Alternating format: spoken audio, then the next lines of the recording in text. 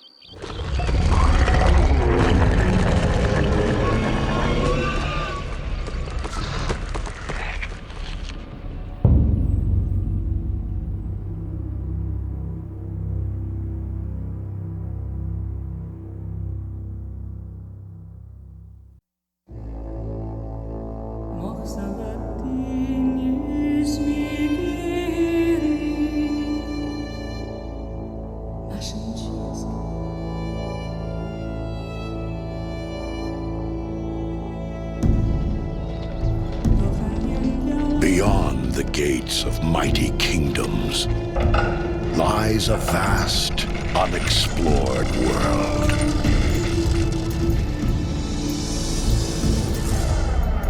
A world of honor.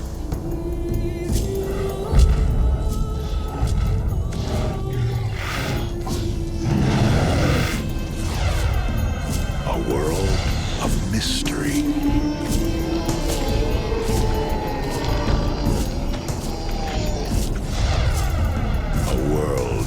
Danger.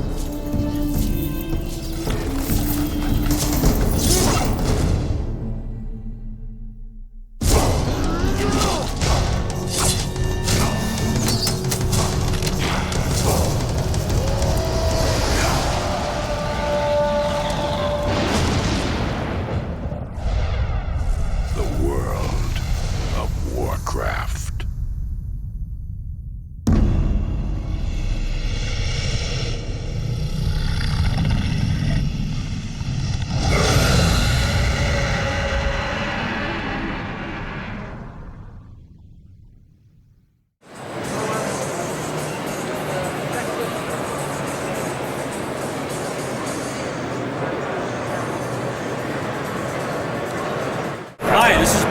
Hallo, ich bin Bill Roper von Blizzard Entertainment. Wir sind hier auf der ECTS und sprechen über World of Warcraft.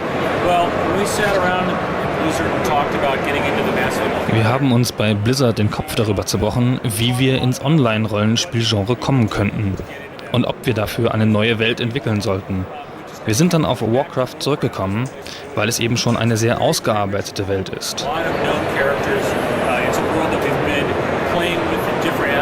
Schließlich beschäftigen wir uns seit dem ersten Spiel, seit 1994 damit. Es gibt dort viele tolle Orte zu besuchen und Geschichten zu erzählen.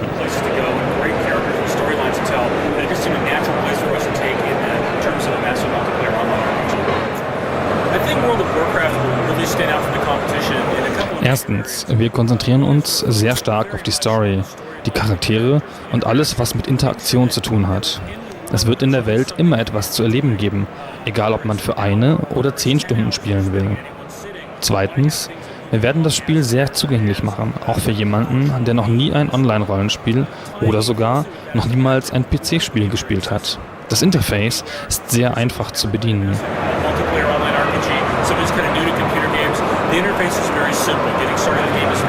Wir wollen eine neue Ebene von Spielbarkeit in ein Genre bringen, das bislang von Spielen für Hardcore-Zocker dominiert war.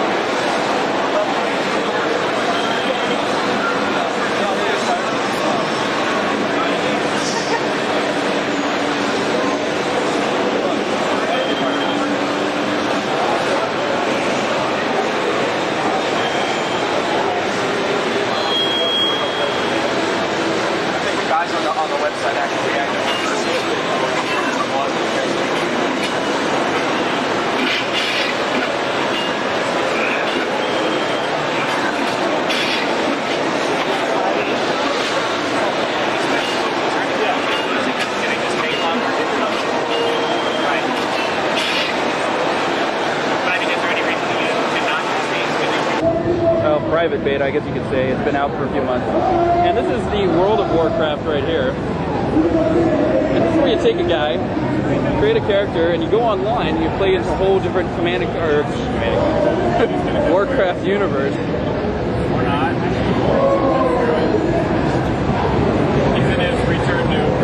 And this will be a subscription-based game.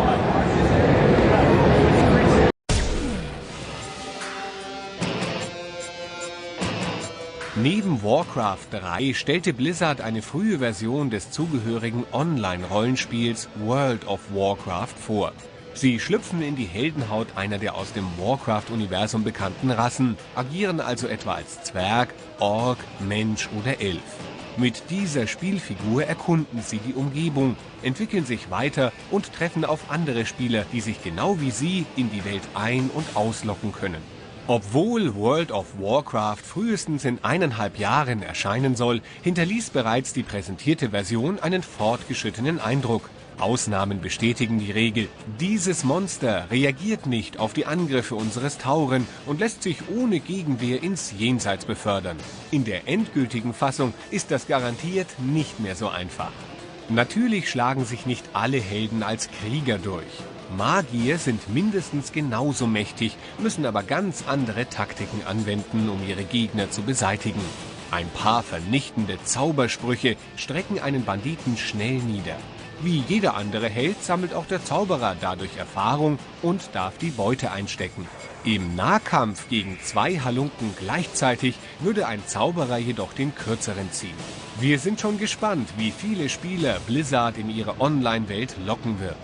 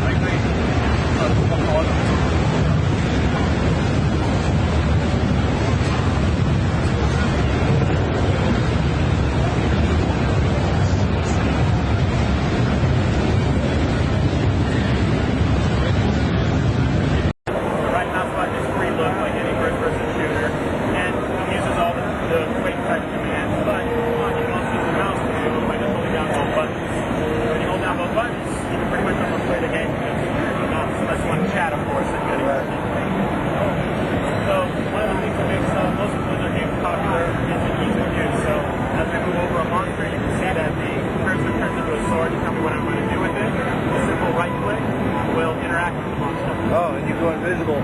That's cool. The character goes transparent whenever there's something in front of him, so you Very, can interact very with it cool. in the third person. We felt in a lot of...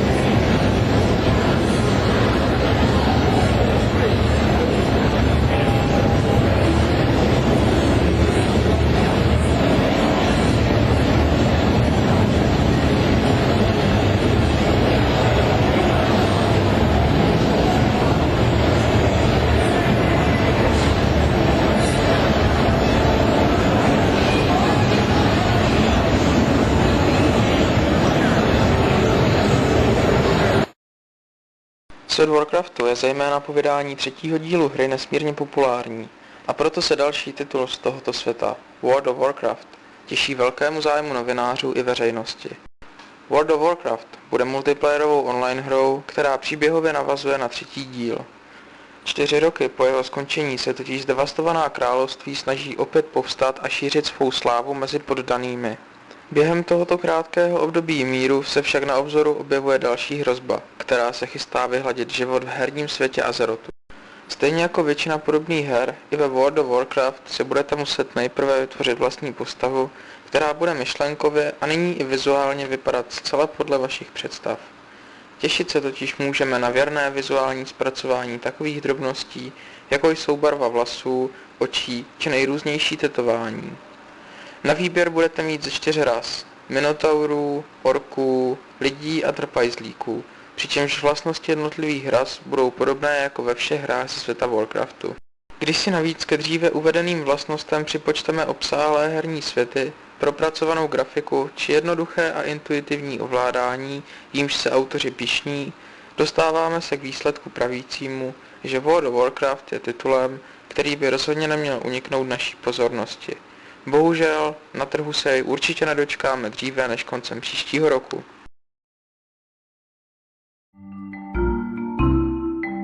As we were working on World of Warcraft, I started archiving cool moments from the game. Here is an old map of Eastern Kingdoms. So it shows, something up here called the Dragon Isles Raid, which was actually in production, that doesn't exist. The players will also notice that when World of Warcraft first shipped, the game only went to a level cap of 60, and you'll see zones like Eastern Plaguelands here going 60 to 70. We had a zone called Airy Peaks, which later got renamed to Hinterlands. This is Stormwind, the first day that it ever existed in World of Warcraft. There's no statues around it, the road doesn't exist. And then later in this screenshot, you can see the statues were starting to get built by the art department. And when something comes into World of Warcraft, at first, if it doesn't have a texture on it, it shows up as completely green. So we had these giant green statues for some days sitting in Stormwind City.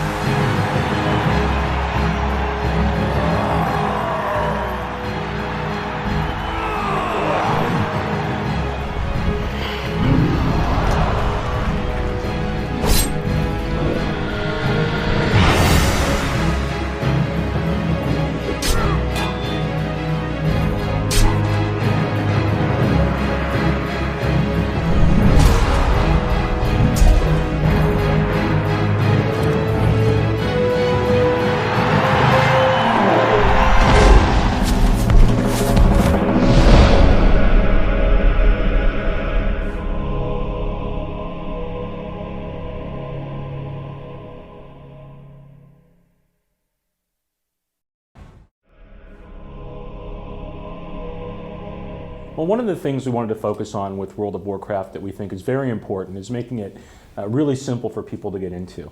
I think there's a lot of people out there who would love to explore the concept of a massively multiplayer online role-playing game and really lose themselves in a great character and a great world. But unfortunately, a lot of times it's very difficult to get started. It's very confusing. The interface is hard. There's so many things to do and not a lot of clear direction on what you should do first. With World of Warcraft, we're really taking a lot of time to craft the early part of the game so players can easily step into it. The interface is very simple to use, and they'll have a lot of things early on in the game that are presented very simply that makes it a very accessible experience for them.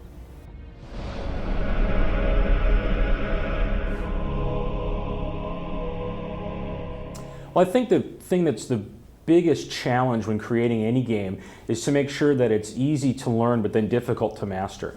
It's something we've put a lot of time into with all of our products. I think you can see that with things like StarCraft or Warcraft 3 or even Diablo 2, is that the game early on is simple to learn, but then the more you play it, the more you get into it, really there's more depth and more strategy and more of that complex gameplay available depending on how far you want to take it, even up to the point where we have professional gamers that make their living off of playing the games because there is so much there.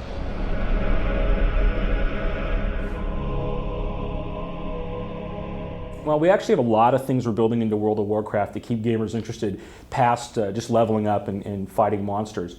There's a lot of quests in the game. Not all the quests are based around killing monsters, and it could take anywhere from, in some cases, a few minutes to complete up to hours or even days. Some very deep, detailed quests, especially at the higher level. There'll be a complete crafting and trade skill portion of the game that will keep players busy like long after they've done leveling their character, going out finding new ways to approach all the different trade skills. We don't have it being simply where you get better at your trade skills, but there's even things you can do like finding recipes and different ways to get those that's very different than any other game has done.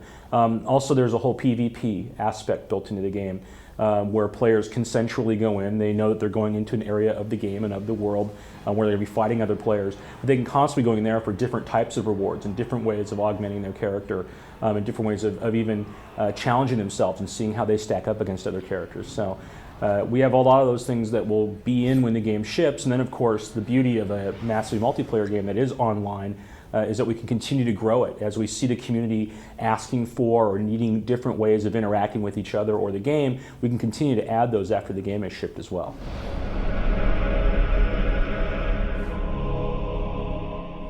Right now we don't have our final system requirements, though we have been playing on P3 800s with a very standard video card, and it runs great. So we're trying to make it as low as we possibly can. We know that certainly the availability of better systems and good 3D cards, it's there much more, much easier for people to get those.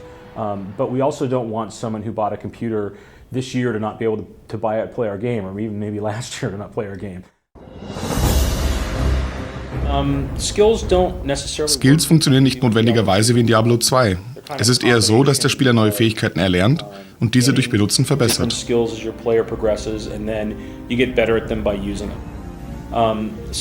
werden spezielle Plätze in der Welt haben, wo Spieler hingehen und wissen, dass sie dort gegen andere Spieler kämpfen können. Im letzten Gameplay-Video, das wir vor einigen Wochen veröffentlicht haben, war zum Beispiel diese riesige Arena.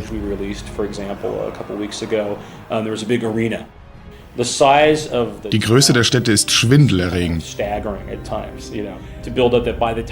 Wenn man das erste Mal in Stormwind unterwegs ist, hat man gleich eine komplett neue Zone zum Erforschen. Es ist gigantisch. Wir lenken jedoch sehr viel.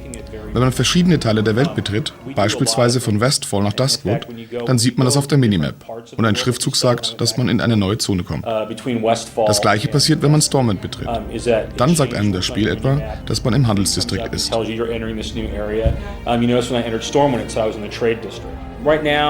Momentan denken wir darüber nach, zwischen 3000 und 5000 Spieler auf einen Server zu packen. Aber das betrachten wir weniger als einen Technikaspekt. Unser Bestreben ist es, eine für den Spielspaß optimale Zahl an Leuten in die Welt zu lassen. Wir wollen World of Warcraft möglichst anziehend machen, mit haufenweise Story-Elementen. Aber es soll auch einsteigerfreundlich sein. Wir freuen uns, wenn Dark Age of Camelot oder EverQuest-Spieler World of Warcraft ausprobieren und hoffentlich sogar dabei bleiben. Aber eigentlich wollen wir die Leute ansprechen, die niemals vorher ein solches Spiel gespielt haben. Ich sehe keinen Grund, keine deutsche Version zu machen. Es macht den Einstieg einfacher und die Spielerfahrung besser.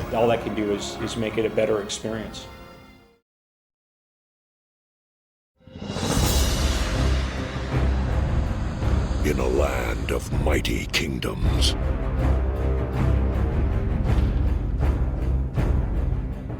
new threats emerge. Ancient alliances are reforged, and an unexplored world awaits.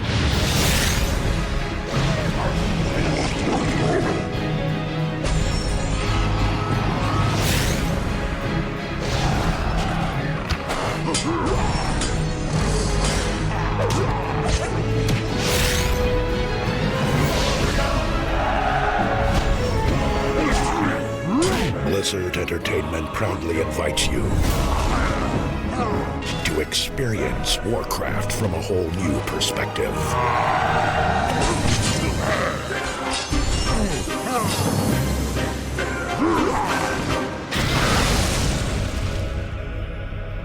stake your claim.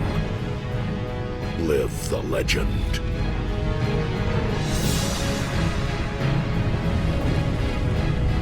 A world awaits.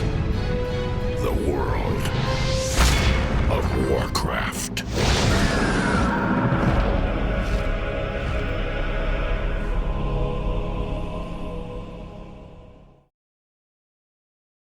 World of Warcraft, een MMORPG. Dat staat voor Massive Multiplayer Online RPG. De wereld van Warcraft komt tot leven in deze game. Wil je een orc zijn? Hi, I'm Bill Roper. We're here at E3 at Blizzard Entertainment, and we're going to show you World of Warcraft today. So we got a lot going on at the show for the first time that people are seeing. We've got 5 different races. We have the dwarves, the orcs, the humans, the Taurens, and the Night Elves. Night Elves we just announced before the show. A lot of different areas. I'll just kind of jump around and show some different things. I would type slash and then wave, and then my character waves. So like if I say hello, for example, you can see he just kind of sits there and talks and gestures.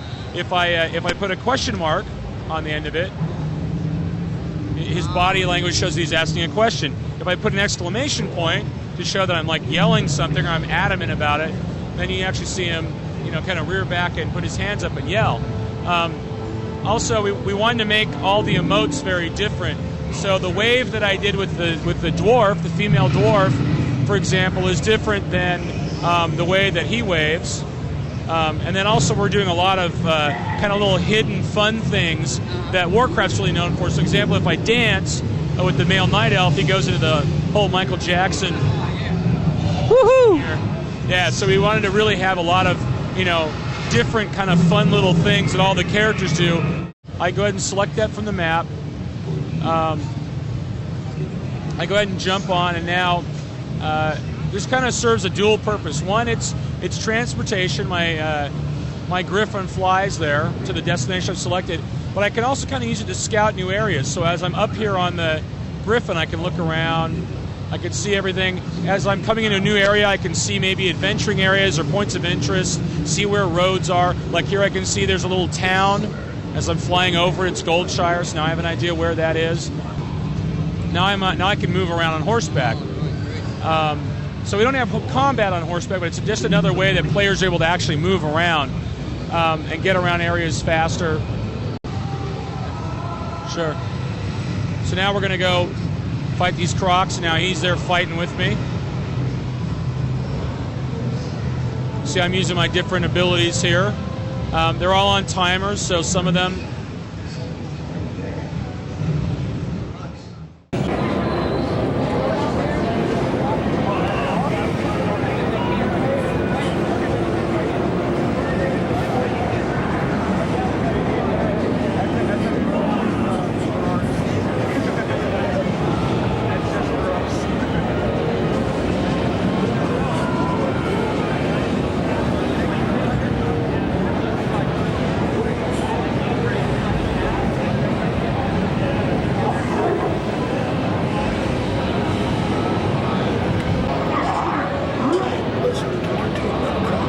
Neben Warcraft 3 Frozen Throne stand bei Blizzard World of Warcraft im Fokus.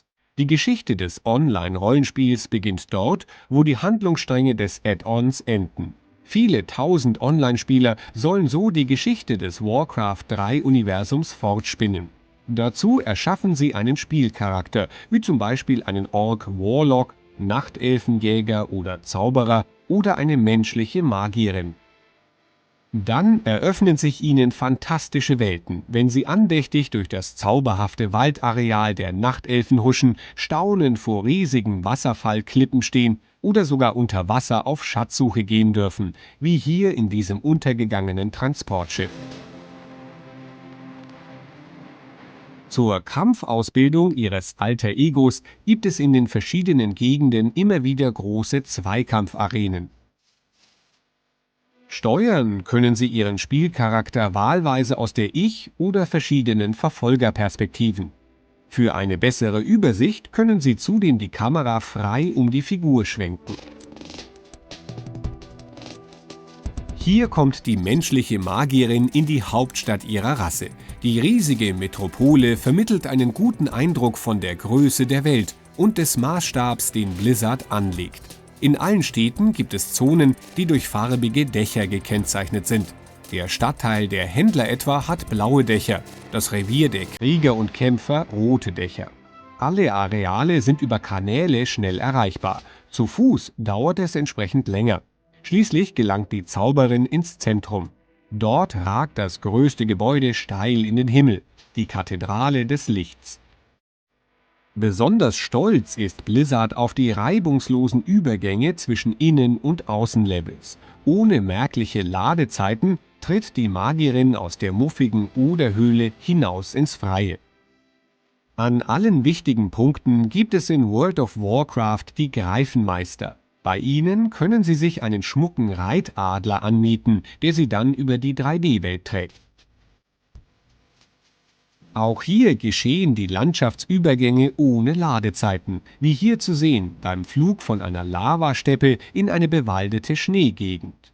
Ein weiteres Transportmittel für die Reise über Land sind Pferde und Mulis. Hier reitet der Held gerade durch verschneite Bergwälder, bis er auf einige Wölfe trifft. Eine gute Gelegenheit, seine Kampfstärken und Kampfbewegungen zu trainieren. Schade, dass wir das erst irgendwann im nächsten Jahr tun können.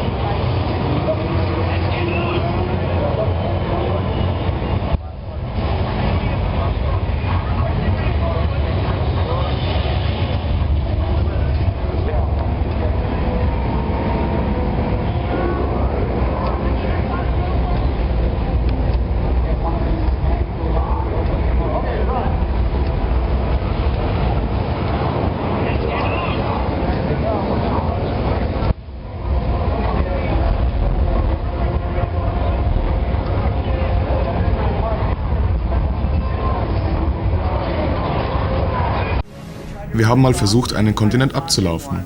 Und wir haben fast 2 Stunden bei normaler Geschwindigkeit gebraucht. Pferde und Wölfe werden vom Spieler gelenkt und sie gehören auch Spielern. Ein Greif hingegen folgt einer festen Route.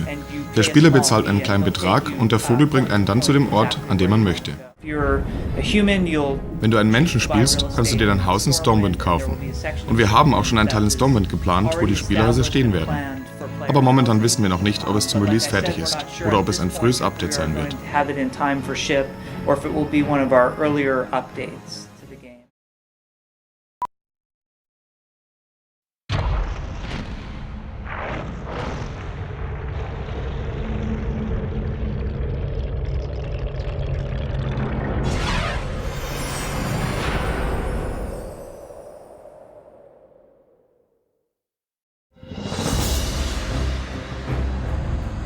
위대한 제국의 땅에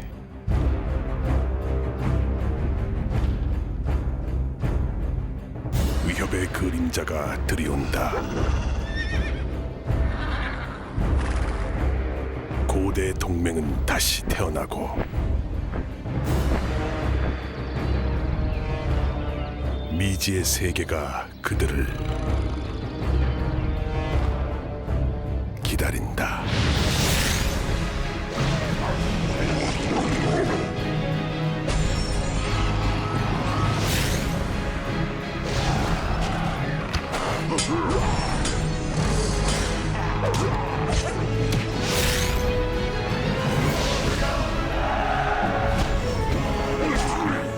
블리자드가 최초로 선보이는 온라인 게임. 그 새로운 모험의 세계로 당신을 초대합니다.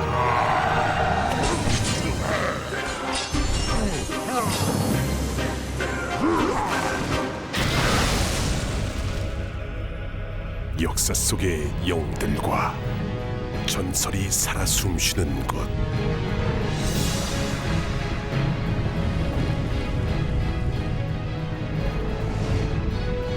World of Warcraft.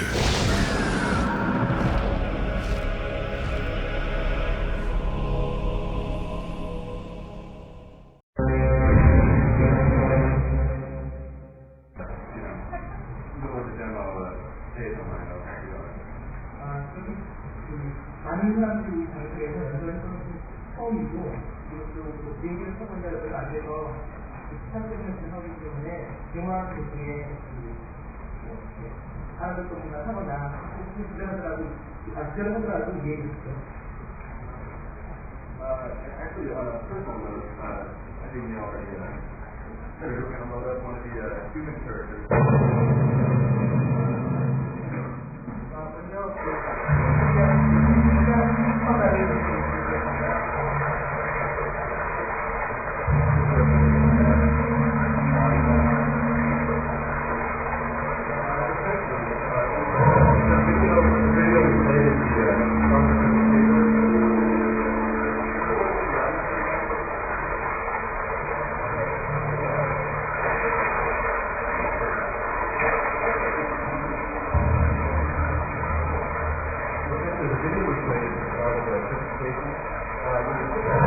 There's a lot of speculation that there we go.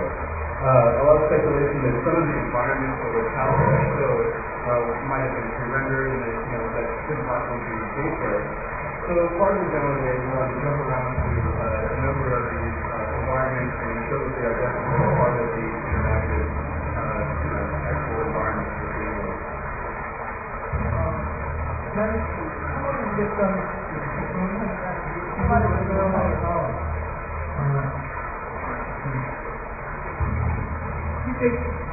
게임 너무 문제 없이 멤버는 대책이 안 되라는 시간을 주셔서 실제로 그런 장면들이 실제 게임 장면을 싸우는 것을 보여주기 위해서 게임을 보는 장면들이 어떻게 보여주고 있습니다.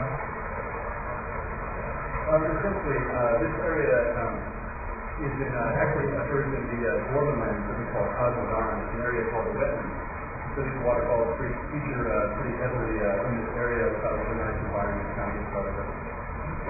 그리스도인을 만드는 워크들의 땅이 세분하게 있는 것처럼 특별한 때문이나 이런 이 지역에서는 그런 것 같은 그런 스코어 같은 것들을 가지고 있습니다. With this first character, what we want to do is show you a little bit about the user interface. We've attempted to make it very simple. Relative to massively multiplayer games, a few that I have played, sometimes the UI can be very intimidating, or especially to the mass market. So we've attempted to make it as simple as possible, having learned all our lessons from Diablo and Diablo 2 with the ease of use. We try to make it as simple as possible. So we'll go through some of those elements with you. 여기서 먼저 보여드리려는 것은 캐릭터의 인스페이스 기술이랍니다. 기존의 어떤 이 온라인 게임에서 경험했던 것은 때로는 젊은 캐릭터가 갖기 어려워서 소비자들이 컴퓨터 게임을 어려웠는데 그런 점들을 월드 워크래프트에서는 가장 디자인을 한 것과 다르게 쉽게 익힐 수 있기를 바라고 있고요. 여기에는 그런 디아블로 1과 디아블로 2 들어가면서 해왔던 노력의 연장선을 할 수 있는 것 같습니다. Essentially, the first real part of the user interface is what we call the character sheet. And the character sheet displays essentially the basic items and weapons you can equip. It displays the essential statistics or like physical attributes, your strength, your intelligence, things of that nature. It also displays the resistances to certain types of magic and holy magic, nature magic, things of that nature. 처음으로 보여드리는 이 인터페이스는 캐릭터 적용을 연구로 두고 있는데 캐릭터의 공개할 수 있는 아이템과 그리고 캐릭터의 최근의 상식을 신뢰하듯이 그런 스파인들을 볼 수가 있고 또한 마지막으로 마법에 대한 저항 능력을 볼 수 있습니다. The character page also has a number of secondary pages, pages that show the skills you have acquired as you've leveled up. There's a page for talent that is a relatively new concept of the game. Apart from the skills that you can learn relative to your class, for instance,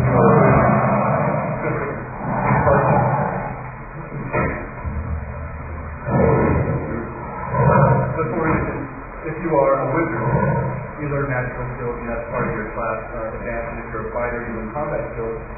These pages also show the talent system that we've recently kind of come up with. The talent system is a way to get secondary abilities that allow you to customize your character so that if we were perhaps both playing warriors, our warriors would feel very different and kind of have a uniqueness relative to our style of play.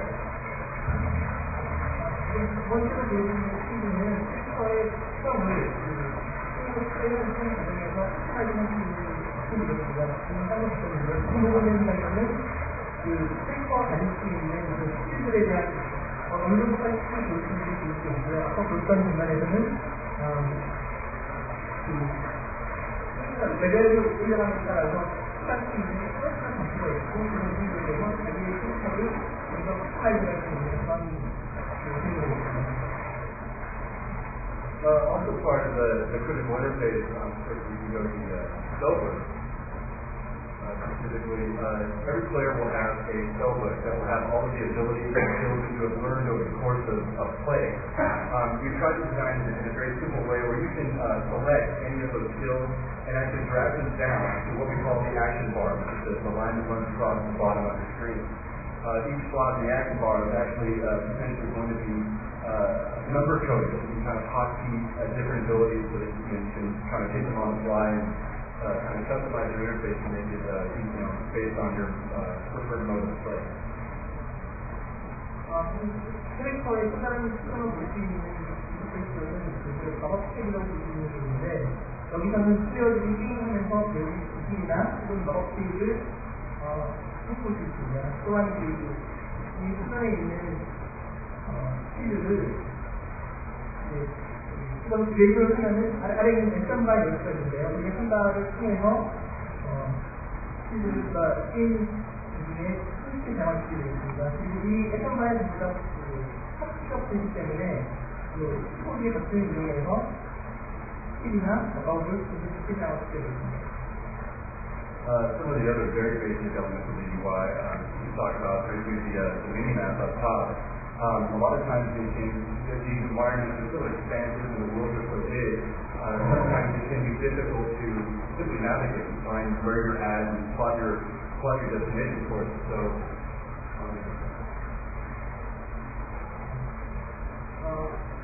그 다음으로 보여줄 수 있는 디바이딩은 기회입니다. 오른쪽에 보이는 기회를 보시면 이제 굉장히 익숙한 수가 있는데요.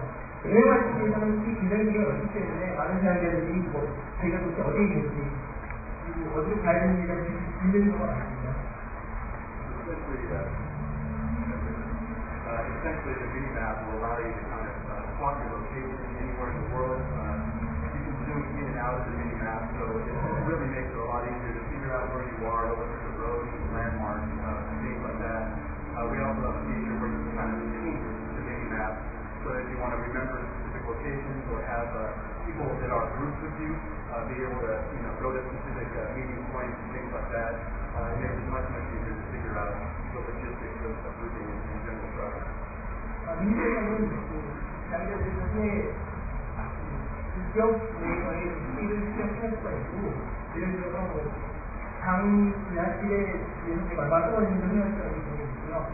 스킬을 인계하는 미니맵의 스킬을 함으로써 표현이 있습니다. 예를 들어서 자기가 목표는 파트를 이루는 장면이 있다면은 이제 표현으로서 이 지역으로 이동을 하는 수가 있거든요.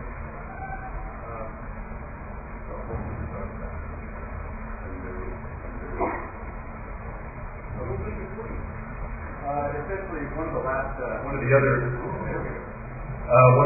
elements of the UI was the world map, which has recently been put in. As we're talking about the mini map and your ability to kind of gauge your location in very focused areas, the world map will allow you to find where you are in the greater context of the world. You are represented by kind of like a little green dot, and by that you kind of track your movement, figure out which direction your objective is. But it helps provide a much better sense of the breadth of the world and your kind of general location at any given time. The world map will have all of the major players' start cities located on the map, so you can see kind of where the different races of each alliance live and where their kingdoms lie. Ultimately, we're talking about the idea of players potentially having a cartography skill, which would be essentially map making, so that as you kind of explore and venture into new areas, your map, or you'll be able to create maps that will show all of the areas you've seen, and you might be able at the highest level of the game to kind of sell that to other players, and so that you can kind of so other players who haven't experienced all the content yet, you can show them some of the stuff that they might be able to see at higher levels. 지금 보고 계시냐면은 미니맵과는 되게 비교가 되어 있습니다.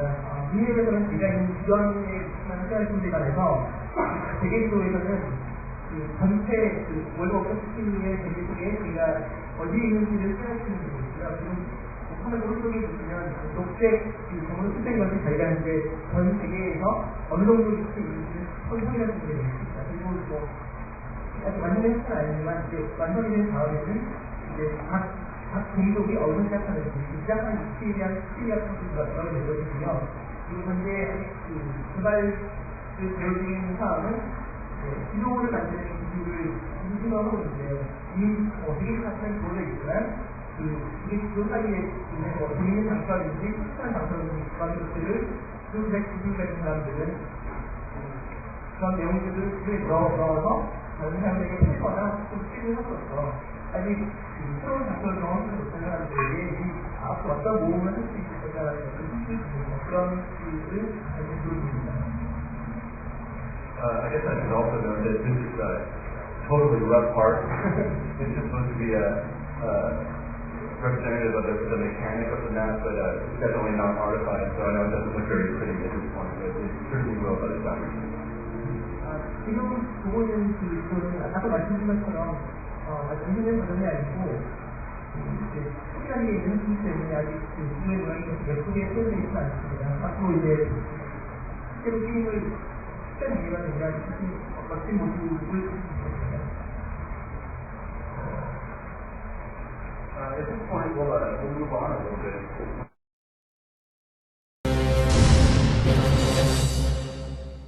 We're going to load the next environmental area. We wanted to talk a little bit about aquatic zones and aquatic content. Essentially, sorry.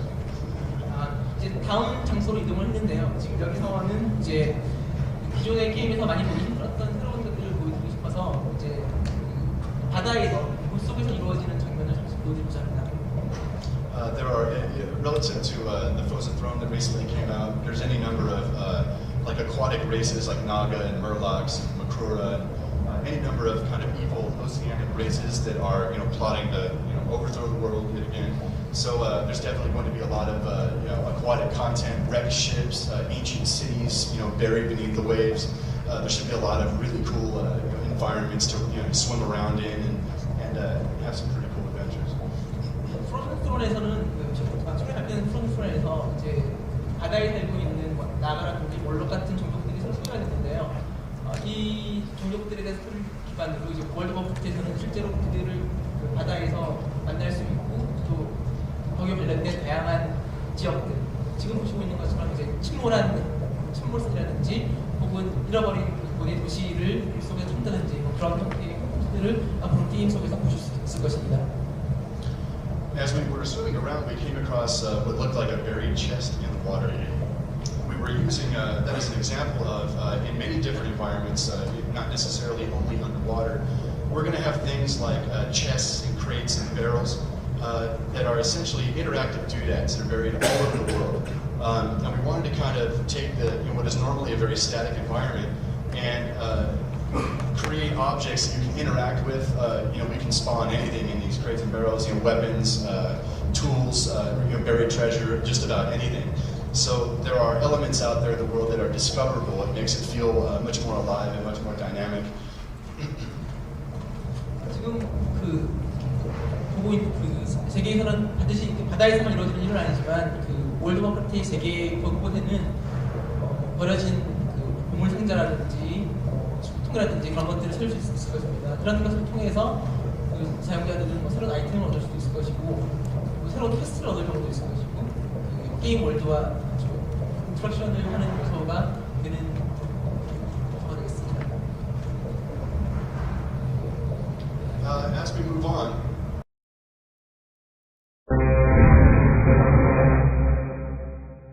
we're going to load yet another environment. This area is called Stranglethorn Vale. It's essentially a huge tract of uncharted jungle that lies to the south of the Human Kingdom, which will Stormwind, which we'll see in a little bit.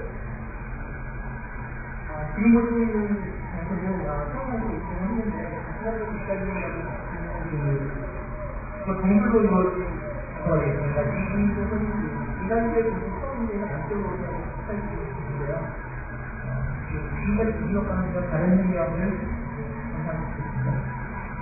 As we run into the structure ahead, this is essentially a giant arena built by the native trolls that live in this area thousands of years before. We are essentially use arenas like this as we roll into the side. We're using it for a number of functions. We can spawn in monster groups and have bedding on combat. There could be limited consensual PvP where players can come and kind of duel one another and challenge each other. We can have gambling and bets based on those battles. But areas like this are actually, there's a big distinction between the arena here and the actual PvP zone. 지금 볼 자리에 있는 큰 건물을 보았는데요. 여기는 몇십 년 전에 건설이 된 아레나입니다. 이 아레나를 통해서 다양한 기능을 기반해서 볼 수 있는데요. 예를 들어서 이제 몬스터들이 이 장소에서 포인트면서 몬스터들이 누가 있었는지에 얘기를 한다든지 혹은 제한적이긴 하지만 이 장소에서 PC를 배출을 한다든지 그런 것들을 수 있는데요. 예를 들어서 사용자들이 서로 결승하는 사람들에게 오늘 너무 누가 있었는가를 장면자들과 그런 기능들이 들어갈 것을 보여줍니다. Neil may have hit on it earlier in his part of the presentation, but the nature of the PvP zones themselves they will be isolated instance areas. And it will be very clear that you will kind of enter those areas. It will definitely be consensual. You'll never be able to be attacked out in the exterior environment. When they enter these areas, each one will be themed. There might be each area a resource or something, a fortress or something important that the Alliance and the Horde want. So it will become kind of an intuitive part of the overall conflict of the world. When you go into PvP zones, the Alliance Horde rules will be in effect, which means you will be essentially portaled into an instance area with players relative to your level rank. So when you port in, you will be met by other players of your alliance and largely the same level rank. So you don't immediately walk into a zone where there's 100 level players and you get shot with this in the first 5 seconds. We want it to be fair. 주요한 월드워크래프트의 CP는 인산성을 특징에서 구현되었습니다. 이의 편집에서도 공개했지만 이 인산성에서는 사용자들은 와우에서의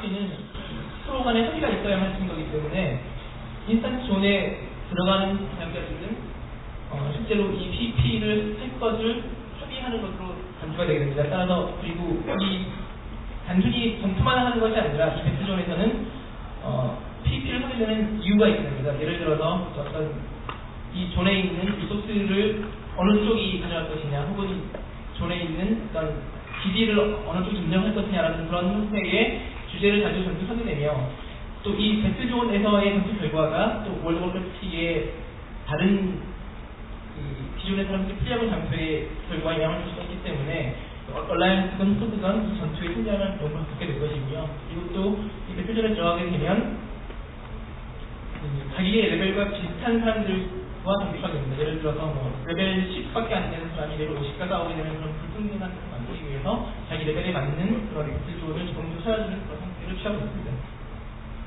The next environment we jumped into is actually an ogre mound, and we had those as specific buildings in, I believe, Warcraft 2 and Warcraft 3. This is where the evil ogres live. This is one example of them. This is also an example of what we call micro dungeons. In World of Warcraft, we have both micro and macro dungeons. The macro dungeons, for instance, are very large themed areas that are instanced for larger groups and potentially raid-sized groups, which are very large. But micro dungeons here are, I guess I should say that the macro dungeons, the very large dungeons in the world, there are very few, well, not very few of them, but micro dungeons are used all over the world, and they are largely themed. But there's probably 2 to 3 micro dungeons in every single zone. And they're meant to be fun, quick areas to go and play and hunt down, whatever new evil menace is threatening the land. 지금 보시고 있는 그 장소는 워크스와 2에서 많이 들었던 파악한 오거들이 되고 가져가 되고요. 또한 방금 보신 것처럼 월드 워크래프트에서 볼 수 있는 던전의 한 예가 되겠습니다. 월드 워크래프트에서는 그 던전을 마이크로 던전과 마크로 던전, 도형과 대형 던전을 나누고 있는데요. 이런 대형 던전의 경우에는 인스턴트 형태를 이루어져서 대규모의 사람들이 함께 작전을 펼쳐야지 목표를 달성할 수 있는 그런 형태의 존이 될 것이고요. 그렇게 수가 아주 많지 않을 것입니다. 하지만 이런 마이크로 던전, 도형 던전은 전 워크래프트의 되게 곳에 존재하고 있을 거고요. 그래서 플레이어들이 쉽게 쓸 수 있고 또 손쉽게 모험을 할 수 있는 그런 장소가 되겠습니다. The other thing we wanted to note on micro dungeons is to note, as he just ran from the inside of the cave to the outside, we wanted to be clear that it's a seamless transition from interior to exterior environments. All of the world is like that. Even the very large macro dungeons, it's a seamless transition. The only time in World of Warcraft where we have loading at all between zones is when you actually instance into a pocketed 이게 마이크로 던전에서 외부로 나오는 장면이 있는데요. 월드워크래프트 중요한 생각 중에 하나가 이런 게임을 하는 중에 로딩을 하는 시간이 거의 없도록 하는 것입니다. 따라서 거의 모든 지역들이 이제 이동을 하는 가운데 어떤 로딩하는 시간이 존재하지 않을 것이고요. 단 하나 로딩하는 시간이 필요한 곳이 있다면 그 대형 분점 속에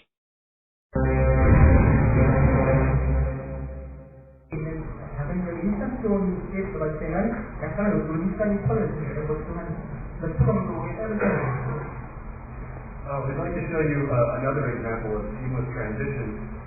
We just jumped outside of the human player city of Stormwind, which we talked a little bit about earlier. And as we run in, you can see that from the exterior environment, there's no load time. You know, it exists one-to-one in the real world. We wanted to show Stormwind here as an example of what the player cities look like. 지금 로딩 시간이 없는 거에 대한 수많은 예를 잠깐 보여주셨는데요. 지금 인간들의 도시인 성민들의 외부에서 내부로 들어가는 모습을 한번 보여드립니다. 대형 굉장히 규모가 큰 도시와 다른 지역과 연결해서도 로딩 시간은 없다는 건 As we start running down this path, I guess I should note that Stormwind featured principally in Warcraft 1 many years ago. This was the site of the battle where the orcs first invaded Azeroth and the humans of this kingdom were the first really to fight the Horde. On either side of us here are statues of former heroes. I think the 5 of these here specifically were from they fell in battle during the Warcraft 2 expansion set. So we really tried to go out of our way and really build the world based on the continuity in the world that has existed in the RTS series up to this point. 처음인지는 아주 원래 시간이 없던 워크래프트 1에서 오크들이 처음으로 시작했던 인간들의 프로가 되겠습니다. 그래서 영웅들의 그룹을 나왔는데요. 옆에 서 있는 그런 대상들이 워크래프트 세계에서 소리나게 등장한 획도 원소가 같은 영웅들의 모습입니다. 여기서 워크래프트에서는 우리가 나왔던 워크래프트 1에서 3까지, 2023까지의 역사를 Actually, here is an interesting chance to show some of the emotes that we've been working on for NPC in the world.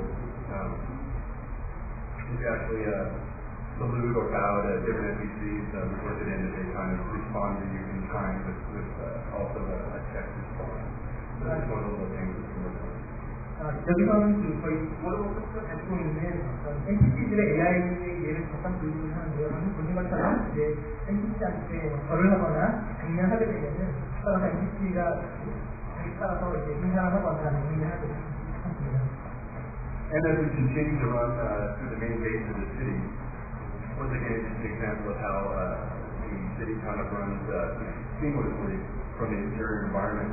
In the back, actually, you might get this a little later, but in the back you can see the edifice or silhouette of the Cathedral of Light, which actually serves as the center of the city, the humans being kind of devout, kind of holy warriors, as it were.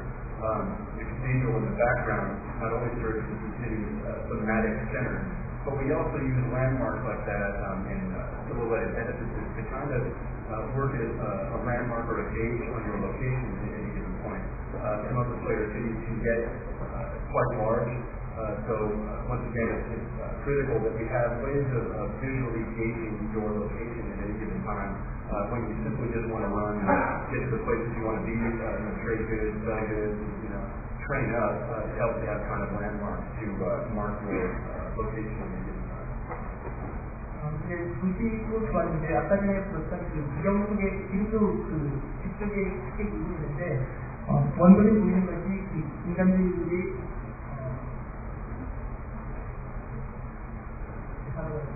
무게를 줄 수 있는 미래의 성장이라는 거거든요.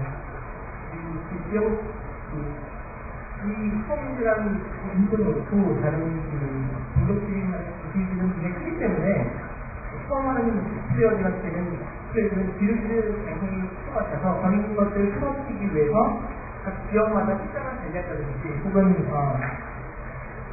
멀리서 보이는 영화에서 보이는 지역이 자기가 있는 위치가 어딘지를 파악할 수 있도록 we reported to another part of the city. Specifically here we wanted to show, although we cannot access it at this time, the grate you see on the bars in the tower ahead of you in the river, that's actually the entrance to an adventure zone. And what we had planned is, or what we had built in many of the player cities, is actual places where they are almost like themed dungeons, kind of like micro dungeons again. In this instance, that portfolio leads to a prison where the people of Stormwind have imprisoned most of the major villains or. 저희는 또한 DC가 단순히 장애자들이 와서 아이템을 새로운 아이템을 구하거나 훈련을 할 수 있는 것도 아니라 굉장히 물속에서도 오용이 될 수 있는 전용 시스템가 되기를 바랍니다. 그래서 지금 새로 운영할 장소에서 아까 보던 것들이 지금은 사실은 들어갈 수는 없지만 물속에서 어떤 모험여행을 할 수 있는 그런 예제가 되겠습니다. 모든 것이 서민들의 감옥인데 그 감옥에는 중지자들, 관람자 같은 사람들이 같이 있습니다. 여기는 장애되는 수업 중에 하나는 서민들에 대해서 관람을 일으킨 사람들이 여기서 음모를 풀고 있게 되는데요. 도심에서 하는 특징을 통해서 음모에 대해서 수요가 알게 되고 또 그 관련 지나가는 그런 과정을 진행하게 되고 있습니다. One of the other hits we want to make in this area is to pan around a little bit. Like I said before, sometimes navigating in large cities can be very difficult. So we've tried to come up with a number of suggestions to help you gauge your location anytime. As we said before, using tall silhouettes of structures kind of helps you gauge where you're at. In the distance here, we can see the spires of what is actually Stormwind Keep, or the king or the seat of government is.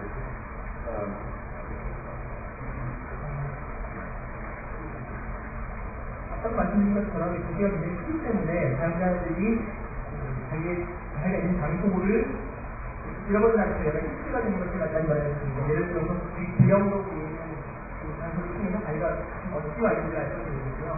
지금 백그라운드에서 보이는 실제로 서민들의 왕을 가지고 있는 정체가 되겠습니다. The other element as we pan around, the other tool we use to show where you're at is actually just subtle colors on roof tiles and things like that. As you can see, the main marketplace kind of has a bluish hued tile. As we turn back around, the Warriors Guild, or what we call Old Town, has the red tiles. Further in town, the main district has purple, so on and so on. But just the subtle colors help us kind of gauge location. Although all of the player cities are very different in form and thematic, each of these kind of principles apply to help us define where we're at and help the player get to where he's going with more ease. 그리고 그 밖에 또 플레이어에게 있는 링크를 주시는 것은 기둥에 있는 색깔을 쓰는 것도 제가 방금 보는 것처럼 파란색으로 칠때는 지역은 서민들이 되고 있는 지역이 되겠고요. 아까 지금 보고 이제 붉은색은 전사들이 되고 있는 지역이 나타내겠습니다. 그리고 마우카의 지역은 무드를 쓰는 분들도 색깔을 쓰는 것으로 저희가 언제가 있는지를 한번 볼 수 있거든요.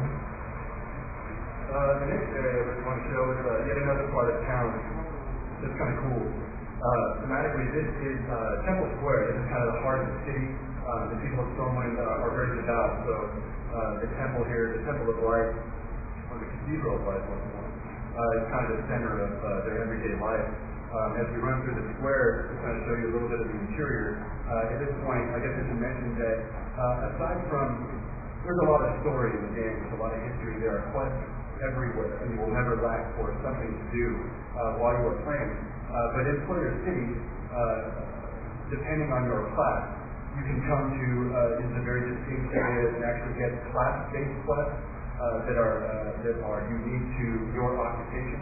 As we roll into the temple here, this is where, for instance, clerics and paladins would come to not only train up, and gain new abilities from their superiors, but also interact with the storyline of their occupation. For instance, what is the paladin order doing in the world as history unfolds?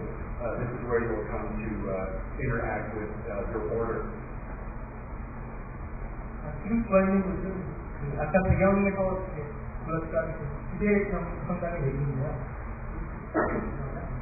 이 게임 내에서 사용자들이 항상 뭔가 일단 복수에도 할 수 있는 것을 위해서 여러 가지 배우고 있습니다. 그 중에 하나가 자기가 속한 공격과 클래스에 따라서 도시의 특정 지역에서 스트레스를 많이 받을 수 있는 그런 스트레스를 되겠습니다. 그런 스트레스들은 자신 속한 스트레스가 실제로 자기 직업이 어떤 게임에 어떤 의미를 가지고 있고 어떤 역사에 의해서 주게 되는지를 알 수 있는 그런 기회를 정말 섭습니다. Another interesting note on the cathedral specifically is, if any of you remember, as online communities grow and you develop relationships and friendships with people, in these virtual environments, I think it was Diablo 2, there was actually a couple that met online and played for a while and actually got married. So we kind of wanted to build the interior of the cathedral to house player ceremonies, for weddings or, almost anything imaginable. We built kind of areas like this where you can come with your friends or your guild or your group at any time and kind of perform your own ceremonies or, things of that nature. 온라인 게임에서는 많은 사용자들이 게임을 하기 때문에 실제로 여러 가지 인식이 벌어집니다. 디아블로 2 같은 경우는 실제로 게임을 통해서 만나는 그런 사례가 있었는데요. 이력에서는 전 행사들을 지원할 수 있는 정도로 보고 있는 굉장히 하나의 이해가 되는데요. 그냥 게임 내에서 드론을 하거나 혹은 길드의 행사를 열거나 할 수 있는 장소로 이런 장소들을 만들어 수 있습니다. The next area we're going to load up is more of an exterior zone.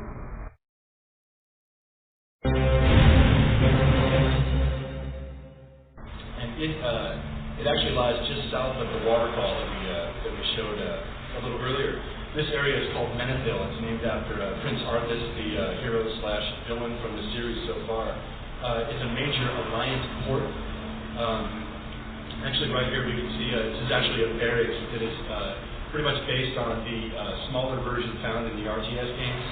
We've gone to great lengths to have structures and monuments and any number of buildings that are one-to-one with the buildings we saw in the RTS series, so that there's more of a sense of immersion and a sense of visual continuity if you happen to have played the RTS games before. So this is one example of familiar architecture.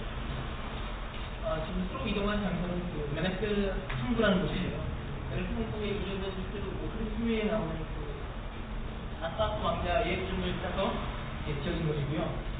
오데로온이 망하기 전에 이 장소가 원래 하는 가장 큰 창구 중에 하나입니다. 그리고 지금 보고 있는 건물이 크리스미를 하신 분들이 배럭의 모습인데요. 지금 보시는 것처럼 RTS 게임에서 하셨던 작게 표현됐던 것들이 월드 워크래프트 통해서는 실제 사이즈가 어떤가를 보여주는 그런 예가 될 것 같습니다. 그리고 게임에서 스테이를 하지 않았던 사람은 단순히 멋진 건물이거나 생각했지만 게임을 했던 분들에게는 실제 내가 개인적인 느낌을 바라보는 워크래프트에서의 어떤 건물이나 지형들이 생겼구나라는 것을 참 깨닫게 되는 그런 기회가 될 수 있습니다. And as we run a little south through town, we'll actually come up on a ship. I guess that's a good point to segue into general travel. There are essentially two critical modes of travel in the world. They are largely separated by alliance, which means that if you're a part of the alliance of the Night Elves, Dwarves, most of your travel in between continents and between the major land masses is going to be on boats just like this. And what we also want to do, although we're still working on getting it implemented in the game, the idea is that boat travel isn't just a big time sink. Sometimes it can be in these types of games it can be kind of tedious to just kind of sit in one location and wait to get to the next spot. So we are discussing things like potentially gambling or games on board. So that it feels a little bit more like I don't know, like a cruise ship or something like that. It's kind of almost like a mini game as you travel back and forth between the major land masses. To contrast, when the Horde travels between continents, those races, the orcs, the Tauren, the undead, they're taking zeppelins, so they'll actually be flying in the air over the waters, over the sea, but it's all one-to-one, it's all seamless, so you'll see all the environments passing underneath you. It's I guess we'll get to the second mode of travel next as we jump to the next point. 지금 이제 월드 워크래프트 내에서의 중거리를 이동하는 기법에 대해서 잠깐 설명하지 않습니까? 지금 보시는 통로에서의 배를 타고 실제로 한 지역에서 다른 지역으로 이동할 수 있는 이동 수단이 있습니다. 근데 이 이동 수단에는 얼라이언스와 호드 간의 차이가 있는데 얼라이언스의 경우에는 지금 보시는 것 같은 그 대형 수당을 타고 지역까지 이동을 하게 되고 호드의 경우에는 제트기를 타고 하늘을 통해서 이동하게 됩니다. 근데 이 배를 타는 경험 자체가 처음에는 굉장히 길지만 배를 타고 이동하는 데 걸린 시간이 길기 때문에 지루해질 수 있을 것 같습니다. 그래서 이제 그 배를 타고 이동하는 동안 할 수 있는 여러 가지 일들을 게임 내에 어떤 것을 보여줍니다. 예를 들어서 게임 내에서 월드 오브 워크래프트 실제로 어떤 미니 게임을 할 수 있는 그런 형태를 구상을 하는 중이라고 합니다. At this point, actually, we log out. We've jumped into a human warrior, probably inspired largely by Disneyland's Green Street, but that's another story. 지금 보여드리려는 것은 그 월드컵 내에서 두 번째 이동 수단이 되겠는데요. 지금 주로 장소는 아까 들었던 스톰윈드가 되는데 여기서는 이제 프리폰 라이딩 어떻게 이루어지는지 보여드리겠습니다. What we're going to show you is the interface for what we call, well, I don't know that we have a proper term for it. We just call it kind of taxi nodes or taxi travel. Essentially, this mode of travel is also split down the middle by, thematically at least, by Horde and Alliance. If you are part of the Alliance that lives in these lands, you would probably take griffins on plotted courses that there are across the world. Actually, probably click on the interface. Yes. It brings up a very simple map, kind of similar to the world map, but you'll see different nodes of travel in the lands that your allies live in.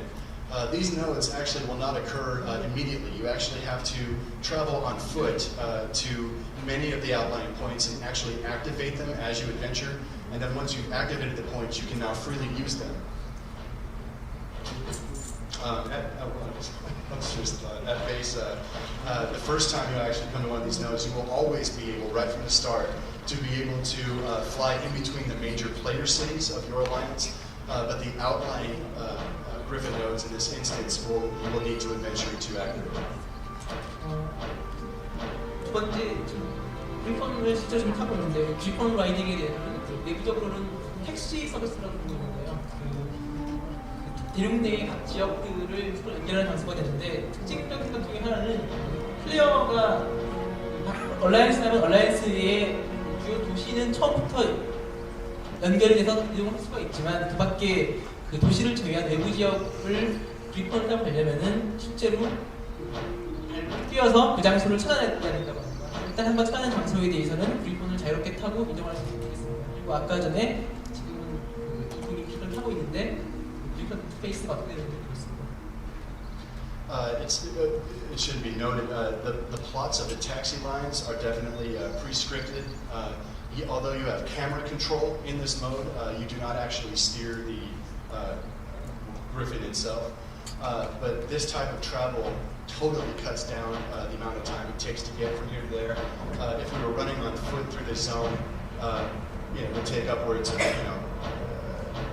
actually I'm guessing probably 25 minutes at least to have gotten to this point. So it definitely cuts down on travel time for higher level players who have unlocked this content. 이런 G폰 라이딩을 이용하는 것은 실제로 다른 지역에서 다른 지역까지 이동하는 시간을 굉장히 단축시켜주게 될 텐데요. 지금 같은 경우에 지금 이동하고 있는 지역을 실제로 뛰어서 이동을 하려면 한 25분 정도가 걸릴 것 같다고 생각을 한답니다. 그리고 또 한 가지는 이 택시 라이딩을 하면 G폰 라이딩 같은 경우에는 카메라를 이동해 주변을 잘 보실 수는 있지만 실제로 이동하고 하는 경로는 이미 스크립팅이 된 것이기 때문에 이동 경로를 제가 마음대로 볼 수는 없는 그런 형태가 되겠습니다. Actually, as you can see, as we roll through different zones, as we're kind of transporting into each new area, once again, zone transition is seamless, with lighting and sound and the texture sets. It's all kind of seamless, so we really wanted to make it as smooth as possible transitioning into new environments. I guess I should also note, I guess I didn't say it before, we're actually headed towards the Dwarven city at this point. We had left from the human city of Stormwind and we had selected the dwarf city of Ironforge, so thus the long travel route. 그리고 지금 역시도 이제 서로 다른 존들을 여행을 하고 있는데 역시 그 존들 간의 어떤 트랜지션이 시밀리스하게 이루어진다고 볼 수가 있겠습니다. 그리고 아까 말씀 안 드렸는데 지금 이동하고 있는 것이 인간들의 도시인 스톰윈드에서 전투들의 도시인 지금 아이언포지가 이동하는 중입니다. 따라서 굉장히 먼 거리를 이동하기 때문에 시간이 좀 많이 걸리고 있습니다. There is a secondary benefit to this type of transportation, although it certainly makes travel much easier for you relative to mileage. The secondary benefit is relative to the volcanic area that we just flew across. Potentially these zones are very dangerous for you at any given level, so it gives intermediate to lower level characters a chance to kind of get a taste of higher level content or higher level environments. While if you went there on foot, you'd probably get torn to shreds if you didn't have a pretty good group with you. So it gives us a chance to kind of show off some of these environments, make the world feel a little bigger, and show its breadth off.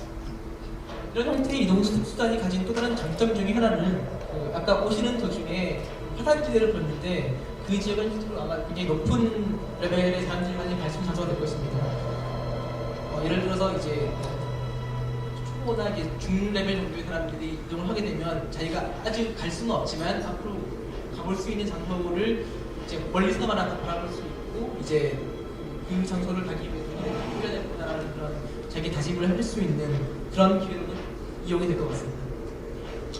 Unfortunately, here we're right on the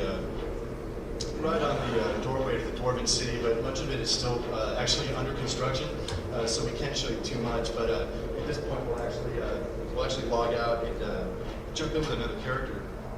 What we're going to show you next.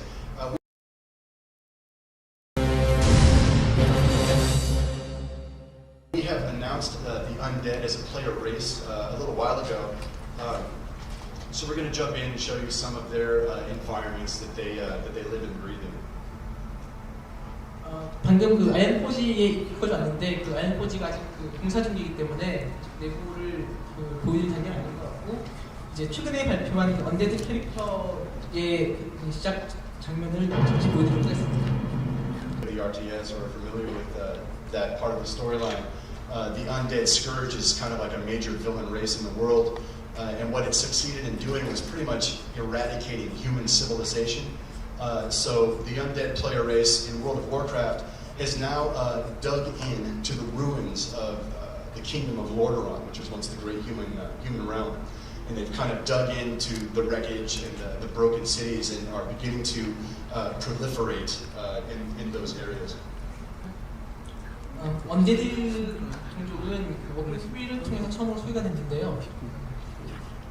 게임의 줄거리를 통해서 거의 인간 문명을 파괴할 뻔했다는 그런 종족이 되어 있습니다. 하지만 와우에서의 언데드 종족은 워크래프트 3에서 보였던 언데드 스크롤지에서 반란을 일으킨 그런 작은 종족이 되겠고요.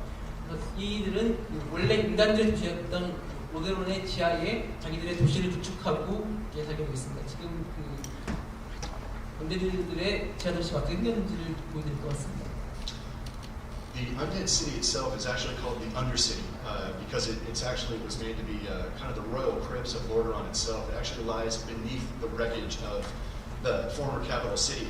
As we look at this belfry right here, and as we'll soon enter into King Tyrannus' throne room, most of these environments were shown in the cinematic movies that were attached to Warcraft 3.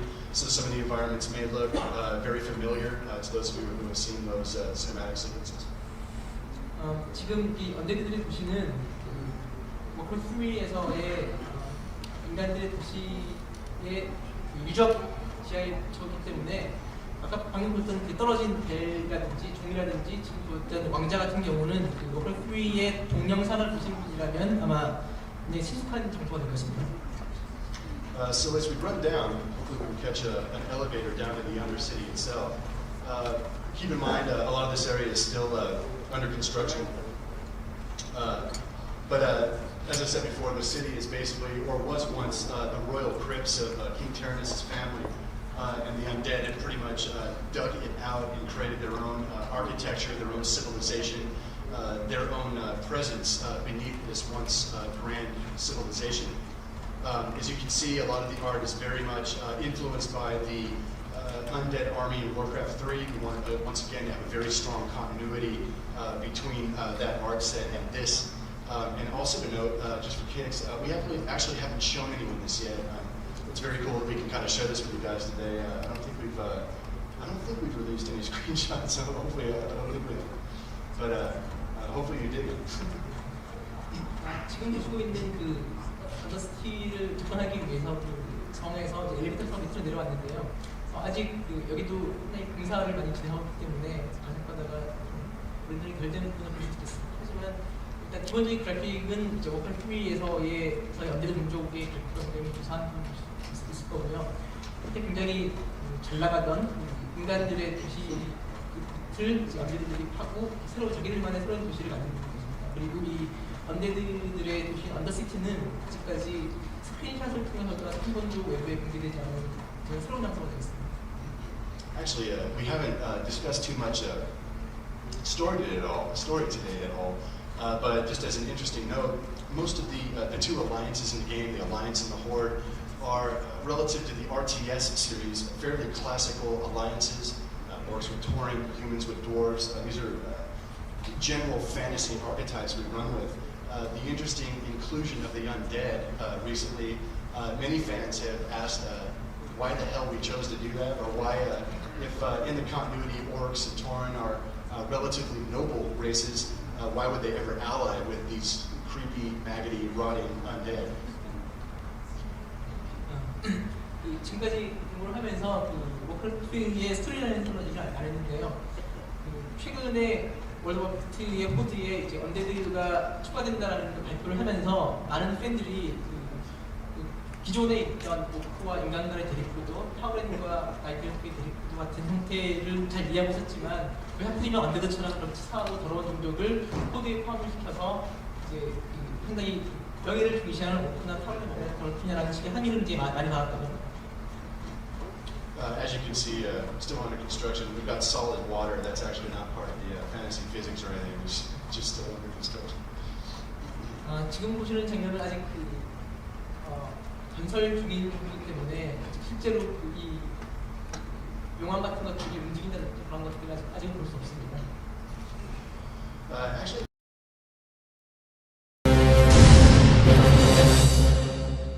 At this point, we'll log out and actually select a different character. We wanted to show you some of the Night Elf lands, some of their concepts or their thematic areas. So we'll log in with Night Elf lands specifically. We wanted to try to find a visual thematic that had a strong sense of fantasy, like high fantasy, but was very akin to their nature. You know, the nocturnal, somewhat savage race that they are. But we tried to meld principally their architecture. We were very influenced by certain Korean forms, like certain types of architecture, with very strong lines with certain graceful curves. And we tried to meld that with the organic elements of nature, like obviously the trees and the rocks. Since the Night Elves are very druidic and very in tune with nature, their structures and their civilization really kind of is melded with raw nature itself. 나이트 엘프 종족은 기본적으로 야행성을 많이 띄고 있는 종족이고요. 이름에도 알 수 있겠지만 그렇고 그렇기 때문에 지금 이 나이트 엘프가 닮고 있는 환경 자체가 약간 어두운 푸르스름한 빛을 띄고 있는 것을 볼 수 있을 것입니다. 그리고 나이트 엘프 종족은 뭐 아시는 것처럼 이제 워크래프트 세계에서 가장 역사가 오래된 종족이고 그 자연을 사랑하고 뭐 그런 성격을 가지고 있는 종족이 되겠고요. 그래서 이 나이트 엘프 종족의 도시에 한국적인 그런 색채를 띤 동물이나 아이템들 넣는 것이 가장 적합하다라고 이렇게 생각을 해서 제작을 하게 됐고 그 결과가 아주 만족스러웠다고 합니다. Actually, we might. As we load this next demo, we are. Right. This area is actually the entrance to the Night Elves city that we call Darnassus. 지금 보는 장소는 이제 나이트 엘프의 메인 도시인 다나서스로 가는 그 입구가 되겠습니다. As you can see, some of the structures are, loosely or not so loosely based on certain Korean monuments. We definitely wanted to, share the love, give some props.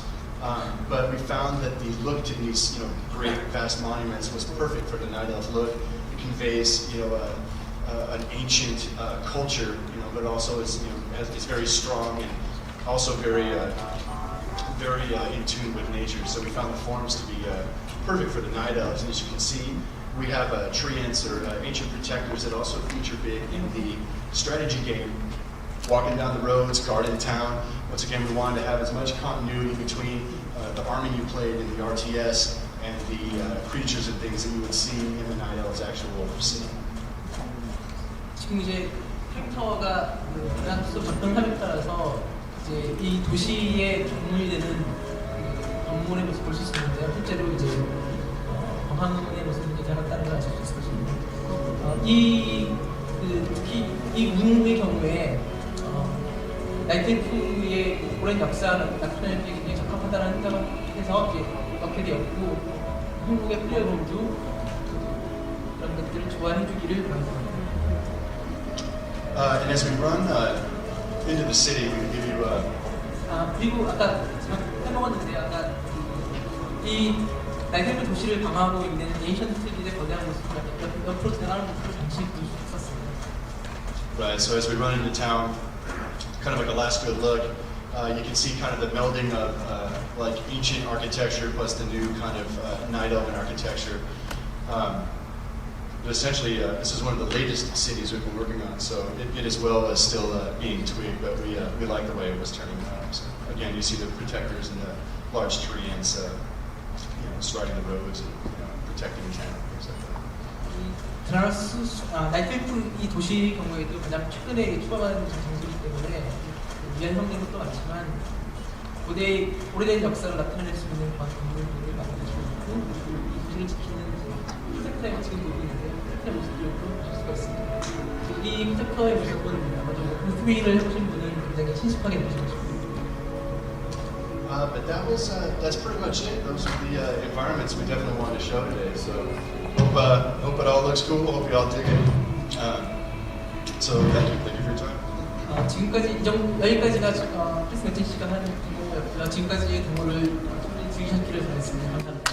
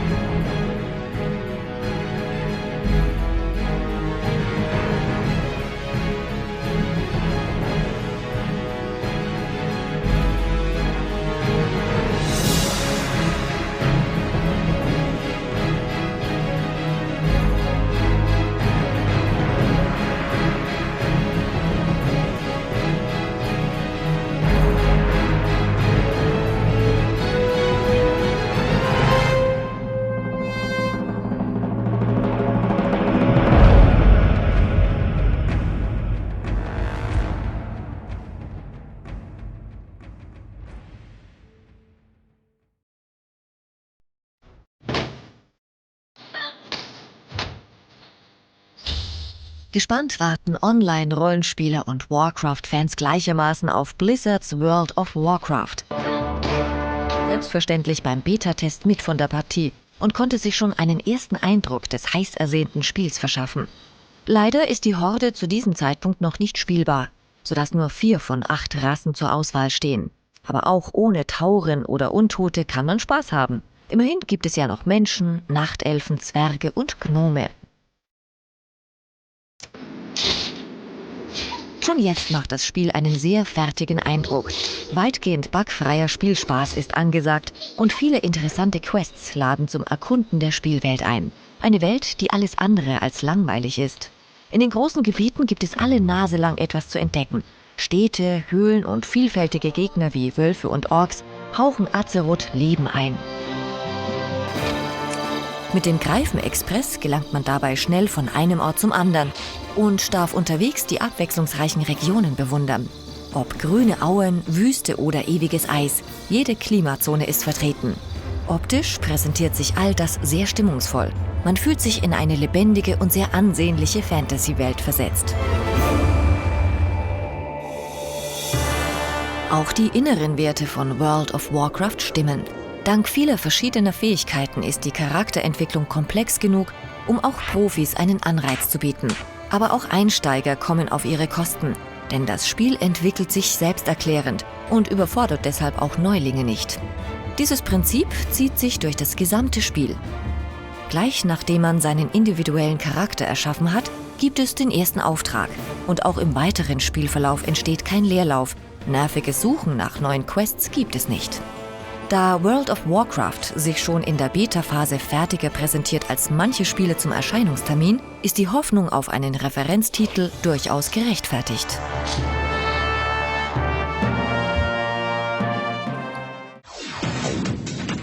게임 포커스 첫 번째 소식입니다.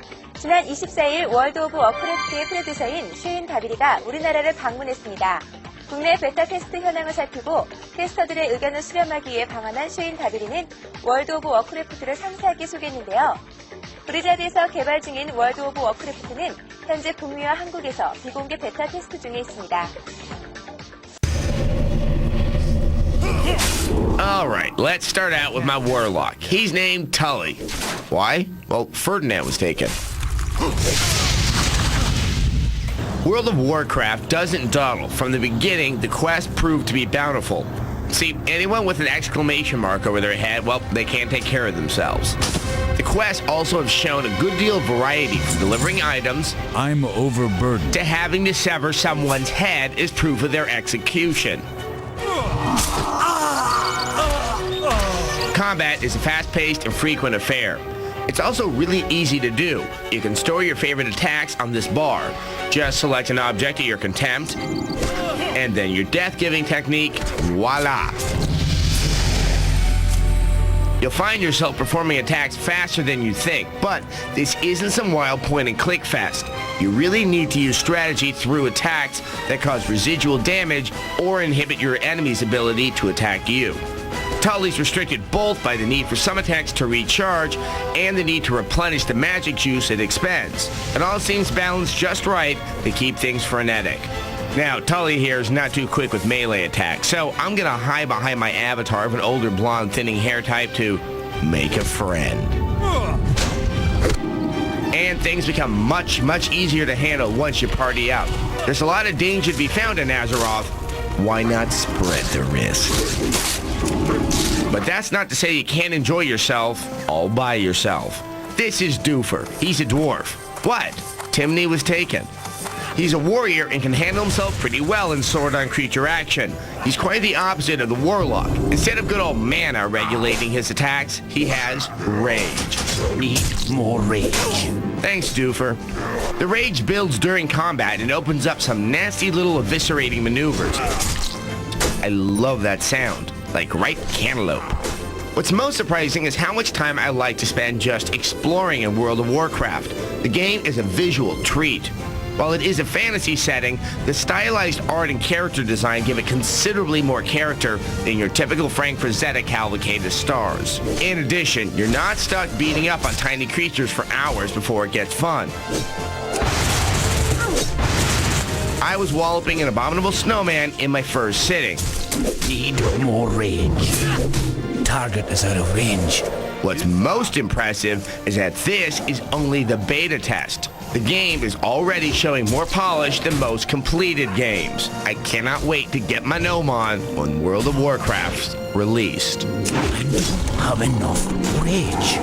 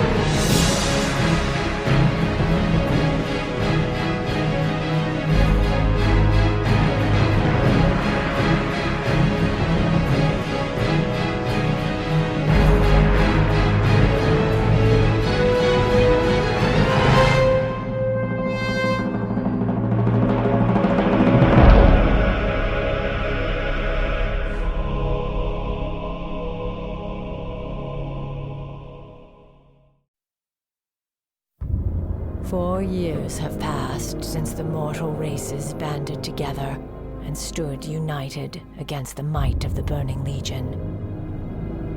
Though Azeroth was saved, the tenuous pact between the Horde and the Alliance has all but evaporated. The drums of war thunder once again.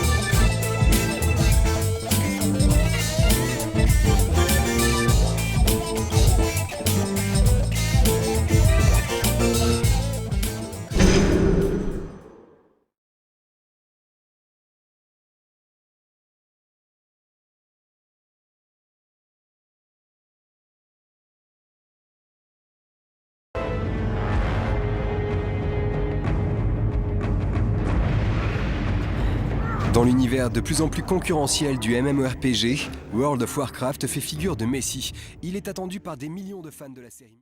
Eigenlijk had natuurlijk Jan de aankondigingen moeten doen van de stem van Blizzard. Maar die staat nu echt alweer massaal te glibberen op World of Warcraft. Vorig jaar stond ik naast een ork standbeeld, dit jaar sta ik naast een dwerg. En dan weet je wel hoe laat het echt heel wat gaan betekenen voor het show. Talk about World of Warcraft. Everybody's looking forward to this. So with World of Warcraft, I mean, there's already been a ton of press, obviously, on it. The main messages we always try to talk about with World of Warcraft is how accessible we're trying to make it.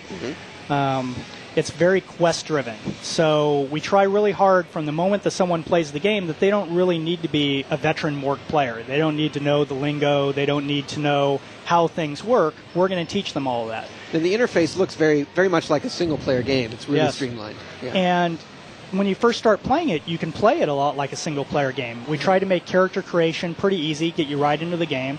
And when you get right into the game, we kind of lifted some of the Diablo motif with the exclamation points over non-player character heads. And you start right next to somebody that has something to give you and something to say. And you're right into the game. You go and right-click on them, which is another kind of very subtle innovation, but something that, you know, just seems like, again, when you go into a lot of common morgs, you have to pull out the reference card, figure out, okay, how do I move? How do I interact? What, you know, do I have to like do slash commands, whatever? You know, World of Warcraft, we really try to make it as intuitive as we can. You go into the game, there's a guy next to you that's got a little exclamation point above him, so you go, hey, what's that? You just right-click on him, and suddenly it pops up what he has to say and gives you buttons and says, hey, do you want to accept this quest? And it'll kind of tell you what to do, and you're off and running. We have some questions in the chat. I know you're in the middle of explaining what happens in the interface. You want to finish that up real quick, and then we'll get some chat questions. There was a man with an exclamation point when we last left this ordeal. Yeah, I was just mentioning how we really want to get people into the game as soon as possible and playing and having fun without having to worry about manuals or being online and figure out what a morg's all about. So when you first come on and you get your first quest from the moment you get loaded into the game, and he tells you kind of where to go, and we really try to make the first couple quests easy and make them harder and harder, and it feels very single-player-like. And as you kind of go through the quest chains, you start seeing all kinds of other players doing it, and you're introduced to the whole concept of this massively multiplayer community. Right. But we try to package it in a way so that it's really accessible and easy to start getting introduced to that. In the chat? Yeah, Online Scion wants to know if you can tell us what's in store a little bit for the player versus player aspect of the game. Sure, we're designing the PvP combat right now. We're going to have multiple solutions to how PvP works in the game. One of the probably the most exciting aspects are going to be our instance PvP zones, which are going to be like battlegrounds. And what you'll do is you'll go to like one of your home cities. For example, Stormwind's the city for the humans, and if you're an Alliance member, you could go to Stormwind, go to the Battle Master, who will be this non-player character with a griffin with plate mail barding on him and the rest. And you'll click on him, pick which battleground you want to go to, and then you'll fly up into kind of the clouds and then fly back down and land in a human fort or an Alliance fort with other player characters, and your goal will be to take over the opposing Horde fort. So it'll be very kind of Battlefield 1942 meets Warcraft 3 sort of a feeling. Right. And we want players to have this kind of team structure to the PvP so they can, you know, go out jumping catapults, destroy the other guy's town, take over gold mines, you know, really try to get that flavor of the game. And then once you win, you'll get rewards based on, you know, what your side did. You're in open beta right now, correct? Yes. Well, we're in closed beta. Oh, you're in closed beta. Again, right. Very elitist. But where do people go to get more information? They can go to blizzard.com, and there'll be there'll be our World of Warcraft site there where we'll have all the community forums, all kinds of information. We're actually already working on our online strategy guide, so you can see as the development progresses and we put in new things to the game, we develop really cool strategy pages on all the information there. So there's a lot of really good game information. Any ties with GameSpy? Any previews? There is a ton of content on World of Warcraft over at GameSpy.com, and I'm sure another ton of content over at IGN.com. Yeah. You definitely want to check out some of the Vault sites, and I believe there is a Planet Warcraft on the GameSpy network as well. So very cool. Lots of coverage, a lot of fans. All right, Rob Pardo of Blizzard Software, thanks for being with us. I appreciate it very much. Thank you for having me. My pleasure.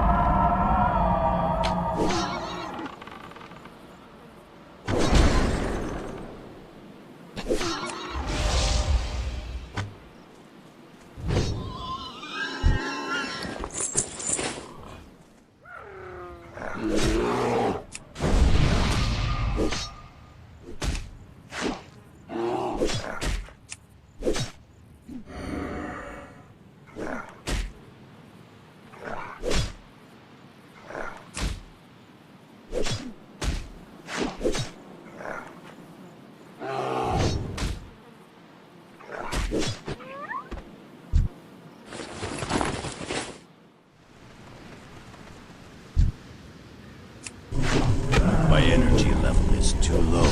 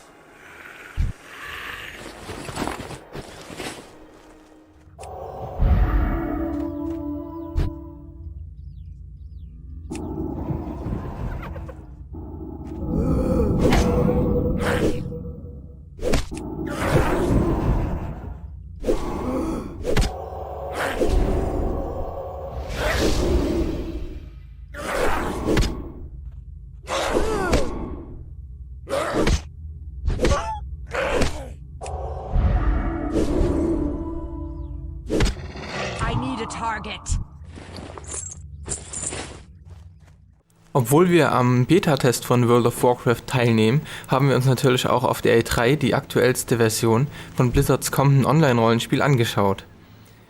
Hier sehen wir einen Urkdieb in Aktion, der einen Schweinemensch im Kampf besiegen will. Deshalb hat er hier schon in seinen Tarnmodus gewechselt, sodass er durchsichtig ist und schleicht sich von hinten an sein Opfer an. Wo er es umhaut, klaut er ihm aber noch per Taschendiebstahlfähigkeit ein paar Münzen. Und dann legt er los. Aufgrund der Fähigkeit 2 Waffenkampf, sehen Sie hier, kann er mit Schwert und Dolch gleichzeitig kämpfen, was natürlich den Schaden dramatisch erhöht. Und jetzt ist auch schon der Feind erledigt. Und er kann ihm die restlichen Münzen abnehmen. Hier wirft er jetzt einen Blick ins Tagebuch, um zu sehen, welche Quests er gerade offen hat in dem Gebiet. Und tatsächlich, dieser Schweinemensch hat zu einer Quest gehört, nämlich 8 Stück davon soll er umhauen. Hier sehen wir jetzt einen Tauren-Druiden. Die Druiden gehören zu den vielseitigsten Klassen von World of Warcraft, denn sie können zum Beispiel aus der Ferne zaubern, wie wir es hier gerade sehen, gegen so eine Löwendame. Er kann aber auch gleichzeitig im Kampf mit seinem Stock zuhauen und das nicht schlecht. Und außerdem kann er sich noch heilen. Also der ist schon ganz vielseitig. Die spannendste Fähigkeit vom Druiden ist aber natürlich die, dass er sich in andere Tiere verwandeln kann. Nämlich zum Beispiel in einen Bären, wie wir es hier sehen. In der Bärenform, die entspricht so ziemlich der Warrior-Klasse, ist also im Nahkampf sehr stark. Ab Level 10 funktioniert es. Und auch in der Bärenform bekommt man dann Spezialattacken, die denen des Kriegers ähneln. Bei Level 20 gibt es dann die Form einer Raubkatze, die wiederum der Diebesklasse entspricht. Und hier verwandeln wir uns jetzt wieder zurück. Jetzt wollen wir Ihnen noch mit dieser Trollzauberin zeigen, wie eine Quest funktioniert. Wir sind hier im Untotengebiet unterwegs und sehen hier auch schon einen Untoten-Kameraden mit einem gelben Ausrufezeichen über dem Kopf. Das bedeutet so viel wie: Hallo, ich habe einen Auftrag für dich. Und der gute Will, dass wir ihn zur benachbarten Farm bringen, hat aber das Problem, dass zwischen hier und der benachbarten Farm jede Menge Wölfe lauern und wir sollen ihm sozusagen Begleitschutz geben. Als Belohnung winkt ein Schwert, damit können wir zwar nichts anfangen, aber können es zumindest verkaufen. So, und da ist auch schon der erste Wolf. Und wir heizen den jetzt mit unseren Feuerzaubern kräftig ein. Es gibt auch in World of Warcraft verschiedene Magieschulen. Zum Beispiel halt Feuermagie, Frostmagie, Arkane Magie. So, mit vereinten Kräften haben wir den ersten Bösewicht schon ausgeschaltet. Davon sehen wir jetzt aber schon, dass da 2 Wölfe stehen. Also bereiten wir schon mal einen Schlafzauber vor, mit dem wir einen von den beiden Wölfen erstmal kampfunfähig machen. So kann an dem ZZZ über dem Kopf. Und während der eine schläft, wird der andere erstmal erledigt. Zauber machen natürlich unheimlich viel Schaden, allerdings hat die Zauberin auch sehr, sehr wenig Lebenspunkte, also möglichst sollte man meiden, dass die Gegner in die Nähe kommen. In dem Fall geht's aber noch, weil die nicht allzu stark sind und ja immerhin der NPC auch mit drauf trischt. So, das wäre erstmal erledigt und weiter geht's. So, wir haben einen kleinen Sprung gemacht und nähern uns jetzt schon mit dem Auftraggeber im Schlepptau dem gesuchten NPC auf der benachbarten Kürbisfarm. Und als unser Auftraggeber seine Zielperson sieht, rennt er sofort los. Etwas dumm, weil er damit die Aufmerksamkeit von diesem untoten Gesocks hier erregt, was von dem Kürbisfeld rangestürmt kommt. Und obwohl unser Auftrag eigentlich schon erfüllt ist, helfen wir dem Burschen natürlich noch. Diese Untoten verwenden hier so einen Haltezauber, damit wir nicht wegrennen können. Aber wir wollten ja auch gar nicht wegrennen, sondern wollen die ja unschädlich machen. Und mit vereinten Kräften bestehen wir auch diesen Kampf. An dem gelben Ausrufezeichen über diesem anderen NPC sieht man übrigens schon wieder, dass da ein nächster Auftrag auf uns wartet. Und das macht Blizzard halt ganz geschickt in World of Warcraft, dass es einen praktisch von einem Auftrag zum nächsten leitet und man ständig was zu tun hat und wenig Leerlauf da ist, und das ist eins von den Sachen, die World of Warcraft einfach so spaßig macht. Und wir freuen uns auf November 2004, wenn es erscheinen soll.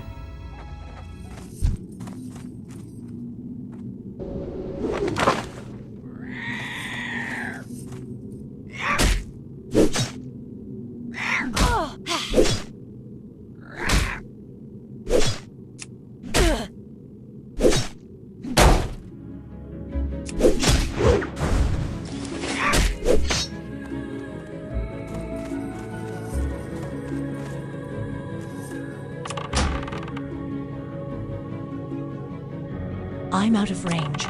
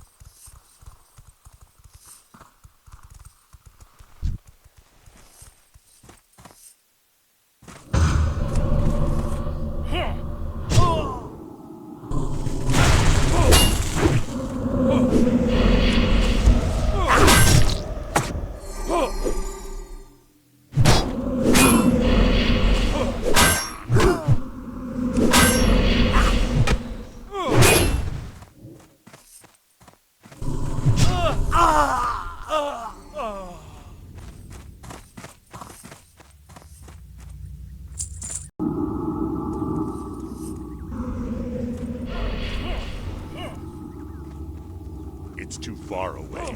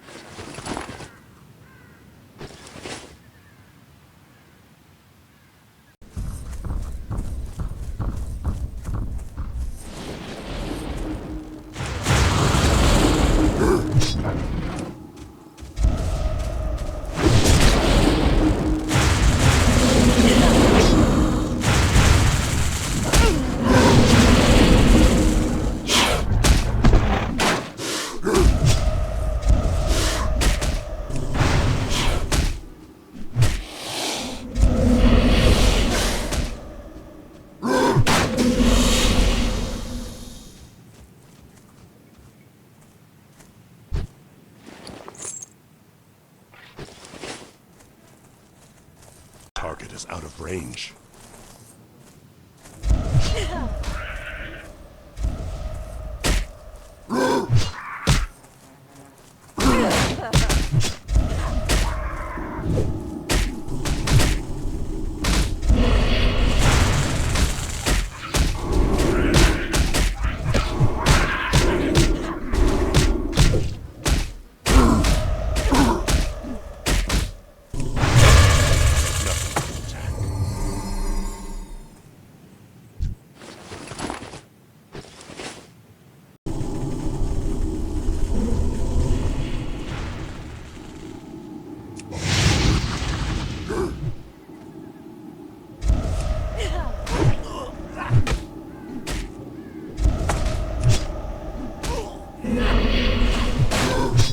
Need more rage.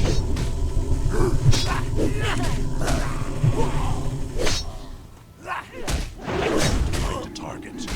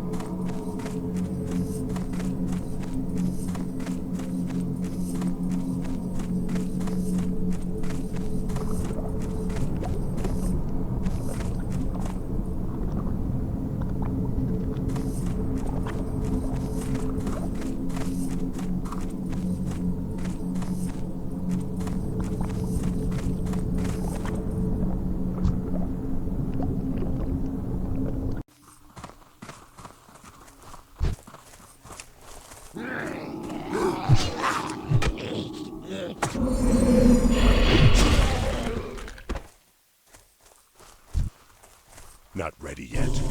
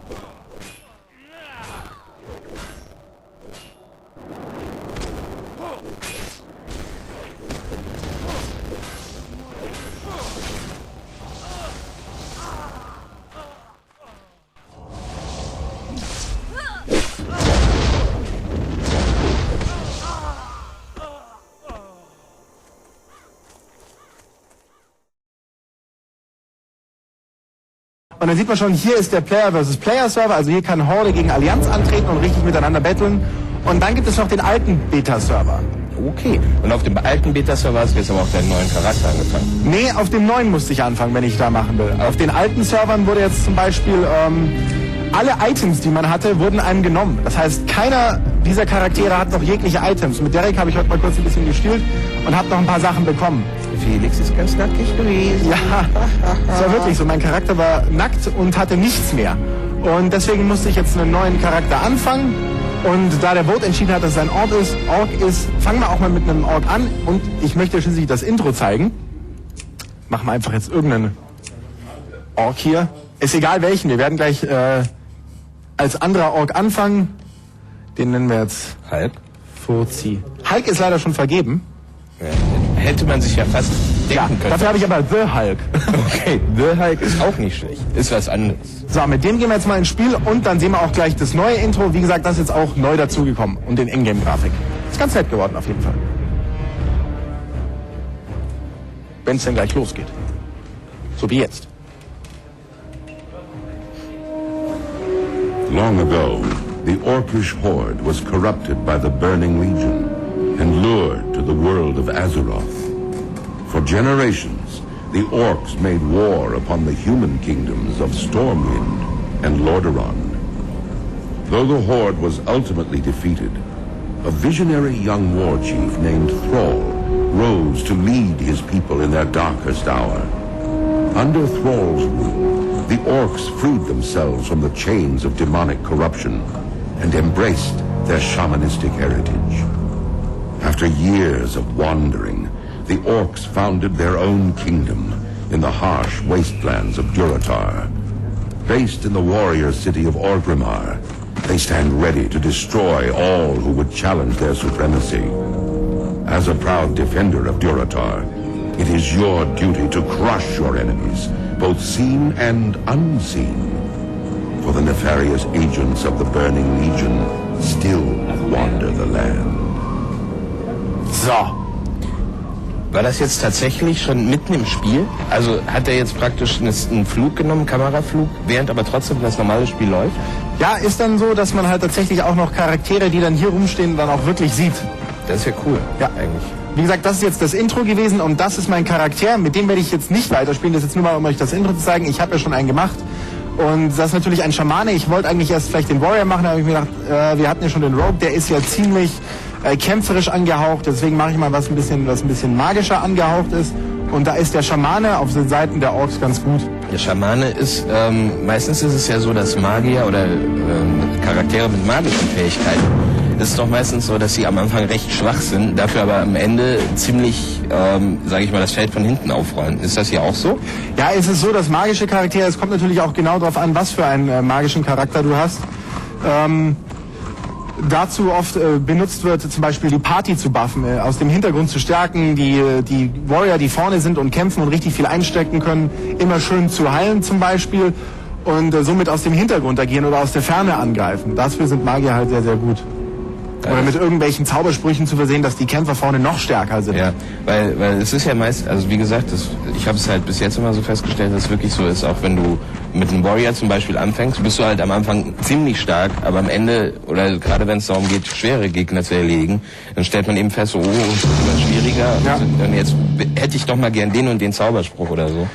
Wie gesagt, dazu kann ich eigentlich noch gar nicht so viel sagen. Ich bin ja mit meinem anderen Charakter auch erst Level 20 gewesen, von Level 39, die es in der früheren Beta-Version gab. Jetzt mit dem Push ist es so, dass man mittlerweile Level 45 erreichen kann. Hat natürlich auch einen Sinn, damit Leute auch die Mounts ausprobieren können. Auch nicht schlecht. Ja.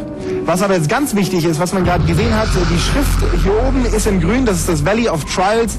Das signalisiert jetzt wiederum, dass ich auf einem freundlichen Territorium bin. Hier kann mir nichts passieren, sozusagen. Also hier werde ich nicht angegriffen. Wenn ich jetzt aber irgendwo in einer neutralen Zone wäre, würde mir die Schrift hier oben gelb angezeigt werden oder in einer feindlichen Zone rot. Wenn dem dann so wäre, könnte ich natürlich von Leuten der anderen Fraktion angegriffen werden und bin dann natürlich ein offenes Ziel für alle. Und auf neutralem Grund ist es dann so, dass er dich schon herausfordern muss und du dann sagen musst, ja okay, mache ich, oder sagen kannst, nö, habe ich keine Lust drauf. Ich glaube schon. Ich weiß ganz ehrlich, ich war heute noch in keiner anderen Zone, außer wie jetzt in dieser hier. Deswegen kann ich dazu noch gar nicht so viel sagen. Ich habe jetzt auch die meisten Informationen von der offiziellen Seite. Ja, klar. Und da können wir gleich mal ein paar Zaubersprüche zeigen. Ja, sehr schön. Das ist mein Lightning Bolt, den ich auf diese Sau abschieße. Eine Sau. Und wir werden gleich noch ein bisschen mehr sehen. Dann nehme ich meinen richtigen Charakter. Schauen wir uns den mal von vorne an. So schaut er jetzt aus. Ich bin mittlerweile Level 5, was hier wirklich noch nicht viel ist. Und der ist halt so richtig schön hässlich. Ja, die haben das extra für uns gemacht. Weißt, die haben das zwischendurch mal kurz runtergefahren und dann haben sie gedacht, nee, jetzt läuft Giga, der Felix macht World of Warcraft Tagebuch, da muss das laufen. Jetzt sieht man es auch wieder sehr gut. Die Schrift ist grün, das heißt, ich bin in einem mir freundlich gesinnten Territorium. Hier kann mir nichts passieren sozusagen. Anders wäre es, wenn ich jetzt in einem roten Territorium wäre, da würde ich auch nicht auf die Mütze gehen. Oder halt in gelben Territorien, wo dann auch gebettelt wird, wie nochmal was. Aber hier bin ich erstmal sicher und ich muss jetzt ein kleines Quest vollführen.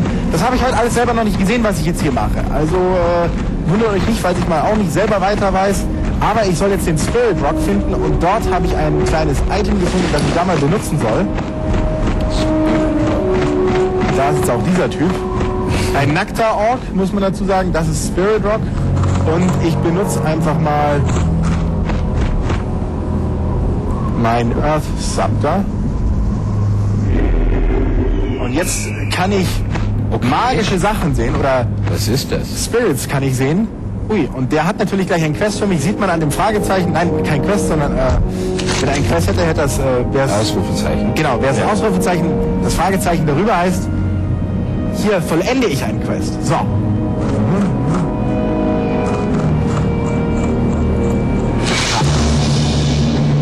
soll ich etwas von ihm nehmen und es Kanaga Earthcaller bringen. Dafür hast du jetzt schon XP bekommen. Dafür habe ich XP bekommen. Du hast aber jetzt XP bekommen, weil du das Item, was du bekommen hast, auf den Stein angewendet hast. Genau. Dadurch das ausgelöst hast. Okay. Ja, genau. So. Okay, was sind das für Viecher? Die sehen ja lustig aus. Die sind ja auch sehr witzig. Ja, die sehe ich jetzt wahrscheinlich auch erst gerade dadurch, dass ich diesen Trank getrunken habe. Sieht man hier, 20 Minuten habe ich davon noch.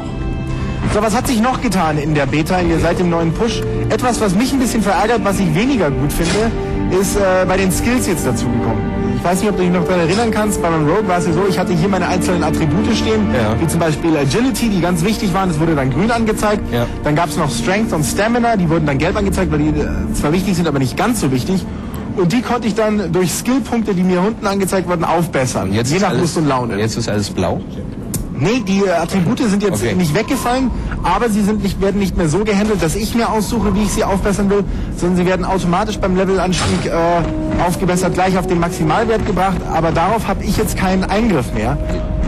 Und das muss ich sagen, finde ich ein bisschen schade, da fühle ich mich ein bisschen eingeschränkt. Das fand ich vorher besser gelöst. Das ist natürlich ärgerlich, weil, ja klar, du bist in dem Moment eingeschränkt und wenn du jetzt sagst, aber ich würde doch viel lieber besser stealthen können oder besser mit meinem Dagger umgehen. Oder ich würde meine Skillpunkte jetzt einfach aufheben und dann kack auf die Stamina. Aber das ist jetzt nicht mehr so, aber es wurde dann auch am Skillsystem noch weiteres geändert, denn dadurch ist es jetzt auch so, dass man nicht mehr so oft Skillpunkte bekommt. Vorher war es, dass man alle 600 Erfahrungspunkte Skillpunkte bekommen hat. Dem ist jetzt nicht mehr so. Also.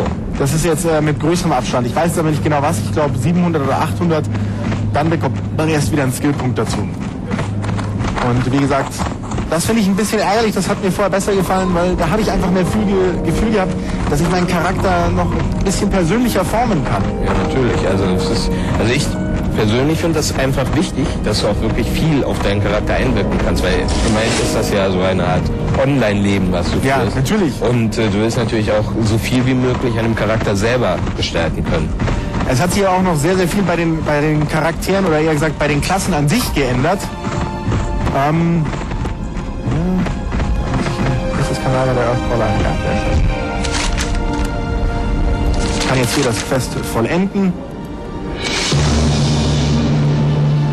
und bekomme dafür ein Earth Totem und Erfahrungspunkte. Das ist natürlich sehr schön, Erfahrungspunkte sind sehr wichtig.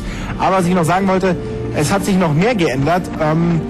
Dass bei den ganzen Klassen zum Beispiel der Rogue, der wurde jetzt verstärkt, zum Beispiel die Attacken, war noch nicht richtig gebalanced. Ich meine, ist jetzt wahrscheinlich auch immer noch nicht richtig gebalanced, deswegen macht man auch den Player versus Player Server jetzt zurzeit oder ja Fraktion gegen Fraktion, denn man kann noch nicht, das geht jetzt nicht, Charaktere aus der gleichen Gesinnung oder aus der gleichen Partei eingreifen. Bis jetzt ist es nur Fraktion gegen Fraktion. Ich frage mich, ob es auch so im Endspiel sein wird. Ich glaube eher schon, weil die wollen natürlich, dass man innerhalb der gleichen Fraktion friedlich miteinander umgeht. Ja, natürlich. Wobei ich mir eigentlich schon vorstellen könnte, dass man auch innerhalb der Fraktion kämpfen kann, weil es gibt ja immer Leute, die sich auch nicht... Ja, da gibt es dann diese Showkämpfe. Und es gibt ja auch noch das Kommando PvP. Und dann sieht man hier oben, bin ich jetzt für 5 Minuten angreifbar, ohne Erlaubnis, ohne dass ich irgendjemand die Erlaubnis teilen muss. Und ja, könnte jetzt sozusagen auch betteln. Aber ich weiß jetzt nicht, ob das zwischen den gleichen Fraktionen auch geht. Ich glaube aber ehrlich gesagt eher nicht. Wenn doch, dann wäre das jetzt ziemlich ärgerlich. Ja. Es könnte sein, dass dann jemand mit Level 10 vorbeikommt und dir richtig die schöne Mütze, wie heißt es, ne?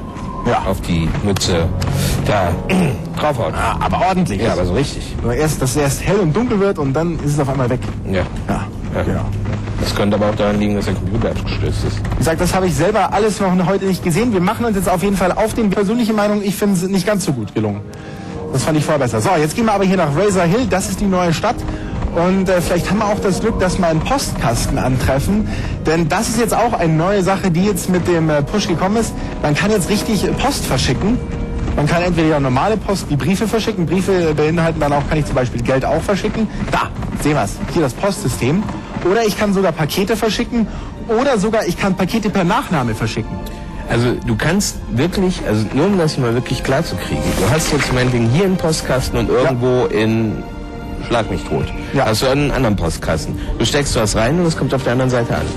Es kommt dann zum Beispiel, ich könnte jetzt zum Beispiel, wenn ich jetzt jemanden hätte, ich kenne jetzt noch niemanden auf der Hordenseite, Avina hat es leider noch nicht geschafft, bis auf die Hordenseite, könnte ich dir jetzt schreiben, bla bla bla, könnte dann ein Subject machen, bla bla bla, und dann hier einen Text reinhauen, dann kriegt ihr entweder diesen Brief oder ich füge noch unten, hier sieht man ein bisschen Geld hinzu, schicke ihr das kriegt sie dann sofort. Aber sie kann es, also auch nur sie kann es lesen und auch nur sie kann es erhalten. Das bekommt dann auch nur sie. Das ist cool. Kostet mich natürlich ein bisschen was, 30 Bronze, sieht man hier. Oder ich kann natürlich auch ein Paket verschicken. Und das dauert dann aber wiederum 1 Stunde, bis es ankommt. Genauso gibt es da dieses COD-Paket, das heißt Cash on Delivery per Nachname. Die Leute bekommen das Paket, entweder sie bezahlen es gleich, sie bezahlen es gar nicht, oder sie bezahlen es zu einem späteren Zeitpunkt, bis die Frist des Bezahlens abgelaufen ist. Oder und wenn die Frist abgelaufen ist, ist dein Zeug dann einfach ist weg. das Paket einfach weg, ja. Also dann bekommt es halt wieder der Absender. Achso, ja genau, das wollte ich wissen. So, aber wie gesagt, das finde ich auch ein sehr, sehr cooles System, ist auch neu. Jetzt.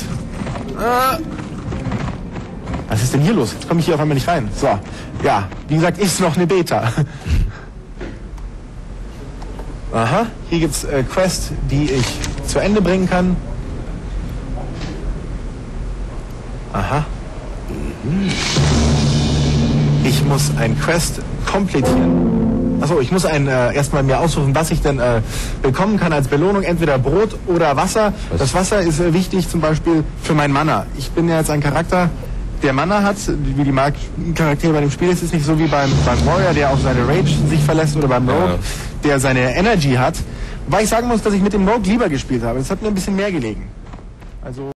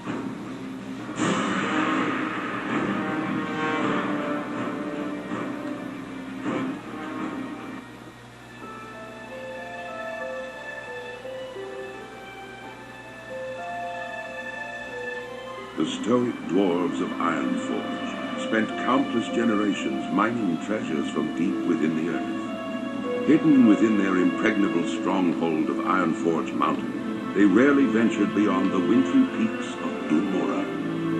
Recently, however, the dwarves unearthed a series of ruins that held secrets to their ancient heritage. Driven to discover the truth about this people's fabled origins, the great king Magnus Bronzebeard ordered that the dwarves shift their industry from mining to archaeology.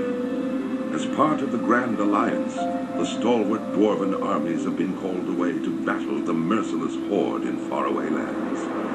In these perilous times, the defense of the Mountain Kingdom falls to brave dwarves like you. The spirits of the ancient kings watch over you, and the very mountains are your strength. The future of your people is in your hands.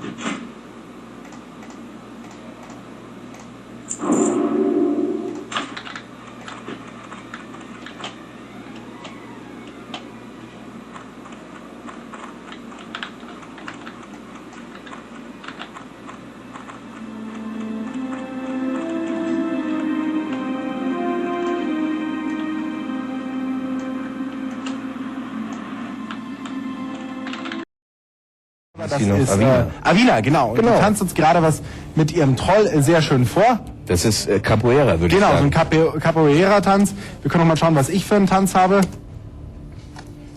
Ich habe da eher so ein... wie will man das... Genau, MC Hammer-Style. Vanilla Ice. Recht komischen Tanz. Ja, aber an irgendwas erinnert er mich schon. Also an irgendeinen Tanz hier erinnert er mich schon. Da sagt die Regie mir gerade, Sie haben keinen Ton von meinem Rechner. Ja, das kann allerdings nicht sein, liebe Regie, denn... du hast Ton. Ich habe Ton bei mir auf jeden Fall. So, wir gehen jetzt nochmal weiter, denn das ist das Dorf, das wir jetzt mal kurz aufsuchen wollen. Seljin, ein Dorf der Trolle. Und hier habe ich schon ein nettes kleines Quest angenommen. Sieht man ja immer Quests, die man dann von irgendjemandem holen kann, anhand eines Ausrufezeichens. Und das Fragezeichen heißt dann, dass man dann zum Beispiel hier das Quest wieder vollenden kann. Wer ist das denn? Der sieht ja sehr seltsam aus, der Mann. Er hat eine Maske auf. Sind wirklich sehr, sehr abgefahrene Kreaturen, diese Trolle, muss man sagen, finde ich. Ja, die kennt man ja schon. Das waren da damals die mit den Wurfäxten oder inzwischen mit den Speeren, die bei Warcraft 3. Ja, stimmt sogar, mein Kollege. Ja. Spitzbübiger. Ja, siehst du. So, jetzt gehen wir mal weiter, denn wir wollen ein bisschen was zeigen, nämlich diese Inseln hier hinten. Das sind die Echo Isles. Und da erwartet mich schon ein kleines Quest. Können wir auf meinen Questlog gucken. Ich muss hierhin und Minishinas Skull finden. Der ist auf dieser Rieseninsel, die man hier sieht. Und Soljana und ich werden uns jetzt mal auf den Weg dorthin machen.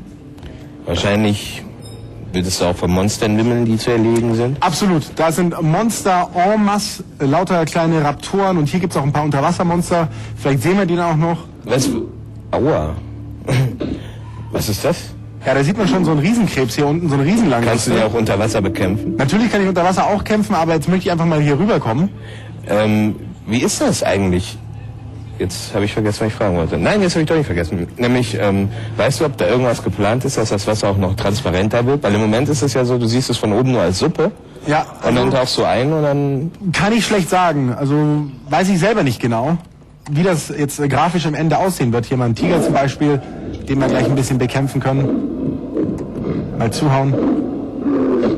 Ich kann natürlich auch ein Totem setzen zum Beispiel, dass meine Party um mich herum besser geschützt wird.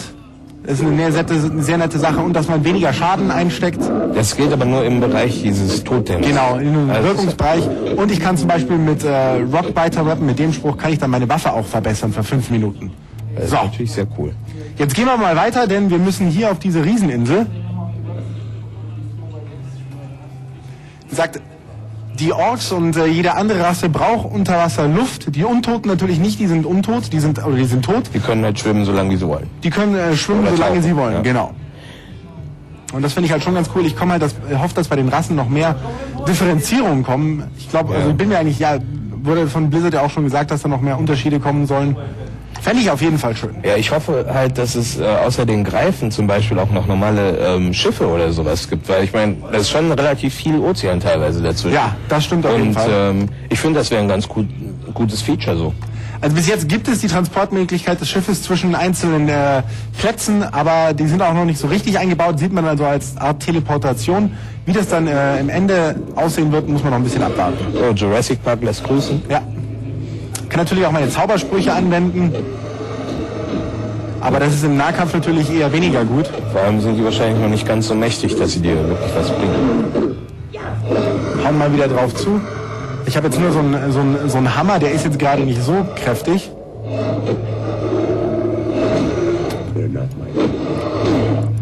Fiese kleine Gesellen sind das. Vor allen Dingen, da gibt es jede Menge von hier. Ich kann jetzt zum Beispiel Soljana auch mal heilen. Soljana bzw. Avina hat die inzwischen die Klasse gewechselt. Und was hat die denn jetzt für eine Klasse? Sie hat jetzt einen Troll und zwar hat sie jetzt einen Priester. Okay. Und sie war vorher aber eine... Nachtelfin, Druidin, glaube ich. Druidin, ja. Und wo liegen da die Unterschiede? Ja, in den Zaubersprüchen. Also ich glaube, ein Druide ist einfach ein bisschen mehr auf Offensive ausgerichtet, während der Priester mehr auf Partybuffen ausgerichtet ist. Ja. Bin mir jetzt aber auch nicht 100% sicher, aber ich glaube schon, dass es so war. Den machen wir auch noch platt hier.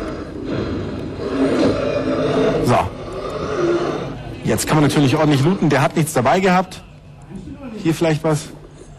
Disciples Gloves ist natürlich sehr schön. Jetzt habe ich ein paar Handschuhe bekommen. Kann die natürlich vielleicht gleich mal anziehen. Und je nachdem, wenn du Glück hast, dann können die natürlich auch schon mal richtig schön dicke Items fallen. Natürlich, auf jeden Fall. Manchmal kann es sein, dass sie richtig geile Sachen fallen lassen, Unique-Items und all so ein Zeug. Aber das ist eigentlich eher der Fall jetzt auch bei relativ großen Bossen, oder? Also ja, dass, wenn man umso höhere Level die Gegner haben, umso eher ist auch die Chance, dass sie halt bessere Items fallen lassen. Da sieht man sehr nett. Hier wird gerade auch ein bisschen gebettelt. Ach, das ist... Ich wollte gerade sagen, den Kerl haben wir doch gerade schon mal gesehen, oder ist das ein anderer? Ah, das riecht in Blutroll, das ist einfach ein Gegner. Ja, wollte ich gerade sagen, also irgendwie... Den machen wir hier jetzt noch ein bisschen fertig. Ich hau noch mal ein Totem in die Erde. Ja, dieses Totem ist wirklich schon sehr cool. Das bietet Schutz, aber du wirst davon nicht geheilt, oder? Nee, geheilt werde ich nicht, aber wie gesagt, es unterstützt mich im Kampf auf jeden Fall. Ja, dieser Troll hält ziemlich viel aus, ist auch Level 9, wäre für mich allein wahrscheinlich schon eine ganz schöne Sache. Ich heile schon nochmal. Ja, aber wenn der fertig ist, dann gibt's gut XP dafür. Auf jeden Fall. Ja. Wobei, wenn ich jetzt in der Party mit Suljana bin und die ist ja...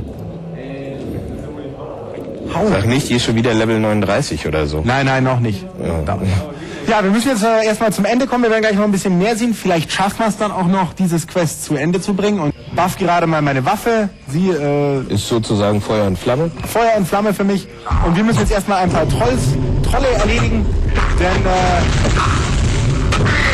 wir gleich 2 geholt. Oh, das war nicht gut. Du solltest mal schnell deinen Toten bauen. Ja. Dass er halt sich um seine Partymitglieder kümmert, wie auch um sich selbst, damit ich mich selber mal kurz heilen kann. Das ist natürlich auch cool. So. Ich habe hier eine Frage aus den Comments. Und zwar ist die von Naruto 0140. Ja. Ich hoffe, dass das so heißt und nicht Liedschrift ist. Ja, der fragt nämlich, wann wird die Beta in Deutschland kommen? Wann wird die endlich verfügbar sein? Ich meine, das ist eine Frage, die wahrscheinlich Dutzende Leute draußen interessiert. Also die Beta soll angeblich, also auf der offiziellen Blizzard-Seite blizzard.de steht, dass jetzt die Vorbereitungen für die Beta alles laufen und dass damit bald zu rechnen ist, dass man sich bald für die deutsche Beta-Version anmelden kann. Also ich denke mal, es dauert nicht mehr allzu lange. Und dann könnt ihr euch auch für diese Beta endlich anmelden und hoffentlich dann auch ziemlich bald loslegen. Ja, das ist ja natürlich eine Frage, die sollten wir heute am letzten Tag des Tagebuchs auch mal gestellt haben. Ja, insofern keine besseren Spiele kommen. Ansonsten machen wir natürlich weiter, denn es hat keinen Sinn, irgendeinen Mist zu zeigen. Das ist richtig. Dann lieber sowas. Ja. Was Gutes. Natürlich auch ein bisschen rauszoomen. Und ich bin mir eigentlich ziemlich sicher, denn ich muss sagen, du hast vorhin die Grafik angesprochen. Ich finde teilweise auch, dass das Spiel für ein Massive Multiplayer-Spiel auf jeden Fall nicht die beste Grafik hat. Da habe ich auch schon Besseres gesehen. Aber ich denke auch hier diesen Skull müsste ich mir dann holen. Habe ich aber schon gemacht. Aber ich wollte euch das eigentlich zeigen. Sieht eigentlich ziemlich cool aus. Da ist dann auch so ein böser Oberfuzzi, den man niederstreckt. Und ich muss aber noch ein paar dieser Typen hier holen. Ich glaube, dass die Grafik teilweise wirklich noch ein bisschen besser gemacht wird, dass da noch ein bisschen dran rumgeschraubt wird. Gerade auch was das Wasser betrifft. Denn egal, ob man das Wasserdetail auf hoch oder auf niedrig hat, es sieht immer gleich aus. Also ich denke mal, dass es einfach nur noch an der Beta liegt. Ja, das denke ich allerdings auch. Hier wird auch gefragt, ob Kreditkarte oder Einzahlungsschein, was auch immer das ist. Aber gut, Einzahlungsschein. Ich habe jetzt gedacht Einzug. Bankeinzug. Weißt du da was drüber? Weißt du, wie das laufen soll? Ob das jetzt über Bankeinzug läuft oder ob das über die Kreditkarte läuft? Also ich denke mal, Kreditkarte wird auf jeden Fall gehen. Ja, das ist ja meistens. Aber ich denke, dass auch ein normaler Zahlungsweg möglich sein wird. Also über Bankeinzug oder über Überweisung oder Ähnliches. Ja, hoffe ich mal auch. Ich denke mal, dass Blizzard da nicht den Fehler machen wird, wie zum Beispiel bei Asheron's Call 2 war es ja so, dass viele Leute sich nicht dieses Spiel geholt haben, weil man halt eben nur per Bankeinzug zahlen konnte. Ich greif doch mal den Typen an. Ja, das ist gerade bei so Sachen, da sollte man vorsichtig sein und dann macht man es auch irgendwie. Aber ich denke, wenn das per Überweisung geht oder per wie auch immer, oder wenn man das vielleicht sogar schon ein Jahr im Voraus zahlen kann oder ein halbes Jahr oder monatsweise, dann ist das schon eine gute Sache. Ja. Also, verdammt, jetzt hat's mich halt glatt zerlegt. Die waren zu viele für uns. Die haben sich selber immer die ganze Zeit gebufft. Und ja, dann wird's jetzt mal Zeit, dass ich zurück ins Dorf kehre. Leider als gestorbener Geist. Jetzt könnte ich natürlich entweder ein paar XP dazu verwenden, mich resurrecten zu lassen. Return me to life, das mache ich jetzt auch einfach mal. Das kostet mich jetzt zwar 450 XP, ist mir aber egal. Und ja, bin jetzt dadurch wieder am Leben. Soljana ist jetzt nichts dabei, das macht aber nichts. Wir müssen eh gleich zum überhaupt... Oh, der verschwindet direkt ganz in der Erde. Ja. Da ist meine Partypartnerin, die ist ja wiederum ein Priester. Und Priester sind auch sehr beliebt bei Partys wiederum, weil die halt sehr gut buffen können, sind die besten Heiler im Spiel und können auch resurrecten, also die Feinde Spieler wiederbeleben. Also es können aber nur die Priester. Nein, das kann ich auch. Das kann ich auch. Aber muss ich natürlich erstmal ein bisschen besser werden, das kann man nicht von Anfang an. Welchen Level hat denn, jetzt heißt sie ja Suljana. Suljana hat... Oder Suljana. Troll Priest nur Level 7. Level, also die ist auch nicht besser oder schlechter als du? Nö, jetzt auch noch nicht so weit. Also sind eigentlich recht gleichmäßig und ja, das passt ja eigentlich. So. Aber hier sieht es aus, als wäre da schon jemand drin gewesen hier und ist gerade ordentlich am Aufräumen. Der sieht nicht nett aus. Ja, das scheint ein Paladin oder sowas zu sein. So, ich habe wieder meinen Totem aufgebaut. Versuche jetzt mitzukämpfen. Hab meine Keule verbessert und klopf jetzt einfach auch mal drauf los. Gegen wen kämpfst du jetzt genau? Gegen den, dieser Kreis zu sehen ist hier unten. Okay. Das ist immer das anvisierte... Nein, das meine ich nicht, sondern gegen das für Einheiten. Sind das Paladine oder... Das sind jetzt, das sind so fanatische Menschenleute, die nicht daran glauben, dass jetzt zum Beispiel... Frieden mit den Orks bestehen kann und die sind auch sicherlich einigen Leuten aus Warcraft 3 bekannt, denn das sind die letzten Leute von Admiral Proudmoores Armee. In diesen Ruinen befinden wir uns jetzt gerade. Weil die anscheinend auch so einen kleinen Zauber drauf haben. Ja. So einen Schildzauber oder wie man das mal nennt. Ja, gibt es auch viele Gegner, die sich dann selber irgendwie mal wieder heilen, unter anderem, um sich dann wieder gestärkt auf in den Kampf zu machen. Oh, einen schönen Gürtel gefunden. Aus Wurmleder. Sehr fein. Und wir alle wissen ja, wie toll Wurmleder ist. Ja, es ist quasi unzerstörbar. Es ist sogar noch besser als das. Es schmeckt auch saugut. Ich weiß nicht.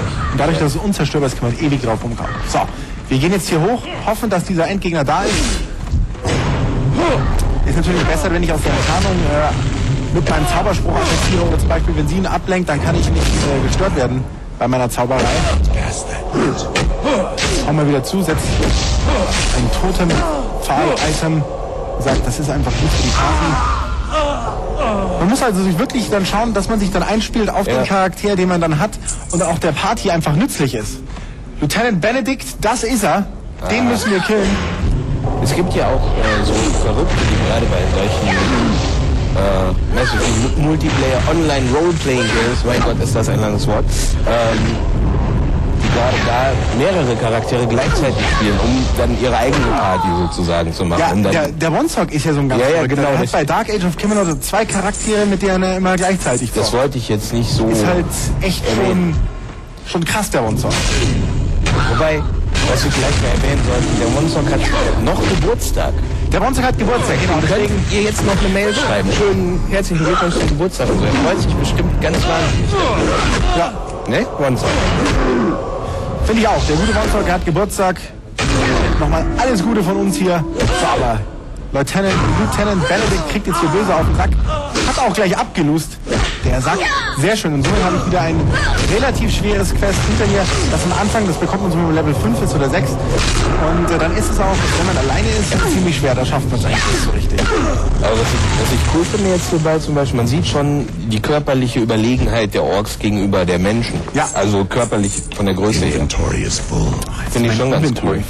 Ich habe jetzt gerade so gedacht, warum ist der denn so klein? Da fiel mir auf, ja klar, ist ja ein Mensch. Stimmt, genau. Was ich aber allerdings ein bisschen komisch finde, ist zum Beispiel, dass die Nachtelfen sind die größten im Spiel.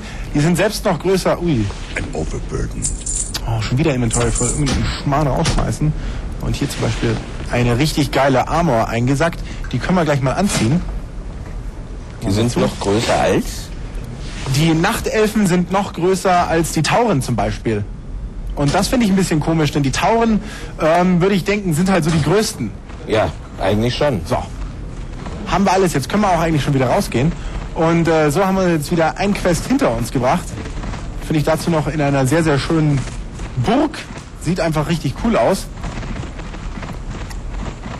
Wir können auch mal die ja hoch. So ein bisschen laggy ist es ja dann doch, ne? Ja, man muss überlegen, ist ja auch die amerikanische Beta. Ja, so, klar. hier ist dann der Key, den werden wir jetzt gleich einsetzen. Das muss ich jetzt noch zeigen. Liebe Leute, das müsst ihr jetzt noch mitbekommen. Benutzt hier meinen Key und was ist da drin? Ich hoffe irgendwas Feines. Ein Aged Envelope. Das wird wahrscheinlich ein weiteres Quest sein. Ja, wird mir auch gesagt, sobald ich das lese, habe ich ein weiteres Quest auf der Backe kleben. Gut. Und das Quest werden wir aber leider, beziehungsweise der Felix...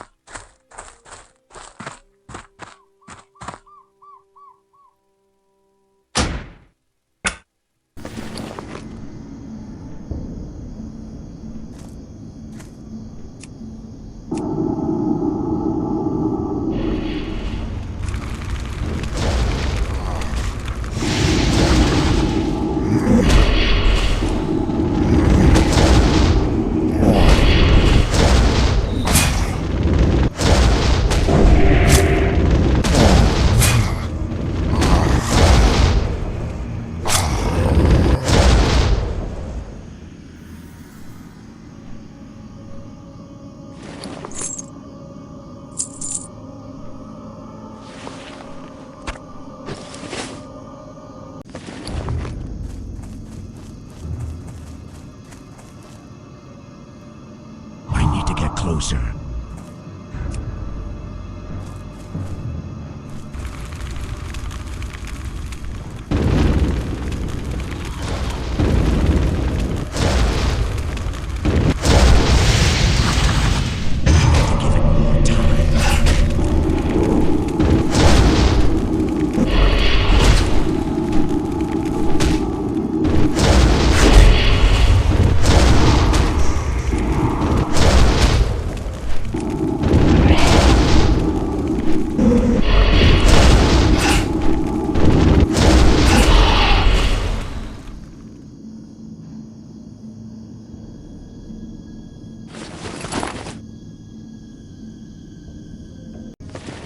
I'm too far from my target.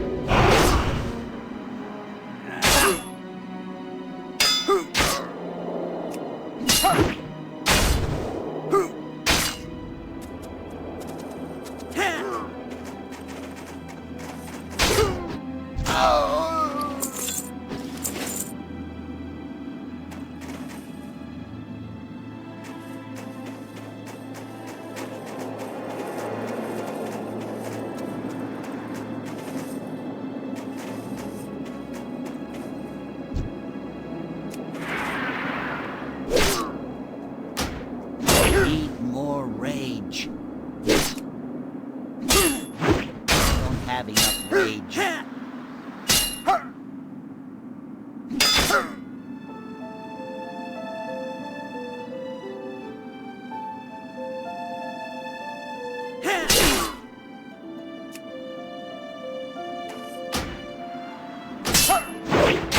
My rage level is too low.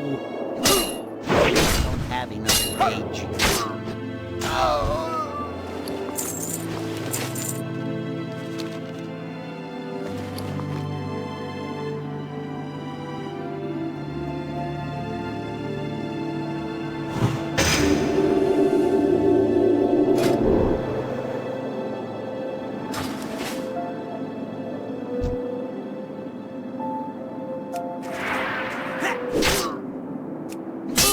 I'm not angry enough.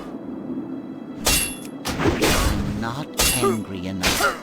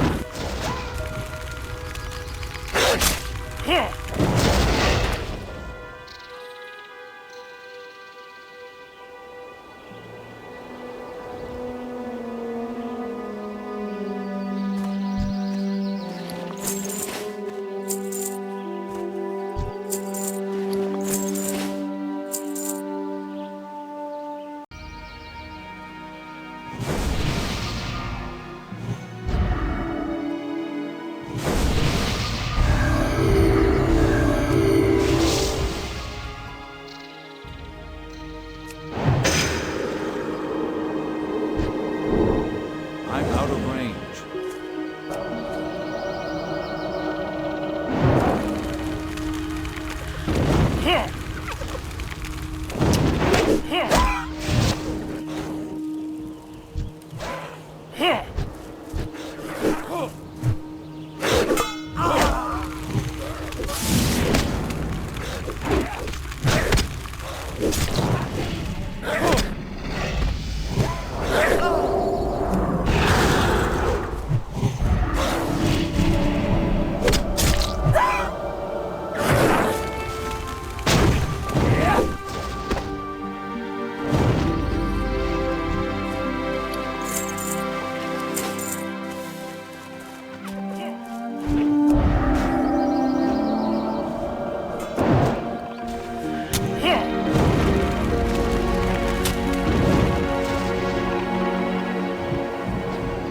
I need to find a target.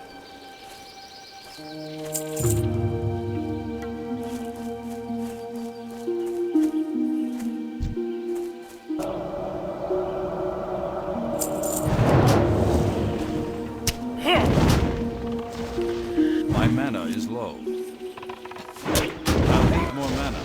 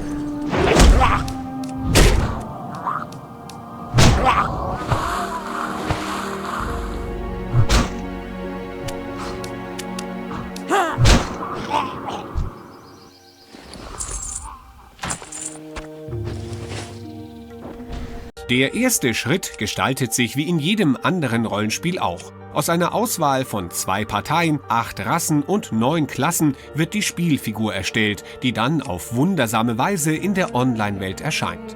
Gemeinsam mit anderen Abenteurern wagt man die ersten Schritte und trifft sofort auf einen NPC, der erste Informationen und Aufgaben verteilt.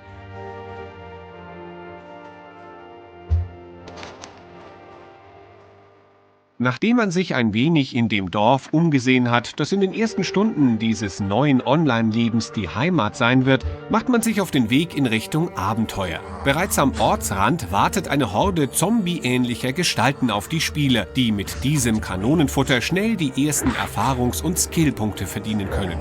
Die Habseligkeiten dieser kleinen Gegner sind nicht viel wert. Da man aber auf eine Menge solcher Kontrahenten trifft, kann man sich schnell ein ordentliches Startkapital erarbeiten und beim Händler gegen Waffen, Tränke und Nützliches eintauschen. Die besten Händler und Trainer gibt es in der Undercity, einer Stadt im Inneren eines Berges. Dort findet sich auch ein Taxiservice, der den Spieler gegen Entgelt zu seinem Wunschziel transportiert.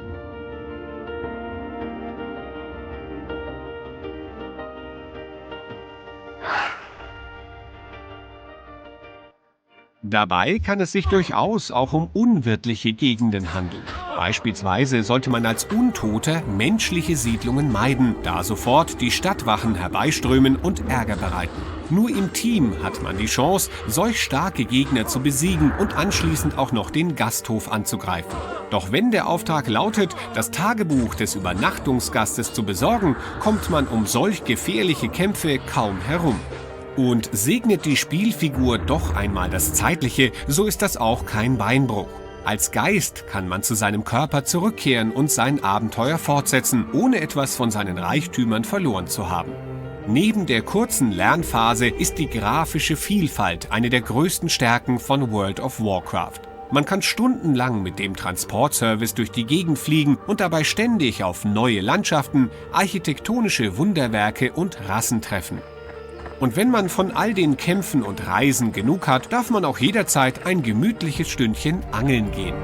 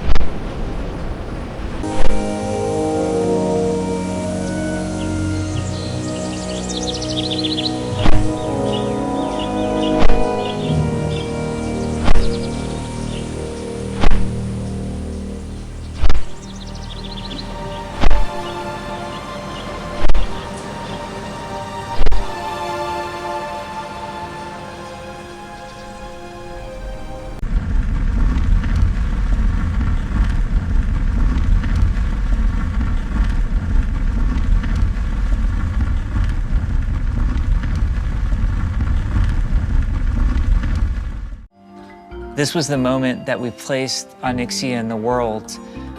Later, we had some really great designers and artists work on this. As you can see, Onyxia looks totally different in this screenshot than she does today in World of Warcraft. An artist named Roman Kenny would later come in and make that model look like the beautiful model it is today. Alex Afrasiabi and Chris Metzen were the primary drivers behind the story of things like Onyxia.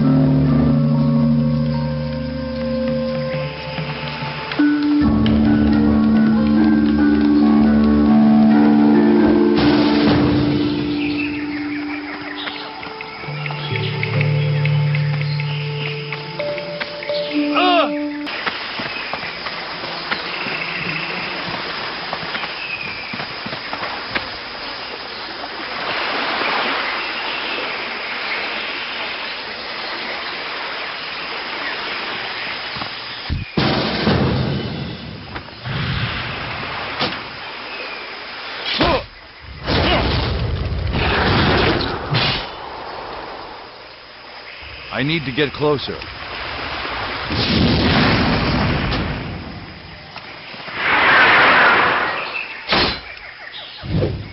That ability isn't ready yet.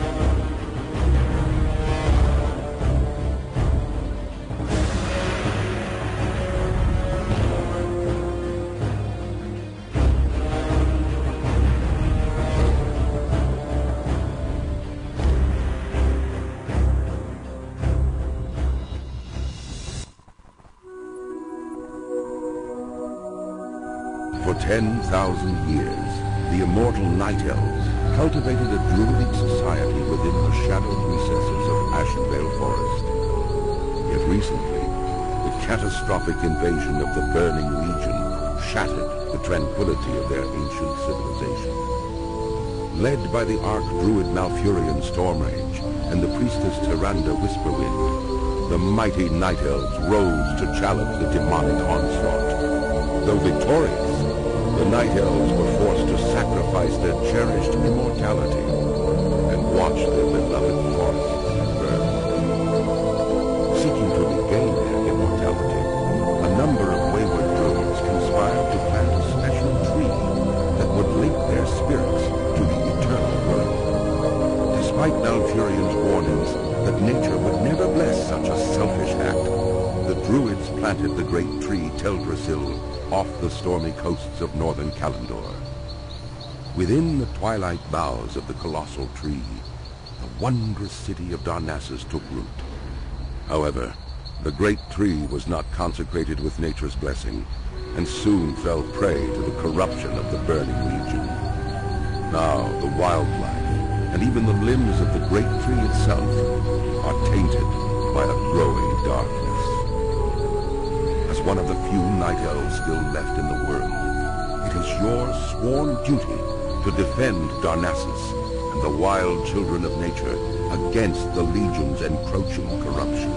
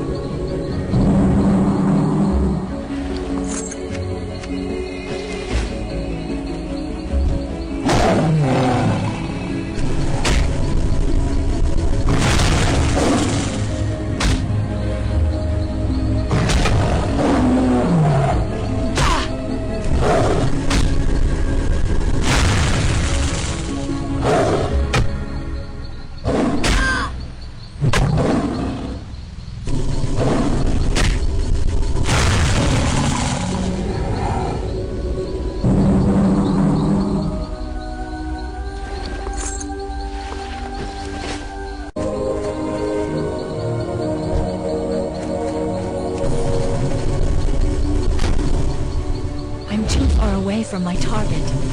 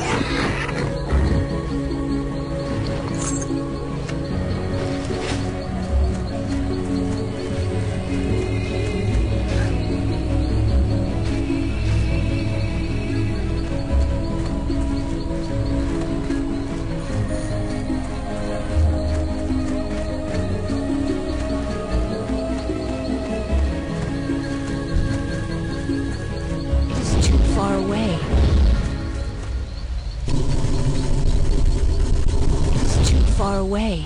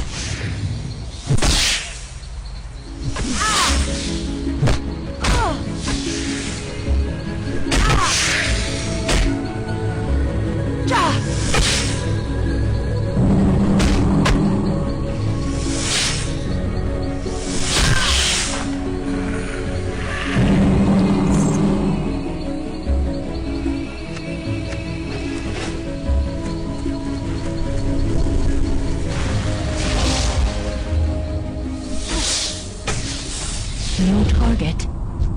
It's too far away. I need to get closer. Too far.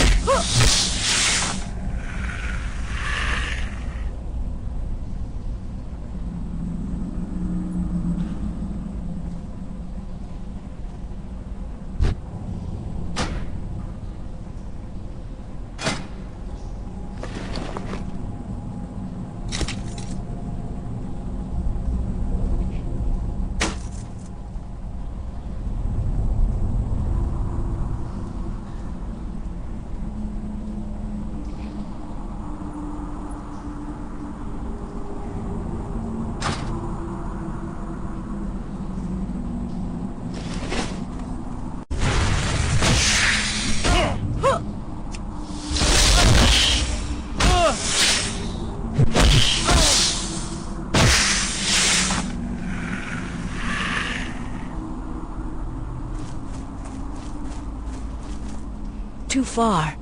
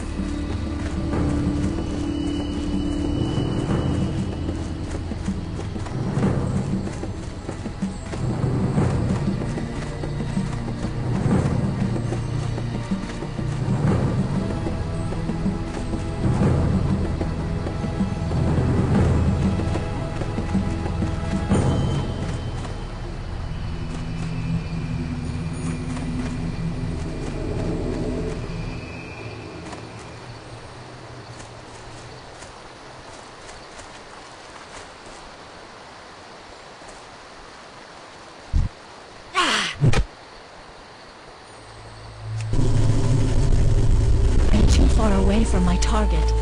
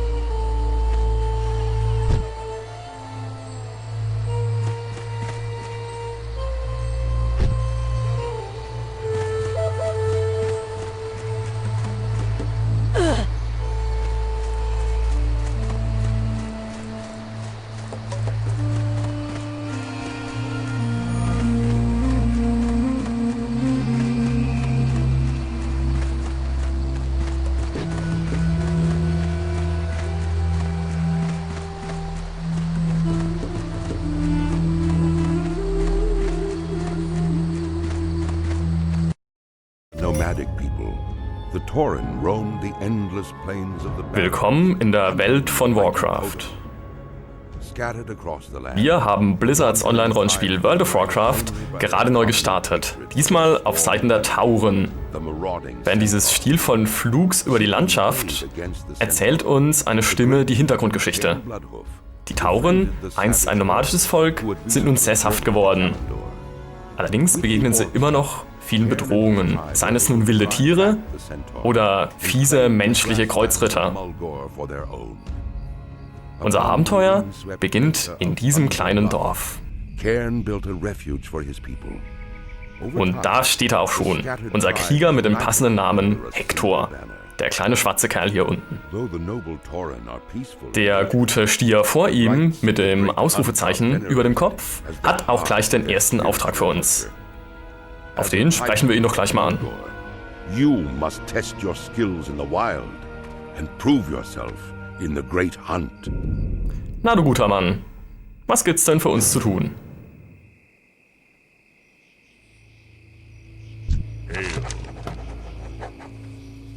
Ja, der erste Auftrag ist fast schon ein bisschen zu einfach. Wir sollen ein paar von den straußenähnlichen Viechern erlegen, die hier um das Dorf herumschleichen und unserem Auftraggeber dann deren Federn und Fleisch bringen. Als Belohnung gibt's entweder einen Gürtel oder Handschuhe. Mal schauen, was wir später davon gebrauchen können. Und schon geht's los. Glücklicherweise gibt's hier genug von dem Viechzeug, da vorne läuft auch schon eins rum. Das wird unser erstes Opfer. Unser Tauren hat nämlich einen Kriegshammer dabei, mit dem er ganz böse zuschlagen kann. Das tut weh. Er kann auch besondere Schläge lernen, zum Beispiel diesen Heroic Strike. Der macht gleich nochmal zu viel Schaden. Was allerdings gar nicht nötig wäre, denn das Viech ist relativ schwach und auch schon erledigt. Schnell Fleisch und Federn mitgenommen. Und auf geht's zum nächsten. Rund 10 Minütchen später haben wir auch schon alles Fleisch und alle Federn zusammen und kehren zu unserem Auftraggeber zurück. Wir haben sogar schon ein bisschen Ausrüstung gefunden. So, nimm du erstmal dein Fleisch und deine Federn und jetzt zeig mal hier, was du hast. Gürtel oder Handschuhe? Mal schauen, was wir schon haben. Handschuhe haben wir schon, aber ein Gürtel fehlt noch. Also, her mit dem Gürtel und vielen Dank. So, nach diesem niedlichen kleinen Tauren-Newbie zeigen wir Ihnen jetzt mal einen erfahrenen Charakter. Das hier ist ein Nachtelfen-Dieb. Der beherrscht schon einige nette Tricks. So kann er sich zum Beispiel unsichtbar machen. Sehen wir hier gerade. In diesem Schleichmodus besitzt er andere Spezialmanöver, als wenn er sichtbar ist. So können wir uns nun zum Beispiel an diesen Gegner heranpirschen und ihm einen Stich in den Rücken verpassen. So, jetzt wird er gleich nochmal betäubt und es gibt nochmal einen Schlag in den Rücken. Das zieht nämlich ordentlich Lebenspunkte ab. Das ist allerdings jetzt ein bisschen ungünstig. Da war noch ein zweiter Gegner irgendwo, der jetzt hier auch noch dazu kommt. Das könnte eng werden. Zumal beide Gegner ebenso wie wir Level 18 sind. Okay, einer ist erledigt. Jetzt aber weg. Oh, das könnte eng werden. Wir verzaubern unseren Dieb hier noch, dass er weniger Schaden einsteckt. Mist. Hat nichts geholfen. Jetzt ist er tot. Wir stehen an einem Friedhof wieder auf. Das ist je nach Region ein anderer. Dann haben wir entweder die Wahl, uns direkt an Ort und Stelle wieder auferwecken zu lassen oder zu unserer Leiche zurückzurennen. Ersteres kostet Erfahrungspunkte, deswegen laufen wir zurück. Und sind dann bald wieder fit für neue Abenteuer.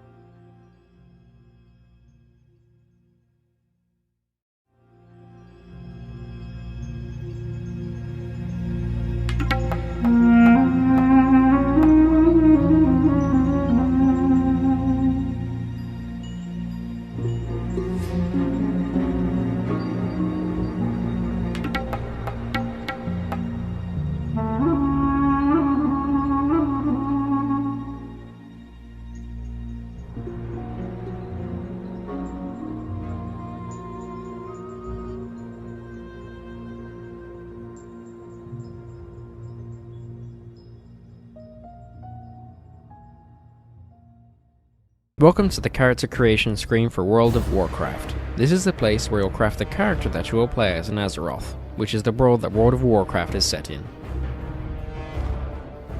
During the character creation process, one of the first decisions that you'll have to make will be one of your most important ones, and that's where your allegiance lies. This will be either with the Horde or with the Alliance. Your choice of allegiance does not only affect what races you can play as, but also affects the areas in which you are able to call home.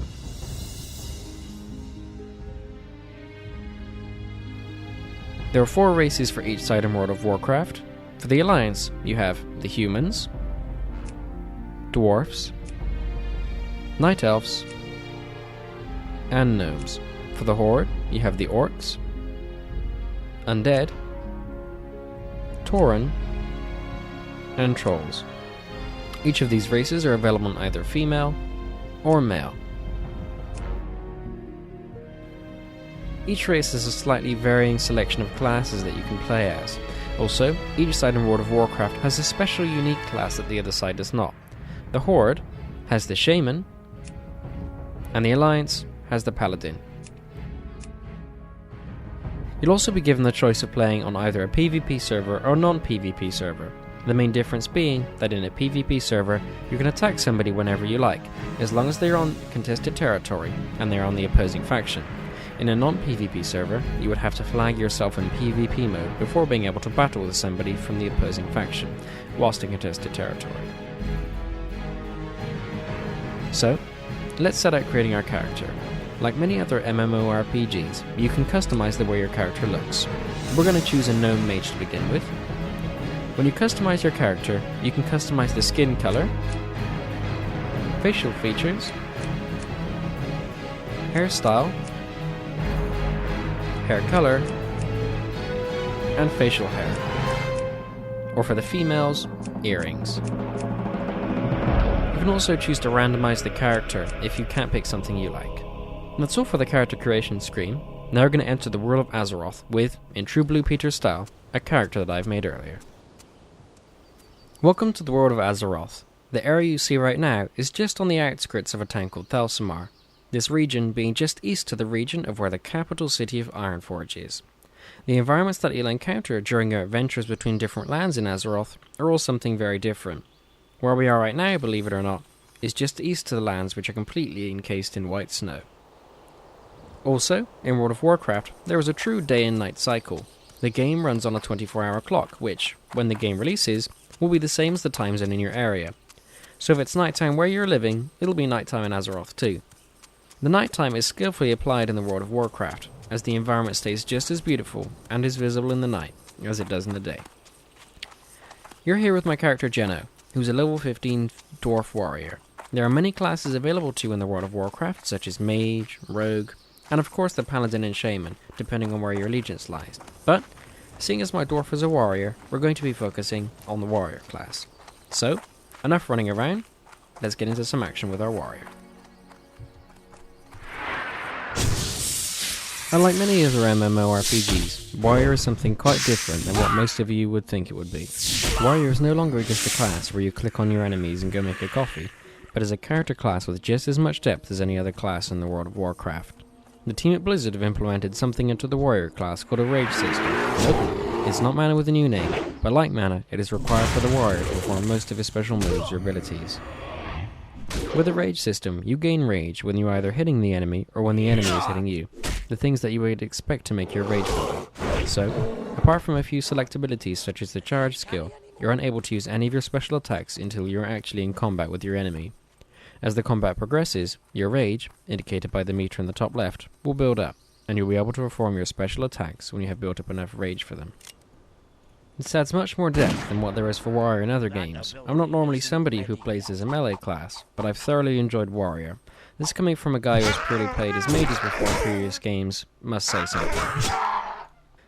The Warrior also has different stances to offer, a few being the battle stance, for when you're soloing and generally wanting to deal some damage, and the defensive stance, for when you're in a party and want to play as a tank.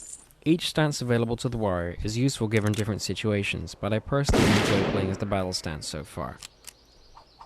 As you progress through the game, gaining your levels and abilities, you'll also eventually start gaining talent points. Talent points is something which you can assign to certain talent trees that become available to your character later on in the game.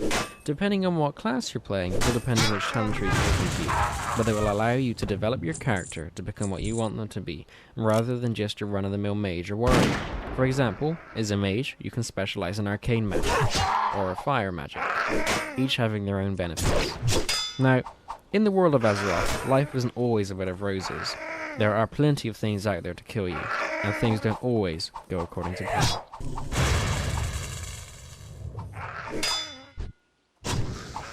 Heal me!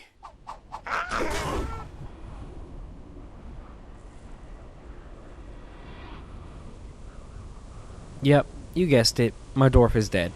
When you die in World of Warcraft, you'll have the choice of coming back as a ghost, or sitting around for 5 minutes, seeing if a friendly paladin or priest will come and resurrect you. If the 5-minute timer runs out, you'll automatically be sent back to your grave as a ghost anyway, whether you like it or not. In World of Warcraft, unlike other MMORPGs, there is actually no experience loss when you die. From the outset, the World of Warcraft team at Blizzard have said they wanted to remove some of the most annoying aspects of MMORPGs from the game, and removing experience loss when you die is just one of those aspects. Also, when you die, you won't lose any items that you may have equipped or have in your inventory. The penalty of death in the case of World of Warcraft is having to run all the way back to your body to then resurrect yourself. You also have the option of resurrecting when at your graveyard, but that would incur an experience loss, so most people prefer to take the time to run back to their bodies. Whilst dead, you cannot see other players in the world, or any other monsters for that matter, unless you're stood next to where you died. Then you can see the monsters and players that are near your body, so that you don't spawn right in front of a monster and die again, or in the case of PvP, spawn next to a player guarding your corpse. You can also walk on water when you're dead in World of Warcraft, which helps a lot when you have to travel great distances that involve travelling across water to reach your body. But if you do need to swim down into the ocean to get to your body, that's no problem either. I think it's time I show you around in one of the smaller towns in World of Warcraft, so let's go there now.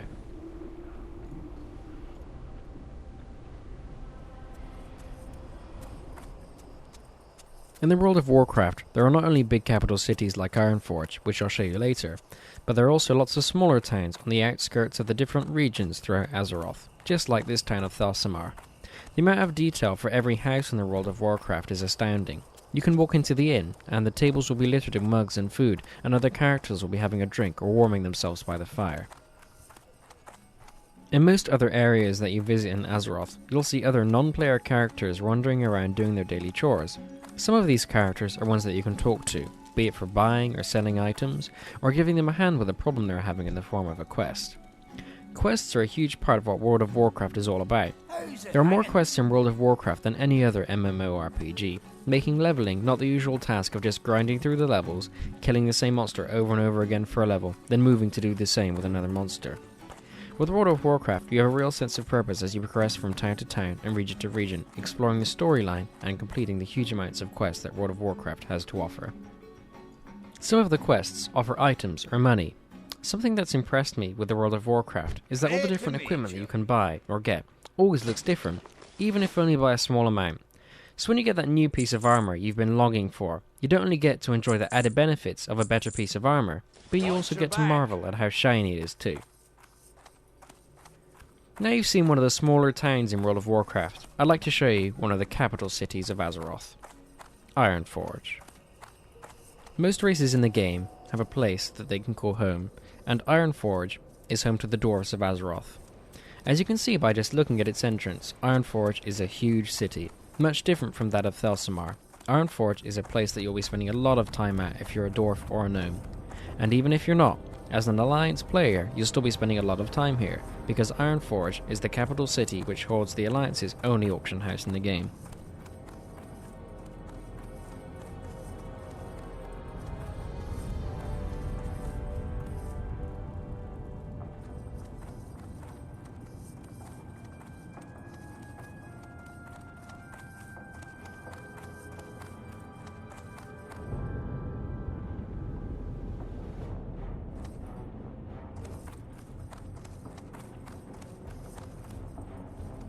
The auction house is the trading center between players. It's like the eBay of World of Warcraft, especially at the higher levels.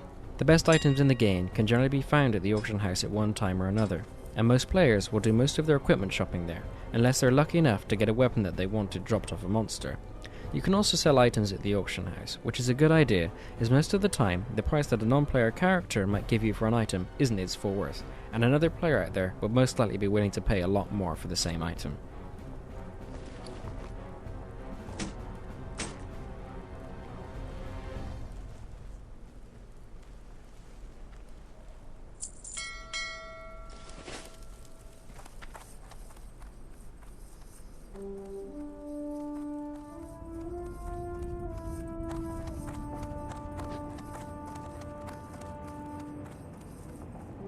A nice addition to World of Warcraft is the implementation of mailboxes, and, as the name sounds, they're used to do all things involving mail. With these, you can send an item to another player, and you can also use something called a cash-on-delivery system, meaning that they can't have the item until they send you the money for it in return. A good thing if you want to trade with another character privately when they are far away.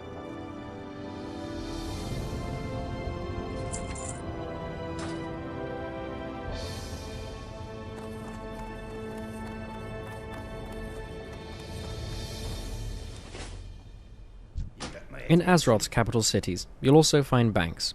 And just like banks in the real world, it's the place where you will store all your precious items that you won't be wearing and the items that you don't want to store inside your inventory. You can also purchase additional bag slots at the bank, in which you can place inventory bags so you can increase the capacity of your bank account, which in the later levels of the game can become a necessity. Very good.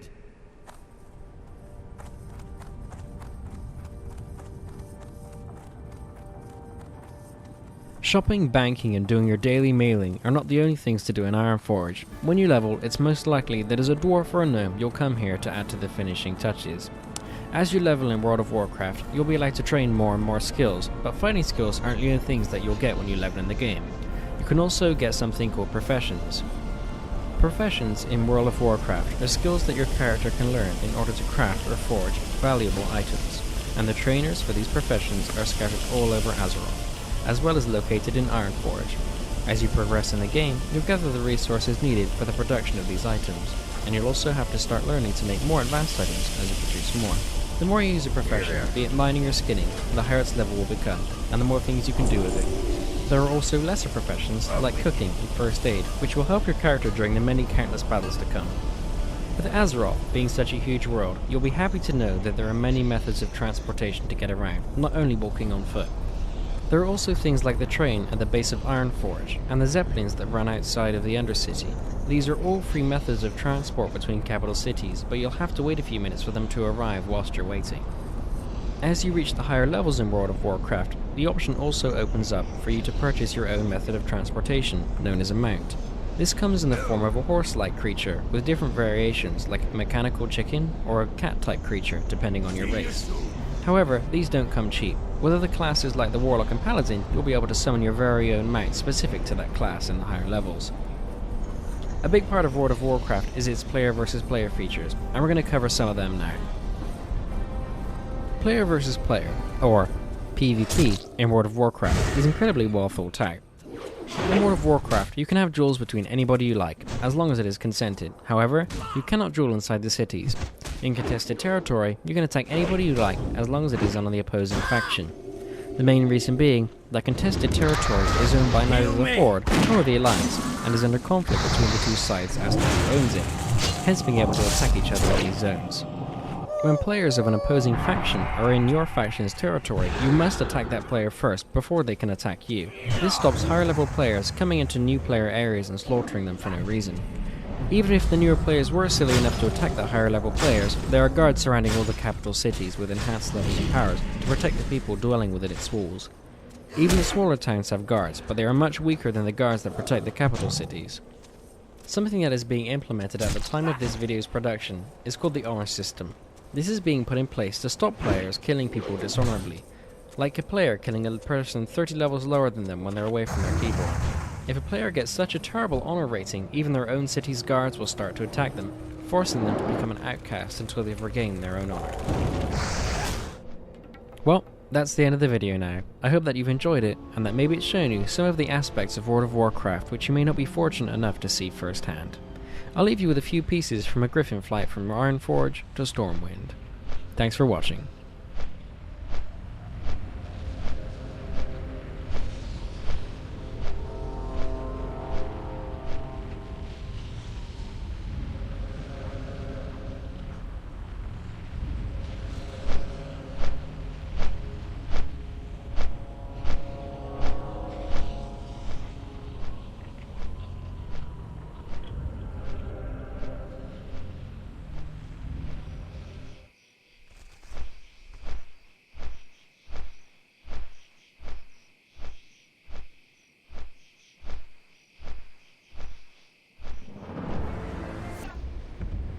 Wenn suchterregende Spiele müffeln würden, dann würde World of Warcraft ungefähr auf den Gestankpegel eines Big Macs kommen, der 4 Wochen hinter einer laufenden Heizung geklemmt hat, oder von der Schulaula nach der Sportstunde. Aber zum Spiel, hier ist Georgs Hunter unterwegs, eine neue Charakterklasse im europäischen Beta-Test, ein Fernkämpfer, der zum Beispiel mit Bögen angreift und zur Unterstützung ein Haustier aufziehen darf, auch Pet genannt, das den Nahkampf übernimmt. So können wir zum Beispiel diese Donnerhexe hier locker erledigen und den Questgegenstand einsacken, den das Vieh dabei hatte. Mit der Beute geht's zurück zum Auftraggeber. Wie in jedem anderen Rollenspiel basiert World of Warcraft auch vor allem auf Quests, und das Quest-System in World of Warcraft ist besonders vorbildlich geraten, denn die ganzen Aufträge bauen aufeinander auf und haben einen schön ansteigenden Schwierigkeitsgrad, und sie latschen nicht ewig durch die Gegend, sondern meistens schickt sie dann ein Questgeber, der keine Aufträge mehr hat, gleich zum nächsten. Und ganz besonders komfortabel, bevor sie sich entscheiden, ob sie die Aufgabe überhaupt übernehmen, dürfen sie sich die Belohnungen ansehen, die es dafür gibt. Das sieht okay aus, also greifen wir zu.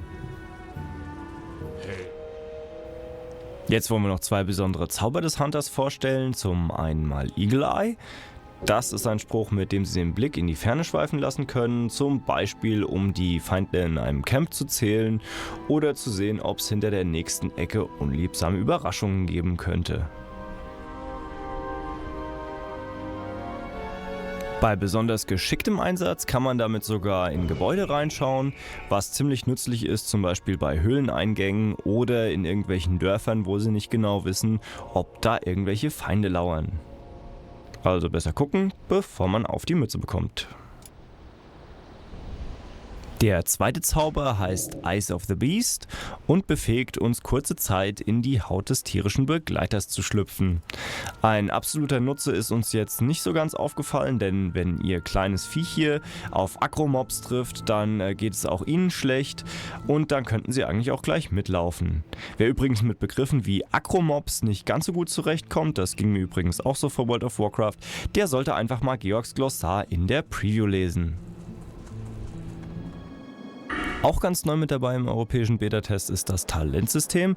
Das funktioniert so, dass ab Level 10 jeder Held einen Skillpunkt pro Stufenaufstieg bekommt und die dürfen sie dann pro Charakterklasse auf 3 unterschiedliche Skilltrees verteilen, ähnlich wie in Diablo 2.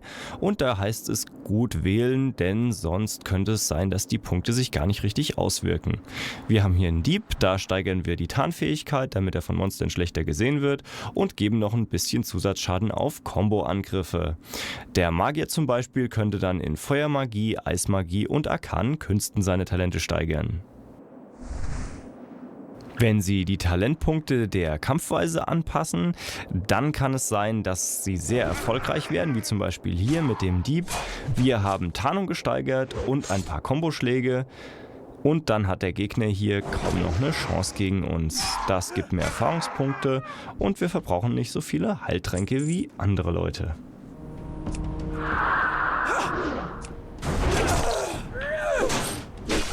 Dank Talentsystem entwickeln sich sogar gleiche Charaktere der gleichen Rasse immer individuell. Hier zum Beispiel Florians Untotenkrieger, der komplett auf Offensive ausgelegt ist. Der kann mittlerweile 2 Waffen tragen und sogar einen Bogen zücken, wenn es an den Fernkampf geht.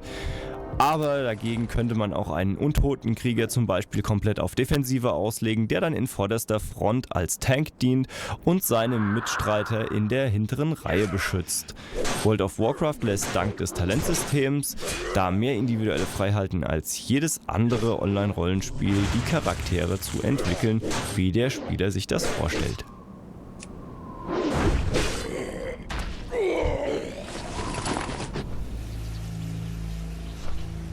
Zum Schluss noch eine weitere Neuerung, die Blizzard mit dem Patch eingebaut hat. Nein, es handelt sich dabei nicht um Flugechsen, die sind ja mittlerweile ein alter Hut, aber optisch ist es mindestens genauso schön. Seit neuestem gibt es nämlich die hübschen Zeppeline, die Sie schon aus Warcraft 3 kennen dürften, und mit denen können Sie durch die Lande fliegen.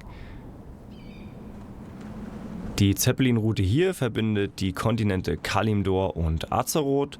Letzterer ist übrigens in World of Warcraft protzig als östliches Reich bezeichnet worden. Und der Georg wird sich jetzt mal in die Welt der Untoten begeben mit seinem Ork und da ein paar Quests erledigen. So, noch brav winken zum Abschied. Bis zum nächsten Mal.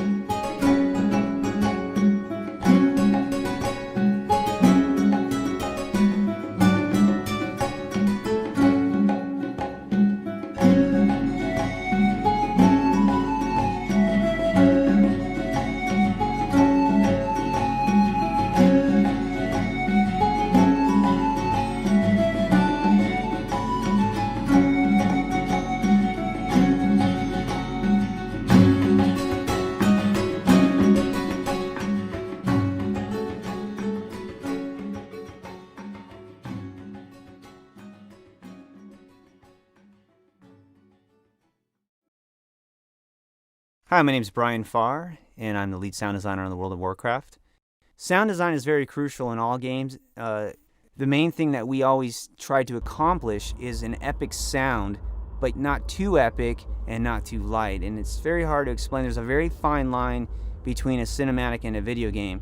We're dealing with repetition and things being played over and over, so we have to create sounds that all together in one blend as an epic sound. So in the world, we've added close to 80 different ambience loops.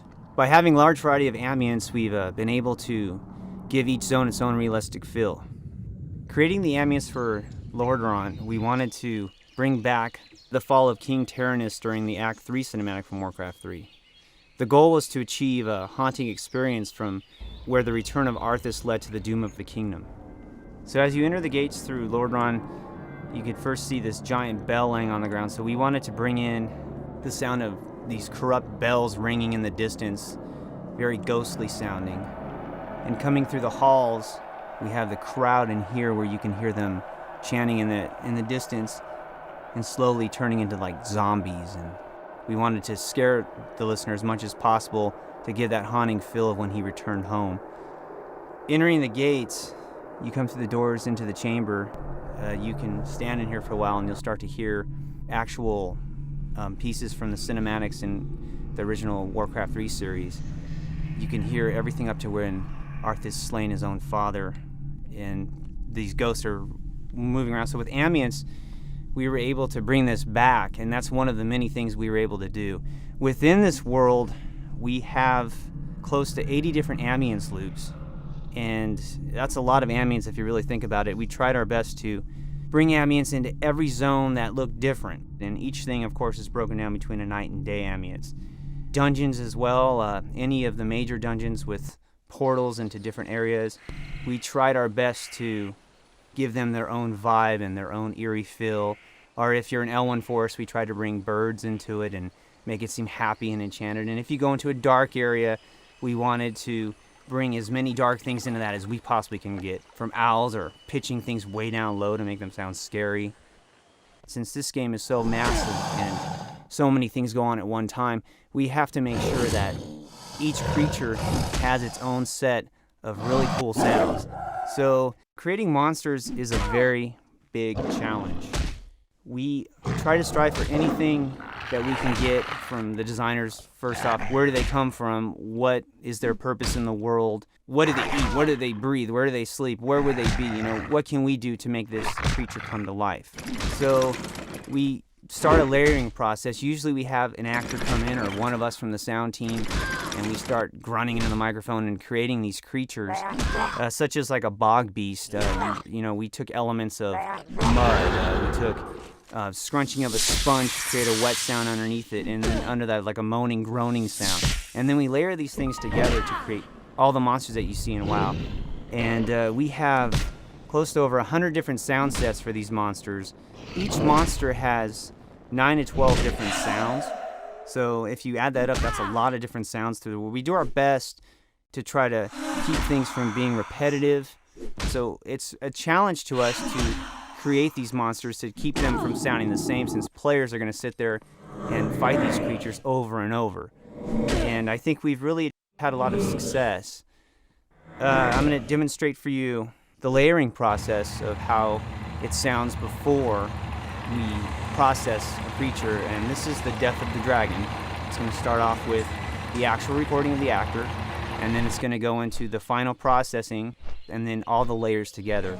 So you'll hear 7 layers unprocessed and 7 layers processed to the final sound of the dragon death.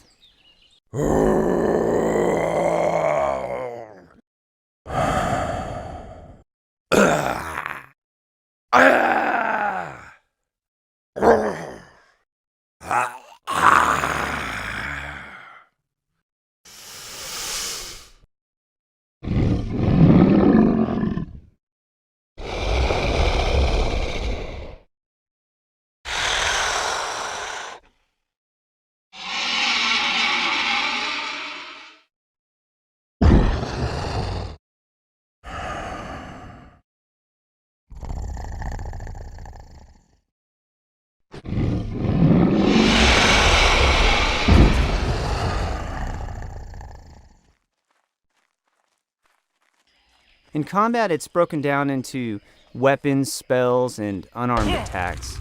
We also have biting sounds for creatures such as wolves and dragons, and then each weapon has its own unique sound. Also, if you put on chainmail or plate mail, if a monster hits you with that axe or a sword, your actual sound of your impact that you get changes as well. You'll hear the chains ringing off your armor or the plate, you'll hear it thud. And if you're not wearing armor at all or leather, it's more of a, heavy sound hitting flesh.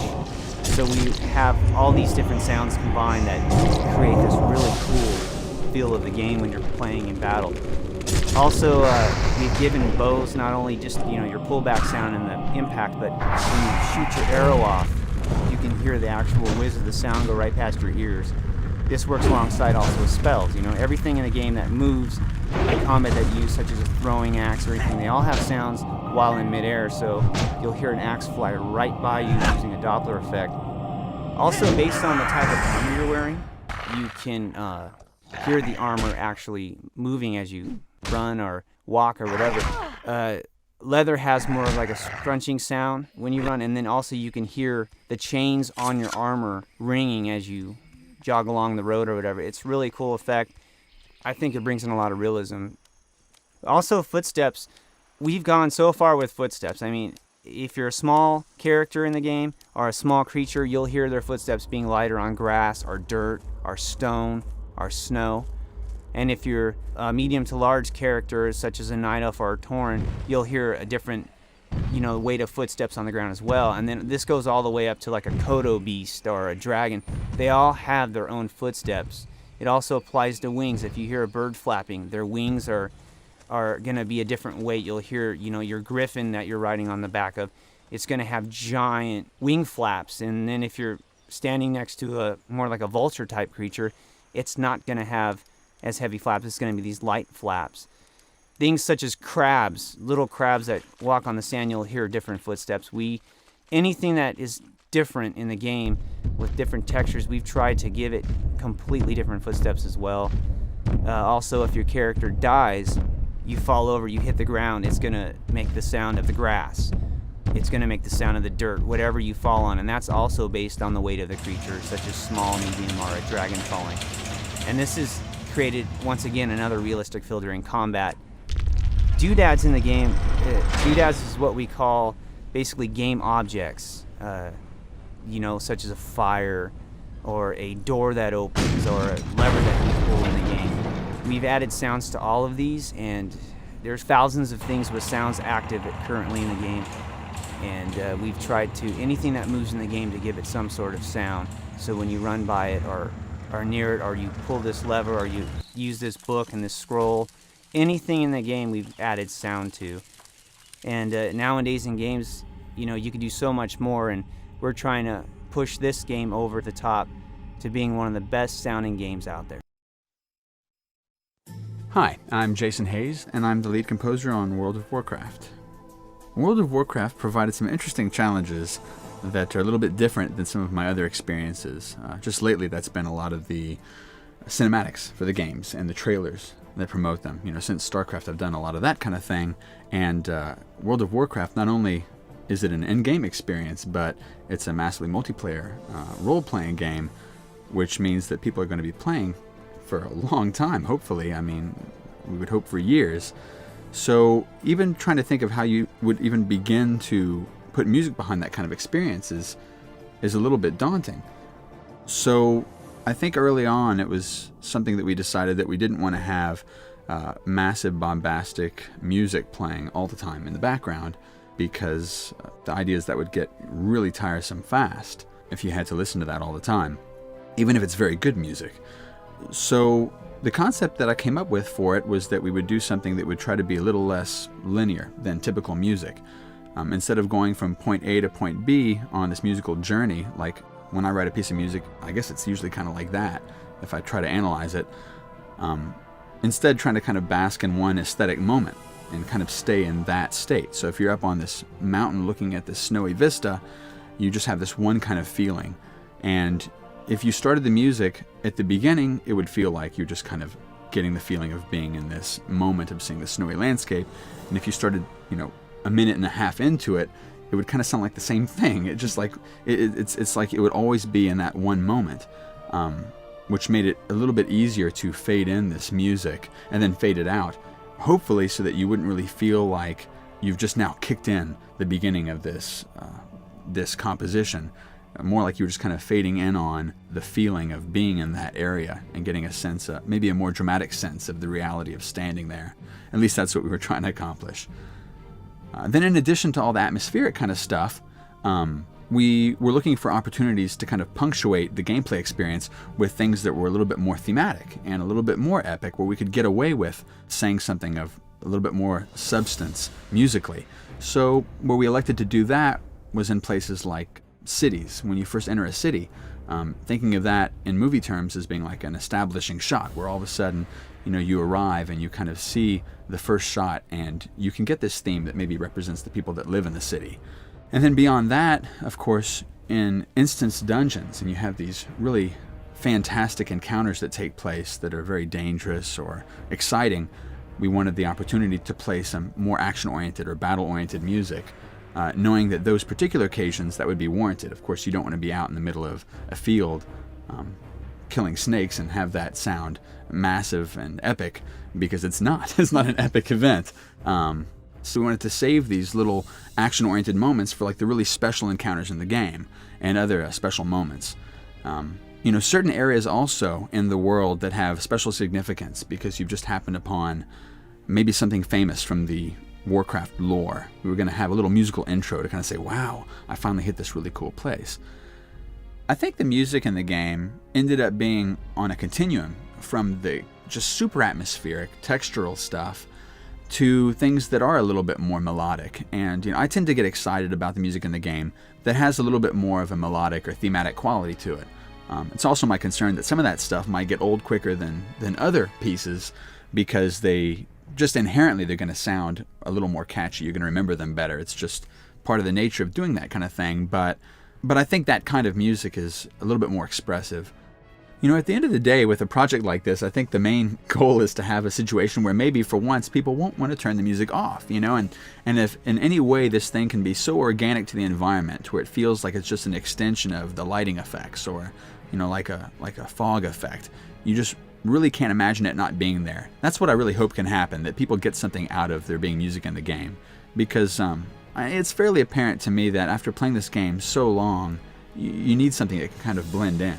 And it's hard sometimes to resist the temptation to doing really big sounding music, especially at Blizzard, where people really love the large scale, massive moments. And I know for sure in the movies that they do here, that I've worked a lot on those, and that's what they're a big fan of. They're a big fan of the giant, epic moment.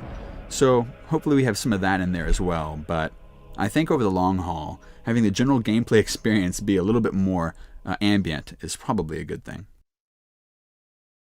I'm Matt Samia, the director of the World of Warcraft cinematic intro. What we have right here for you is a little bit of behind-the-scenes stuff.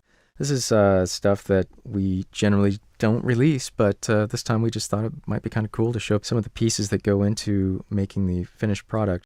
So these are showing off some of the things that we found to be pretty challenging. We had to come up with a whole new way of doing hair because of the dwarf and his crazy beard and braids and all that stuff. And this is showing off some dynamic simulations on the bear fur. We were doing more dynamic simulations, I think, on this show than we had ever done in the past. Every bit of cloth, every bit of fur and hair, and every little dangly thing that was hanging off a character wound up having a simulation and was moving around. You can see even his earrings are moving a bit. We were delving into some new shaders for skin. We think we're getting a little bit better with that. We like the way this dwarf turned out pretty well. These shots were pretty huge and full of all kinds of effects. These characters were probably some of the most complex we'd ever done, which is kind of ironic considering we designed them to be simple, and we were thinking these were not going to be so difficult to get on screen. It's just sort of the nature of these characters. We really couldn't get around the fact that they are just covered in all kinds of baubles and little things and weapons and what have you. This is showing some of the stages of a set in progress. This is one of the Night Elf shots from Teldrassil. Here we get a little look at how things work, how they're worked up. These are some of the passes on the Night Elf, showing her animation, and now these are some of the dynamic sims actually being run. You can see how many there are. This is actually cutting out quite a few, in fact. But these are previews of some of them. This is including her hair sim, and then of course with shading and lighting and compositing and all that sort of magic, we get the actual shot. This panther was a real challenge, trying to make a cat move like a real cat. That was something else. You can see his tail, or probably her tail, swirling around there. That's something that we got off footage of an actual panther making this jump, and it turns out a lot of people thought it looked wrong, but it was kind of funny because it was absolutely correct. So we had there was a lot of debate about whether or not we should take that out, even though it was correct in quotes. So this is showing some of the different stages. The level of detail that we were building into these characters this time was really quite high. We were doing things like even building the folds into their clothing, even though they were going to be simulated afterwards. We found that we were getting much better results by actually modeling the folds in, doing some range of motion tests on his face to see what kind of expressions we can get away with. Again, showing off a shot and how we work them up. This is some of the early animation. Now that we're happy with the animation, you can see we're running the sims on all his layers of clothing and his different layers of jewelry and what have you. And what we finally came up with, again, with all the magic added, etc., we rebuilt our orc to be much more like the orc in the game, and just overall bulkier and scarier and cooler. We were really playing with the idea of how to get his muscles to move around, and we finally settled on using an approach that they used in the Hulk film, which was we made morph targets for different flexes, basically, and brought them in and out depending on what he was doing. If you look carefully, as we get these different versions, you can start to see the flexing going on. It's pretty subtle, but it's there, I promise. And again, the finished shot with all the crazy simulations. This is our Tauren. We're pretty proud of this Tauren. We think he's pretty cool. Again, we pretty much rebuilt the Tauren from the last trailer to match more closely the guy in the game. The game art had evolved between the time we did the last one and this one. It's more of the kinds of tests that we do to make sure that everything is working and that we have enough range of expression for his face. And here he is being angry and violent. Again, a shot in progress showing the kinds of things that we get maybe halfway along, where some of the characters are fully shaded and some of them aren't, and we're working up the composite. This was our undead guy. We tried all kinds of things to make him icky and rotting and kind of nasty, and boy, he sure is. He's pretty cool, actually. It's kind of a shame you don't really get to see his eyes too well in the finished shot, because we put some thought and effort into making those eyes look kind of shriveled like old grapes. They're pretty cool. Here he is, animated. These are showing off some of the things that we did for the ground. We were actually playing with the idea of having the plants die off when he takes a step, and they actually do if you look in the shot. Again, it's pretty subtle. There are a lot of things going on in these shots. All the layers of sims. He has some spit hanging off of his lower lip, and that's in there too. This is showing off some of the tests we did for that. In some ways inspired by the alien.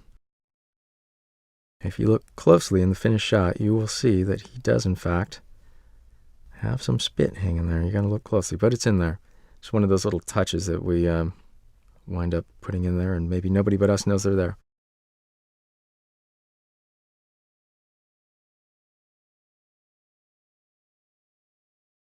One thing you may notice with World of Warcraft is the characters are really animated, and a lot of that just comes from a traditional 2D animation background carried over into 3D.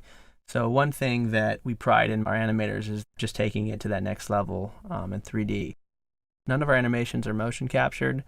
We just feel that the World of Warcraft is such an animated and colorful environment that the hand animation was the only way to kind of really truly, bring it to life.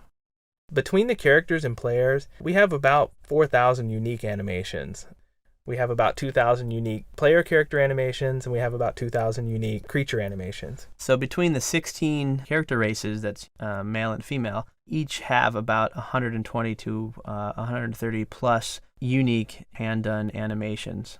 Each creature has anywhere between 10 and 20 animations, depending on where the creature is going to be used. If it's a boss or a sub-boss, then generally they have more animations, than something like your typical wolf or something along those lines. And in the case of non-player characters, NPCs, wherever we were able to use one of our player characters as an NPC, well, of course, they're going to, just inherit, those 120 plus unique animations, which is really nice.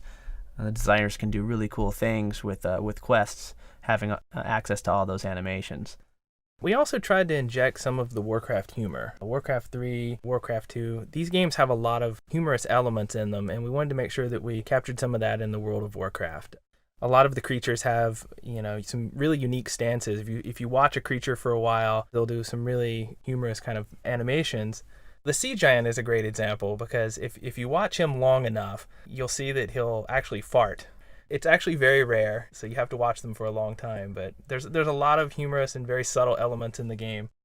Here you have this giant, ominous, insanely powerful creature, and yet we'll inject some of that Blizzard humor with the Sea Giant passing wind. Of course, he does it in his own special way. He's a sea giant, so of course a gigantic bubble would come from him, and then he's very inquisitive, so of course he's going to pop that bubble, and of course what it ends with is something just really unique to what Blizzard does. Another example is the kobolds. If you watch them, they'll chase their tail every so often. The ogres will scratch their rear end. Each of the player characters has over 25 unique emote animations, and those really help add a lot of character, and in some cases really give each character a sense of humor. We did have some basic guidelines that we had to stay within. The attack animations had to be a set length. Special attack animations could be a little bit longer. We made sure that weapons made contact at a certain frame rate so that we could make combat look real and believable in the game, so that when you're knowing when a character or creature is going to be hitting, you can time all of your, dodges, blocks, parries to make combat more, lifelike and real. Yeah, it's really important to have a creature react when a character swings the sword and hits the creature. Without that exact timing, it doesn't come across as realistic and comes across as very fake. Sometimes it'd be challenging to get the character to hit at a certain frame. In the end, it was just something you got used to, and it really didn't cause any problems. Another thing, too, with keeping the different animations at a reasonable length is it really helps facilitate gameplay. You don't want the player to be waiting around for an animation to play that's really long. You want to keep things very snappy and at a good pace. When we first started a creature or a character, a lot of times the first thing we would do is try to come up with their neutral stand pose. This is the pose that they're standing in most of the time, and it really conveys a lot of the character. So getting that down first can save a lot of time for animation later on. Yeah, because sometimes we would take a creature or character just a little bit too far, a little out of the scope of what design, had in mind. And so, to save time, we would just get them into certain poses and kind of show those, and then get one of those approved, and then we'd know at that point, what direction to take the character or the creature in. Each player race has a unique mount, and those mounts were designed to basically reflect each character. In the case of humans, riding horses makes perfect sense. Gnomes, we wanted to have something lighthearted and something that would reflect their inclination to tinker. And so we have the Mechanostrider, which is a mechanical, ostrich. Night Elves ride tigers, which kind of flows with the whole Priestess of the Moon in Warcraft 3. The Dwarfs ride rams. At one point, they rode boars, and it just didn't quite look right. It was interesting, definitely, but we ultimately came up with the rams. So not only did we have unique mounts per race, but we also have some extremely unique mounts per class. In the case of the Paladin and the Warhorses, and the Warlocks can summon a Nightmare. So the Nightmare is a little bit different than the typical undead horse that the undead ride, in that it essentially is more of an ethereal, dark stallion with, blazing hooves and blazing eyes, in which case we were able to incorporate some of our spell effects into the models to create that unique look. we had a lot of fun animating the unique individual mounts for each character. Some of the creatures were particularly challenging, especially the elemental type creatures, whether it be wind, fire, water elemental. These are not very solid. They're made up of different elements that are very difficult to convey in a video game. Using polygons, it's very difficult to create an ethereal kind of look. In the case of say, a water elemental, if you were to kill it, essentially it just dissipates into nothing. And of course that posed some technical issues with how are we supposed to loot nothing after we've killed it. And so we would go in and say, okay, well, we need something like bracers or something solid. And so of course we would drop bracers. As the creature is fading away, we drop some piece of armor so that a character could see something on the ground and it would sense, oh, okay, I can loot this. There's multiple boss creatures in the World of Warcraft, and they're treated a little bit different than the standard creature. We had some technical limitations on creatures. We weren't to exceed a certain, bone number, bone count, animation count. Those restrictions were pretty much removed with boss creatures since a lot of the times you're going to be encountering them by themselves and not in a group. A lot of times we're able to use more bones, more animations. You're going to see definitely a level of intensity, higher than the standard creature. You're going to see we definitely spent more time on the boss creatures just because we really wanted them to have a huge impact in the game. Hi, this is Bill Petrus. I'm the art director on World of Warcraft, and I'm happy to introduce the lead art staff of World of Warcraft. I'm Kyle Harrison, the lead technical artist. I'm Brandon Idle, lead character artist. Justin Tabrat, lead artist. I'm Kevin Beardsley, the lead animator. One of the biggest things that we did early on is we really had to look at the Warcraft look, and we really had to figure out, hey guys, what are we actually going to be doing in this project? We did a lot of experiments with different scales of exaggeration. We also had a different style for the textures, and we realized that it wasn't the Warcraft look. It was not there, and we had to modify that look, and what you see today is basically the blood, sweat, and tears of many years of work to try and get that style, and in some ways we actually pushed the style. We really wanted to make our game feel like multiple artists just really lovingly rendered this game out, everywhere from the animations to the modeling to the texturing to the lighting, the exaggerated scales of things, the animations filled with character. You can just tell by strongly exaggerated poses and animations that we drew from Frazetta and Disney, references that we drew from, really strong references. With the environmental work, some of the major influences obviously were like N.C. Wyeth, Howard Pyle, Dean Cornwell, some of the older American landscape artists. We really wanted to capture that atmosphere, that feel in our game where you go from one area to the other and you can feel the heat of the zone. It's interesting when you're working on a project like this, as complicated and as big it is, because you don't really see all the pieces come together at the same time. This particular artist does his job over here, and it takes a while for it to get into the game and to be played. And at some point in development, I don't really remember when, just when all of it started to come together, and we were just really excited to be like, wow, this really is coming together. I don't remember exactly when that was. When was that? I think it was when Westfall kind of got put together. Mm-hmm. Mm. Yeah. The lighting came together, the textures came together, the player character, one of our first creatures, the Knoll, basically just nailed that Warcraft look and feel, both with texture, model, and animation. I mean, I think that's when it came together.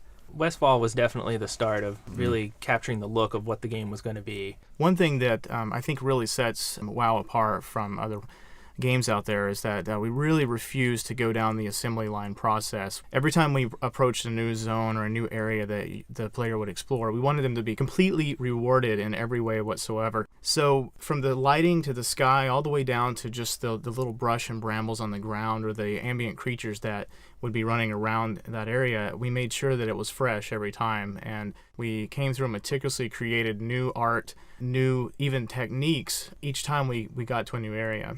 I think the team was never really happy with just what we were working with. We always were pushing the envelope. We always wanted to just maximize the technology that we had. We made sure that our textures worked twice as hard. It was really refreshing to have different perspectives from all over the art department, whether a texture artist came in and commented on the animation, or a designer walked in and said, oh, I think this would look cooler if it was bigger. It was really an open back and forth communication, which I think in the long run, it's a very iterative process. It might take a little longer than, say, a different method of doing it, but I think in the end, it works out for the best, and everyone kind of gets their 2 cents in on some stage of the game there. I was always impressed at just how open each team was in respecting another group or another little development group or an area of development that would come in and say, hey, we noticed that, this maybe was not reaching its full potential, or we felt like maybe we could try this and it would be a little cooler. And people were always very open to at least hear that and sort of get that line of communication going back and forth. So that really helped to build us, I think, more in a very strong direction. We continually are replacing and upgrading and doing things to the world that we want to change. And so we're going to continue to do that for the next, I don't know how many years. A lot of times our philosophy seems to start at sort of minimalist. We say, well, we want to keep the art reined in. We don't want to really eat up any unneeded CPU time trying to render this. So what we do is we kind of create the art at the lowest level we can and try to make it look good at that level. And then we find as a year or two goes by and hardware gets faster on computers, we can then come through and sort of finesse it a little bit, add a few of the things that we maybe skimped over to begin with, and we just make it that much better by kind of refining it.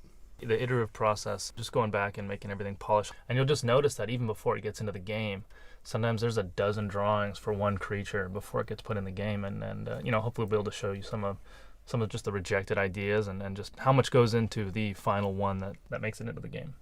Early on, the concepts that we were having, we were showing the artists that were modeling and texturing. We're like, the Warcraft style is super thick and exaggerated, just huge bulging biceps, everything pushed at the maximum. And that's just kind of the way that we approached it. And originally we had some artists that were like, you want me to make that hand 5 times bigger? Are you sure? We're like, yes. And they were like, I don't know. And we're like, just do it. And then once they started doing, they were realizing like, wow, this is the style. This is what we're looking for. The animation is very exaggerated in this game, but at the same time, it still has weight and still has a level of realism to it. So, it's still believable.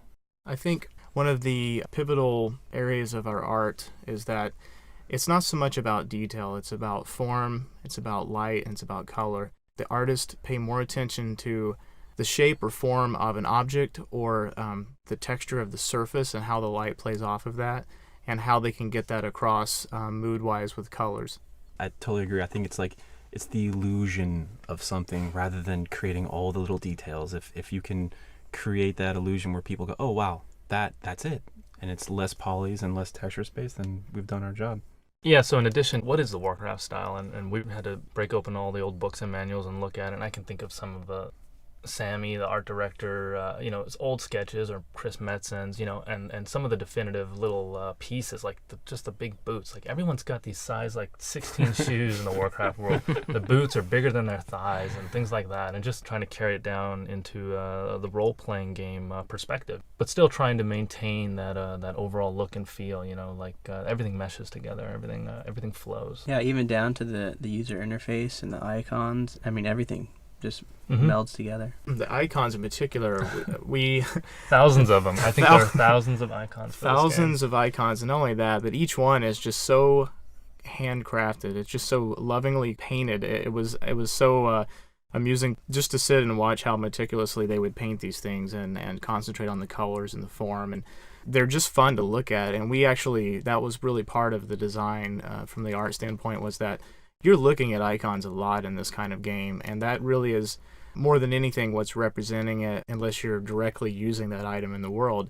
So we knew that they had to be big and colorful, and you really had to just get rewarded just by looking at it. In the midst of schedules and everything, it's important not to get too bogged down and have fun. I think one of the things that defines a Warcraft is it kind of has a sense of humor. It doesn't take itself too seriously. At some points, that's kind of a challenge to infuse into this role-playing game. But we did our best, and I think if you can work in development and just kind of enjoy it and kind of laugh at it, and again, not take it too seriously, just have fun. I think one of the things that always would bring a smile to your face, even in the darkest days, is the old Shane cube. Whenever there's a model missing a texture or some error, we have a producer, Shane, who accidentally got his face stuck on a piece of art that represents anything that doesn't display properly in the game. So he's all over the place, actually. His face shows up in newspapers, articles, and cartoons and everything.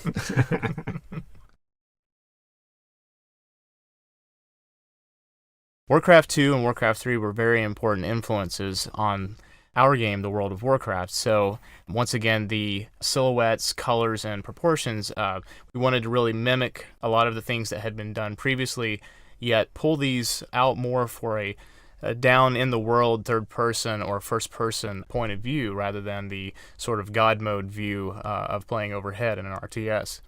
The perspective of the game definitely was a big influence on what we decided to accentuate and how we designed our characters. Just off the top of my head, a funny thing was that when we were originally designing this game, we were thinking about maybe taking it in a different direction, maybe a little darker or different look and feel, but we soon realized that Warcraft had a very established look and that it would be a big mistake to deviate from that. So a lot of the typical characteristics of the characters' environments, the bright colors and the big silhouettes and shapes, we just stuck with it and just kept going, carried that through the environments all the way down to the characters and creatures. Color was very important. I think as anyone plays the game, they'll see that there's a lot of passion for color. With the creatures, we actually found that less was more. Early on, we tried very, very sort of realistic, painting it almost to the point of photorealism, and they were beautiful pieces of art, but once they got into the world, it didn't really come across as simply as the older games did, and we found that the more we kind of scaled it back and went more stylized with the color, we actually would get down to where literally we'd just pick like 2 or 3 basic colors that would be on a creature, and we would kind of use those in sort of over-the-top ways, like some tribal tattoos or some little accent around the waist, or even like a hairstyle would kind of key off of other colors of the body. But we really toned those back and found the more that we kind of locked down colors tightly, the better they worked. In addition to nailing the unique look of Warcraft through the colors, we also had the shapes of the characters to work with. So proportions of the characters we found out were really key ways to distinguish our creatures and our characters from one another. So we tried to maximize the silhouettes of the characters, and maybe we'd pick out a certain aspect about them that we'd really want to accentuate. One creature had really big claws or a really disproportionate upper torso and a tiny head to accentuate how big his muscles were. You'll notice that the dwarves are really short and stout, and the night elves are really elegant and tall and elongated. We would see that we had these 2 different races. Maybe they were both really cool, but we would pick up on the fact that, I don't know, these guys are they're kind of looking a lot the same from a distance. And even though we really liked the way one of them maybe was proportioned already, we would go ahead and start trying to alter that to give it some uniqueness over the other one. And generally what we found was that we would end up with something that we liked even more, that was even more exotic or more out there. So it worked out well. I guess our theme of things that we do is we just push it and keep going too far with it and then go, oh my gosh, that's now just ridiculous looking. And then we just back it off a notch from that. As with, every other aspect in the World of Warcraft, you kind of can divide it right down the middle as the 2 different factions, the Horde and the Alliance. With the races, we have the humans, the Night Elves, the Dwarves, and the Gnomes. For the Alliance, and on the Horde, the Orcs, Taurens, Undead, and Trolls. And right off the bat, we just tried to start brainstorming about what we could do to set these races apart from one another. What makes you feel really cool and unique that you're picking this race over all the others? The humans are going to be the one characters that everyone can associate with. They kind of have typical proportions, a little exaggerated, a little muscular, but they're kind of the familiar characters that everyone will recognize on sight.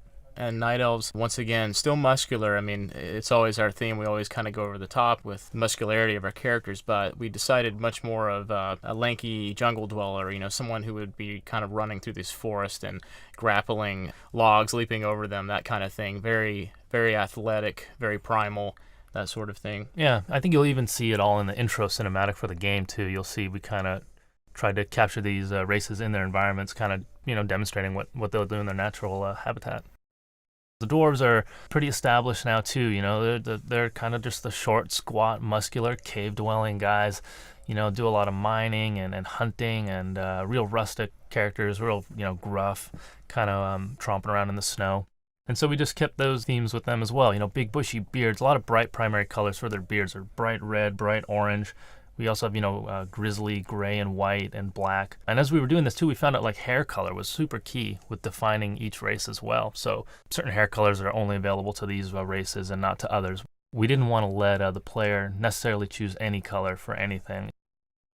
The gnomes kind of came in late into the game. We had gnomes come in with, this sort of a need to add, we felt one more race per Alliance horde. So the gnomes filled in on the Alliance side, and we have these kind of short, squat little comical characters that have sort of outrageous hairstyles. We felt with their small size, probably the best thing that we could do was to really over-exaggerate their head, and not only that, but what you always see on top of it, their hair.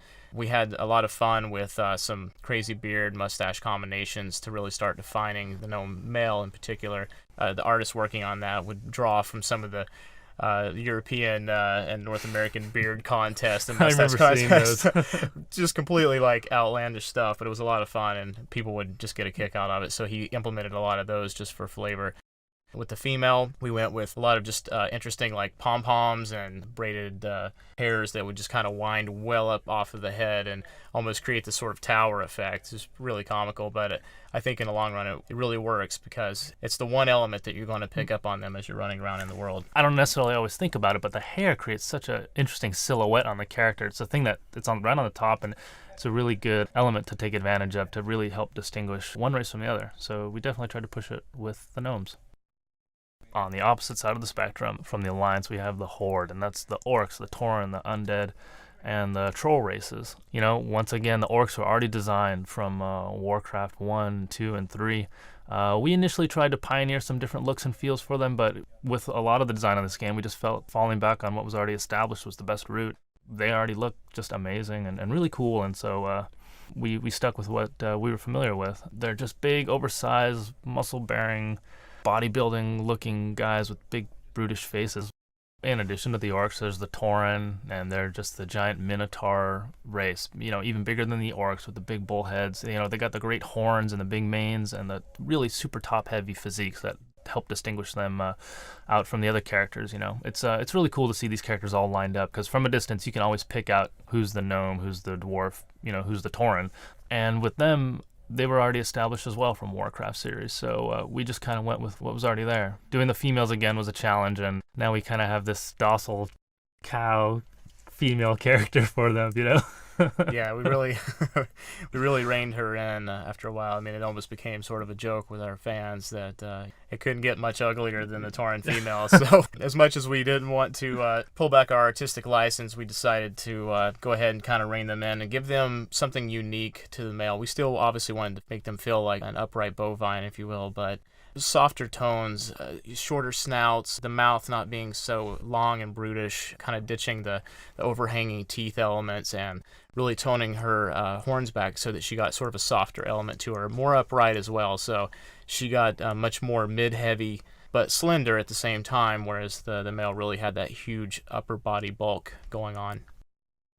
The third race for the Horde was the Undead, and I don't think there were any other races in other online games where you were able to play Undead race, so we were really excited about that. Initially, we went through probably a dozen different design concepts for what they would do and how they would evolve while you play them, and whether you would turn more into an ethereal type of creature or more of a Death Knight type of thing. But in the end, we just went with a character that you would be able to keep and retain throughout the course of your experience playing the game. So, we have a bunch of really cool different wacky concepts for these creatures.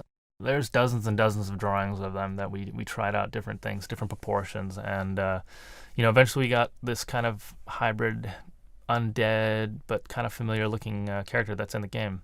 We had gone the full gamut from sort of just a thin, pale, emaciated human, which very obvious from the get-go that just really wasn't exciting us, to these just hulking, heaping mounds of decaying flesh, with the evil eyes. And we're like, well, that's certainly out there, but it's probably almost more bestial than what we want a player character to be. I firmly believe that it's important that there's some relatability to the character that you're playing, that there's still got to be some more down-to-earth element to them, even if they have like some very outrageous elements. So we kind of realized we were going to have to find that sweet spot in the middle. What we ended up really opting to was trying to give them sort of a standard physique, but really play off of some decaying elements where they had some cool shapes and silhouettes defined from like a midsection kind of being missing, or mid part of their leg or arms missing, and then also with some really cool like fun hairstyles and little bone protrusions that would happen across their anatomy.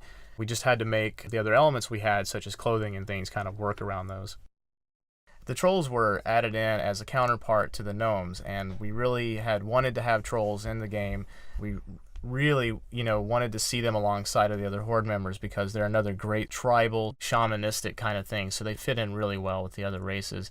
We had the same challenges that we had with some of the other races, especially in regards to the females. We've continually kind of gone round and round trying some different elements with the females, always trying to keep them tall and lanky, but we've gone, round and round with different iterations of her face and her posture, trying to find something that still feels very much troll, but is still appealing to a broad range of players. And one thing that we had learned from some of the other races was that it was actually important that we do certain things with the geometry so that it allowed us to have both attractive and non-attractive facial textures. And that was a quick way for us to be able to choose from the artist side just how much we would allow them to have, whether a player wanted to have something that was a little more scary and frightening and felt, truly monstrous, or if they wanted to be a more attractive character that maybe would be a little more socially acceptable in the game. Aside from all the player characters that you get to, play as in the game, the other huge element to populating the world was all the monsters and creatures and bad guys and mobs and whatever you want to call them, the stuff you're hunting around in the world that you're interacting with. Creating monsters is just an ongoing process. It never seems like there's really enough. Anything from the little ambient squirrels that are running around in the world to the deers that are walking around to the other monsters, the gnolls or the spiders you're hunting, all the way up to the big epic dragons and then the crazy boss monsters you're fighting. I think currently in the game we have like over 500 unique creatures. And with each creature, we have color variations. So with all the color variations that we have to choose from with these characters, there's just hundreds and hundreds and hundreds of them throughout the world. And hopefully as you're adventuring and stuff, you're finding new ones and you're just discovering all kinds of cool stuff in the game.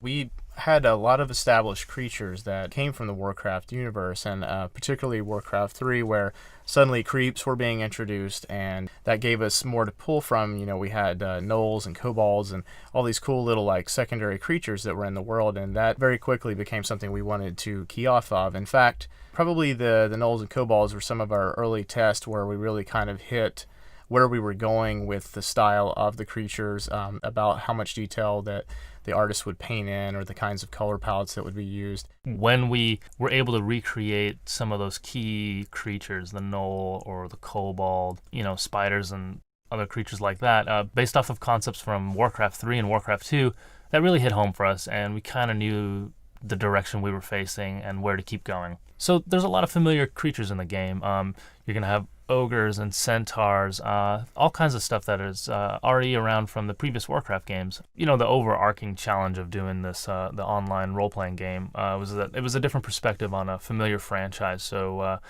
now we were having to, create these characters in a much higher resolution. You could see them from all angles all around, and you were up close and in the face against all these monsters. So, it definitely took us a while to get on our feet and run with it, and to learn just how much detail was enough or how much was just too much, and we didn't need to do that because we knew we had to do hundreds of them. So we needed to find that healthy balance, and so I think we did. At a glance, I think all the characters really seem to they feel like they're in the same world. All the different artists really got the similar style.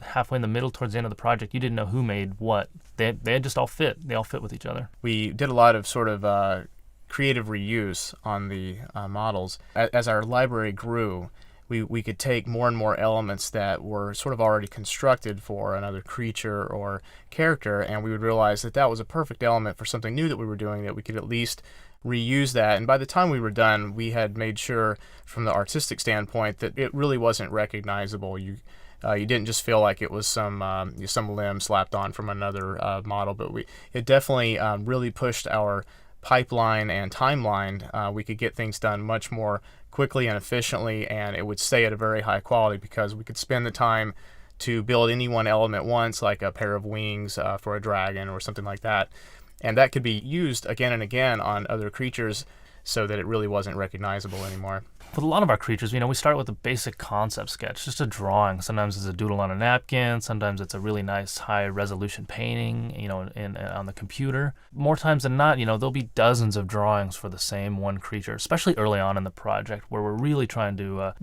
brainstorm everything in the game. We don't want to shut any idea down necessarily. And so many people, I can say I think almost all the artists on our team can concept. Everyone's always drawing, coming up with cool ideas. We definitely have people that specialize in it, but it's safe to say that, everyone's always contributing in the idea phase of designing the creatures, whether it's a established Warcraft creature or something new that we have to create to fill a new environment. Once we had these really beautiful concepts that different people had submitted, we kind of would sift through them and find the elements that were the strongest and sort of like what the team agreed on. So we'd take those elements, maybe we'd even re-concept one last drawing of it to make sure that we liked all those elements together, and then that would get passed on to art director for approval. Once that was done, it was passed off to our meshers, and the meshers simply build the geometry that creates the 3D sculpture in the game. So after the meshing is completed on the model, it's passed on to the texture artist. This can be the same person or another person. We're pretty flexible here on an art team, and a lot of guys can do a lot of different things. So once that's passed on or ready for that next phase, the textures are applied, and the textures are simply a painting that is wrapped onto the model that creates the colors and the illusion of details and depth on the given creature or character. So once the creatures have been modeled and textured and eventually animated, they're placed in the world, and they place them in these little groups in all the different environments, and they take a lot of care into how they place them to make them look like they're inhabiting their surrounding areas, and that they're doing different things on their own, roaming around, patrolling, fighting all the different creatures. It's a process that requires a lot of disciplines, all the way from the concept drawing to the actual creation on the computer to the designers that put it in the game, and eventually you're fighting it and getting the cool stuff that it has to drop off. The pinnacle of our creature development and also what the player will experience in the game was obviously boss creatures, and these we would just really go all out on. The schedule would suddenly relax a little, and the artists would have more time to work on them, and more polys could be spent, more texture resolution could be spent, so these were larger and more detailed, crisper, to hold up to the sizes that they were going to be in the game, because they could be just magnificent sizes in some of these dungeons. I don't want to give a lot of some of the fun stuff you'll find in the game away, but obviously some of the staples of fantasy, like dragons and giant, like aquatic boss monsters that you could fight. You'll find these all throughout the world, and the artists really look forward to being able to work on these, because it was sort of the testing of everything that you had learned building some of our smaller and more staple creatures that are obviously just as important. But these were the time when you really got to just go all out and use probably every skill set and every tool that you had figured out on the way to creating these things. We tried to divvy them up amongst all the different character artists, and so hopefully everyone got to do one or work on some element of one, because they were just really fun to do. They were, like Brandon was saying, you get to use everything that you learned, and it was always a real charge to see that finally walking around in the game, and actually players like running in fear from these 20-foot creatures just storming around, and it's a real kick. And when you watch players reacting to the different creatures and the art that you help produce, it's really invigorating. It's really cool to see that, so kind of what keeps you going.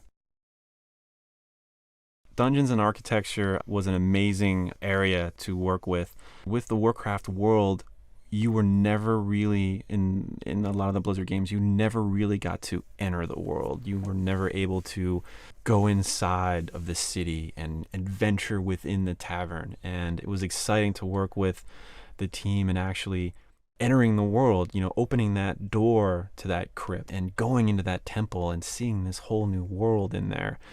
And we had a lot of freedom involved in that, and a lot of the artists got to really use their imaginations and pull from things that didn't exist before, and were able to mesh that into the world. And it was really exciting to see this whole other world, part of Warcraft that people haven't seen before, and that was truly amazing to see. It was really exciting to see each city come online. I think everyone was really excited to see, what the next city is going to look like, because they're all so different.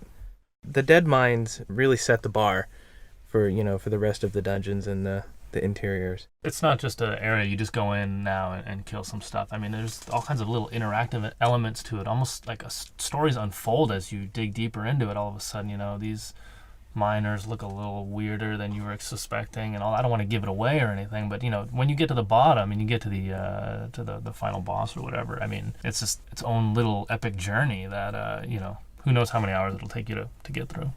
We've never done this before. This is a totally new area for Blizzard.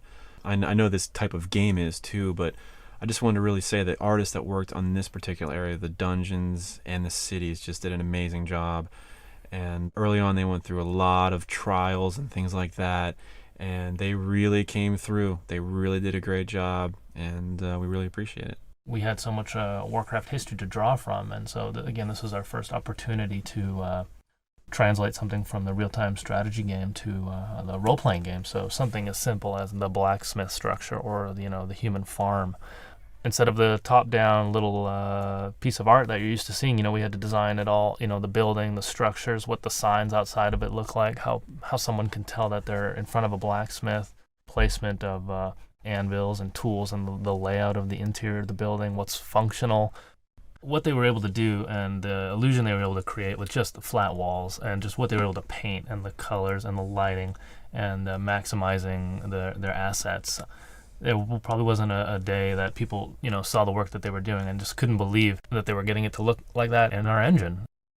That team actually pushed the rest of the art staff too. The dungeon team really just did some amazing work, and the rest of the team would see that and push to be at that level. And I remember some of the first stuff that came through that group. It was stunning. I was like, wow, that is the Warcraft style. I mean, they nailed it. It was a great job. Yeah, that's good stuff. The artists really push each other, to do better, and everyone thrives off that and thrives off each other.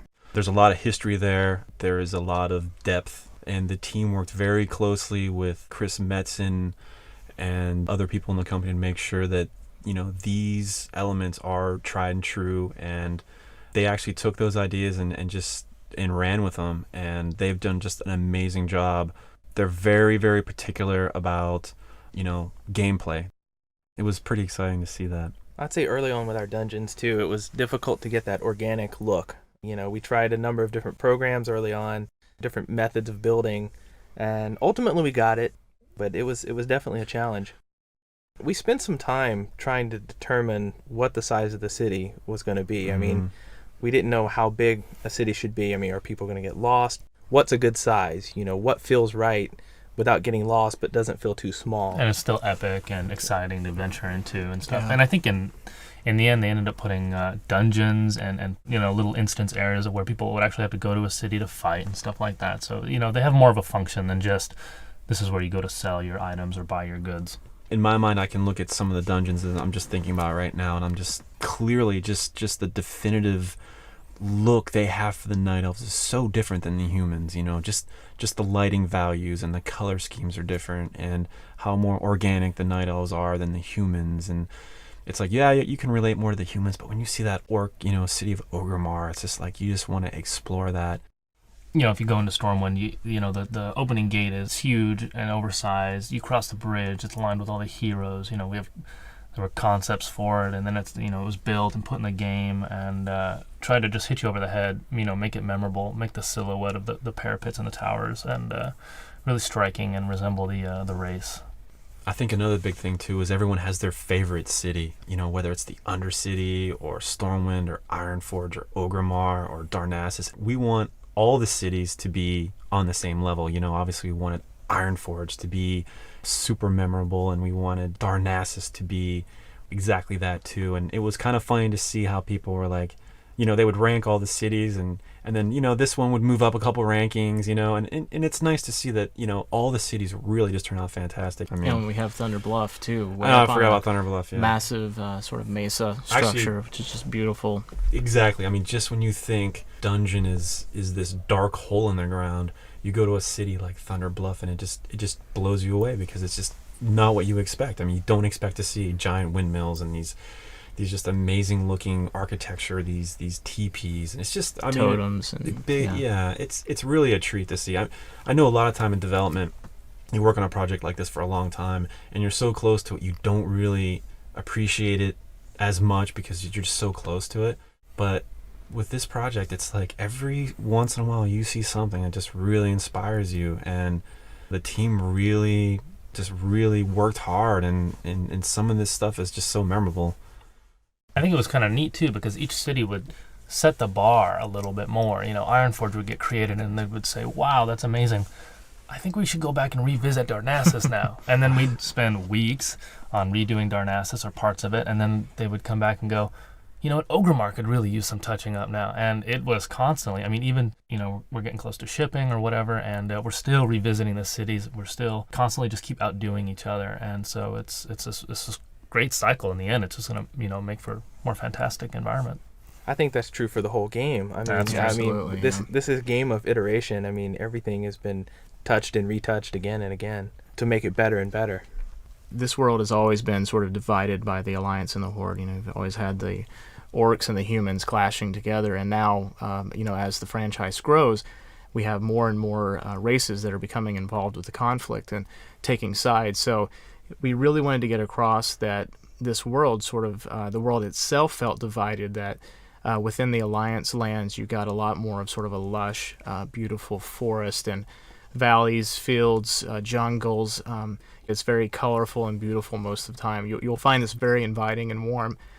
As opposed to that, you'll run through the Horde lands and you'll find that there's this very desolate theme of sand and rock and just brushy barrens, and they're even named as such. You know, you have the Thousand Needles and the Barrens, and yeah, I mean, we even, like, to the names themselves, we really push sort of that flavor. It's just a very overall theme. I think anyone's really going to pick up on that as soon as they decide to play Alliance or Horde. They're going to see a very big contrast. I think of the Alliance, you think of lush and green. You think of the Horde and orcs, you think of, you know, dusty red and orange. And that's, you know, to make, you know, each region of the world just exceptionally iconic.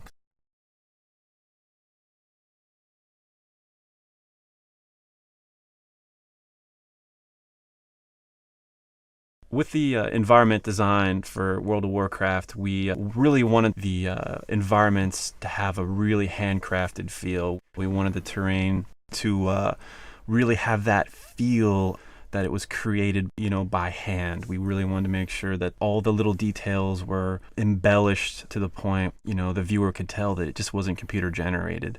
For example, like the palettes and the detail in the environment, we really wanted to make sure that the viewer got rewarded with a lot of detail and things like that. So we treated them just as key as the characters, as the monsters, and everything else. Absolutely. There's not any one element of our game that stands out too far above the rest. Is that we treated the environments, the tile sets, everything just as important as a character, as a weapon. You know, everything received that equal amount of just real handcrafted treatment. A lot of the artists, too, actually were, you know, hiking fanatics, and, you know, we have some people that are really outdoors type artists, and they really bring that to the table. They, you know, they talk about like North Carolina or Pennsylvania, and, you know, we spent a lot of time trying to figure out just visually what's the most interesting angles to approach things. We didn't just isolate out terrain and just think of a lot of high-res textures or, you know, high-res geometry for the terrain. We realized that it was just as crucial that the terrain marry with lighting, with the fog. All of these elements were very important to pull together. And, you know, just in layman's terms, we just pulled a lot of old-school tricks to try to get across a lot more than what we're really doing technically, and keep all this under wraps where people could still afford to enjoy a nice frame rate and a beautiful vista all at the same time. We had a lot of beautiful color studies, which you'll see as we're talking about this. The game is about a game of trees. You have to have good trees in these kind of games. You stare at the terrain all the time, and we had some of the artists working on some of the trees. You'll notice that we have a really wide range of design for trees. We spent many years looking at the trees and studying them, and they're really like the glue that holds everything together. We were working on one of our earlier zones, and we concepted tree after tree after tree and built tree after tree after tree. And I remember laughing when I realized that we probably had about 50 iterations of this one tree that we just kept refining and trying to get it, you know, as reasonable as possible as far as, you know, poly counts and texture counts. And We went probably through weeks of collective testing on some of those trees over and over again, and then once we had those, it was sort of a framework for the ones to follow. I was just going to say that, yeah, when we got the color studies going, I felt like that was a really key point in development for the environments. Once we started doing that, it impacted us, and it took us a while to ramp up. But the initial prep work it took to get these environments, it really paid off in the end. Everything married together so much better. Yeah. Our team of environmental artists spent a lot of time developing their techniques on the terrain itself, learning what types of patterns look best when you're running through the game. We were really particular about hills and rises and visibility. Initially, we made almost too many hills where, for gameplay reasons, it was harder to see the spawns and things like that. So in addition to just making a beautiful looking scene, we had to work closely with game design. We a lot of times had to compromise on a lot of things to make sure that gameplay was still there. We wouldn't just do one of them for a zone, we'd also do one for different times of day. So we'd have one that was drawn to illustrate what the daytime light settings would be. We would do some for the evening time settings. We found that the sunrise and sunset were some of the most fun values to work with and offered like some of the best lighting. We actually enjoyed them so much, a lot of times we would purposely kind of let the keyframing be very loose. Mornings and evenings actually bleed in very heavily to noon and to midnight, so that you got to enjoy some of that dusty sort of feel a lot more of the day, because it was just more dramatic and just pretty. It was basically really the sunset lasts for like 8 hours in our game or something like that. Just because it looks so cool, it just runs all day. We wanted to make sure the palettes of the zone reflected somewhat in the race, very subtly. For example, the undead area of Tirisfal Glades, we wanted to kind of keep it cool colors, muted. Yeah. For the night elf areas in Teldrassil, we wanted to infuse some of that color back in there, and we were careful to keep the palette, I don't know, maybe 2 colors, trying to keep it simple as possible. If you run around like sort of in the undead starting area, you can kind of check out the little vegetation growing on the ground, and even those themes of the undead are there just in the vegetation, just for fun little flavor. Vines crawling up and choking out these purple flowers and things. So even down to that degree, the art team kind of paid attention to the details. They definitely took advantage of every little area. I think some of the grasses have cobwebs, infused in it a little bit, and hopefully like a crate or a barrel in the undead starting area, it's going to look and have its own look and feel compared to a crate or a barrel in the human starting area. And everything from the pallets to, the wood having more cracks and broken nails and knife scratches in it or whatever. They definitely took it. All the artists definitely took advantage. If they got to paint a texture for it, they definitely used every pixel to represent the environment that this prop was going to be set into. So, I know, I totally agree. And I think one of the things that we strive for too is just the uniqueness of what we want to do. We want to make sure that the zones look as good as possible, as far as like if you were to take a screenshot of our game and you see it in a magazine, it looks different. It has a certain look to it that you're not going to find easily. Working on a game of this scope and detail really pushed the art staff to really just think about what actually we're doing. It's so much different than the usual type of games we're used to making, that you're creating an entire world. You're creating the atmosphere and lighting and terrain and the look and feel. And sometimes it's really interesting. You'll be working on a piece of environment and you'll get stuck, and then you'll drive home and see the sunset or see some kind of imagery that inspires you. So, and then you go back to work the next day and you're like, oh, I saw this, the sunset yesterday, and it totally changed what we should do. Yeah, we had lots of just elements to work with in the editor for creating the world. We had the directional lighting, the ambient lighting, the sun color, the moon color, fog color, and all the gradations of colors in the sky. And I know Brandon did most of that stuff for so many of the zones, the watercolor, cloud color. And so we just take our time and put these together and, in the right order, playing off each other, the right colors, the right settings to create just that unified look and feel. Overall, we really wanted to have the environments have that old Maxfield Parish or that NC Wyeth, that warm feel, that handcrafted feel. I know we say that a lot, but we really wanted to have that look. And even in the trees, if you look at the trees, it's very hand painted, all the textures, and we were careful how things blend together, how trees would blend into the environment. We were constantly racking our brains about the tile set, what was too busy. Initially a lot of the roads were too busy and too dark, and we had to simplify those. And it was definitely a learning process, for everyone. But kudos to the team, though. Hi there, everybody. My name is Chris Metzen. I'm the Vice President of Creative Development for Blizzard and the lead world designer for the series for the past, 9 years or so, or ever since Warcraft 2. Wanted to talk a bit today about kind of the story of Warcraft and how the world unfolded, specifically from the series RTS roots and up through the creation and development of certainly World of Warcraft. And also kind of how it's translated to the D&D game series that we've been creating with White Wolf Publishing, some of the novels we've had a chance to put out. Warcraft's become kind of a big fantasy juggernaut, strangely enough, after all these years. And it's kind of interesting how it has unfolded. Essentially Warcraft is, if you figure that most modern fantasy is kind of based off of, Lord of the Rings or, Tolkien's work, he kind of had amalgamated a lot of fantasy ideas, elves and magic weapons and wizards and huge epic scope histories, weaving together. Warcraft's essentially kind of third or fourth generation fantasy, which is kind of crazy these days, where you have kind of a lot of video game fantasy universes becoming the new school kind of settings. You have a lot of interactive games kind of taking place in these worlds that are, essentially phantoms of Tolkien's vision back in the day. Warcraft's certainly part of that tradition, elves and dwarves and dragons and such. One of the things we always thought was a good idea is holding on to the more traditional fantasy archetypes, because that's what most people kind of glom onto. It's that familiarity of dwarves and elves and magic rings and things that kind of define what fantasy is. We found that, people like that. People are really drawn to that. It's a strength of the genre, whether in video games or just, fiction. If you're reading a novel, it's the familiarity that really sings to people over and over.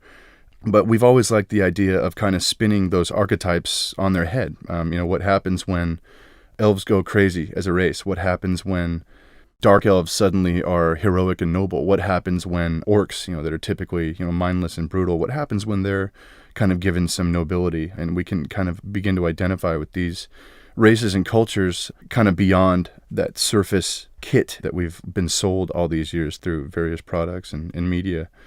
So it's been pretty crazy kind of developing the World of Warcraft and trying to change it up a bit, keep it familiar enough to people who are interested in fantasy, but kind of shake it up and drive it boldly forward to those who kind of want a little more out of their gaming experience, which is, certainly our core role. It's kind of been a strange process, developing the kind of geography of the World of Warcraft as the storyline is unfolded. When you're developing RTS games, there really isn't a hard parameter on how the world unfolds, right? You just kind of need maps to make up and, kingdoms to destroy. It's a very planar design. You just kind of draw 2D on a page, what a landmass that looks interesting and try and dot it with interesting stuff. I imagine a lot of RTS games are kind of designed that way, just kind of in a very planar sense. It started to get interesting, when we started talking about World of Warcraft and expanding this place and these locales to be more 3D, to be more, immersive, places that you'd actually run around in, instead of just being RTS maps and very planar. How does it begin to translate to an immersive world experience? It was kind of weird, shifting gears from the RTS mindset to the RPG mindset. We kind of always knew, since Warcraft 2, we always knew that, as we expanded, in Warcraft 1, we had, the kingdom of Stormwind and the land of Azeroth. And it was the conflict of that game was pretty much contained within that place. The orcs come through the swamps of Sorrow and, through Elwynn Forest and attack Stormwind. The scope of that conflict was pretty small. As we started talking about Warcraft 2 and the idea of expanding the two armies, certainly we had the orcs and the humans at that point. With Warcraft 2, we wanted to expand more races into those groups, so the human group became the alliance, with elves and dwarves and gnomes. Reciprocally, the orc group expanded to include forest trolls and ogres and death knights and all sorts of good creepy guys. But in doing so, For our world context, we wanted to show where these creatures came from, and have a greater sense of ecology and a greater sense of world. So it became necessary to create, Cosmodon, or the area the dwarves came from, or Lordaeron, and ultimately Quel'Thalas, where the secondary human kingdoms and elves came from specifically. So a lot of the design decisions with the two armies and kind of expanding them predicated building the world and building it out further. As Warcraft 2 completed, and we created Draenor, for the Warcraft 2 expansion set, Draenor being the place where the orcs came from, it became clear that in the core world of Azeroth we would need more continents, and wouldn't it be interesting to imagine more ancient realms, that had never heard of orcs and humans, where this conflict might spill over, and thus drudge up, kind of new mysteries and a new mythological cycle for the setting. Thus, we had been talking about creating Kalimdor, this ancient land of the Night Elves. We kind of really warmed to the idea quickly of Dark Elves in this context being the good guys and being kind of the eldest race, the keepers of ancient mystery. So it was kind of interesting to talk about Kalimdor and these dark primordial forest lands and the barrens in the middle, lands that were once lush but kind of destroyed by some kind of apocalypse. It was interesting to imagine Kalimdor having been affected by some huge explosion. Again, it's probably a fantasy archetype, to have your world shattered in some great way. I mean, I've seen it in 100 different stories and 100 different themes.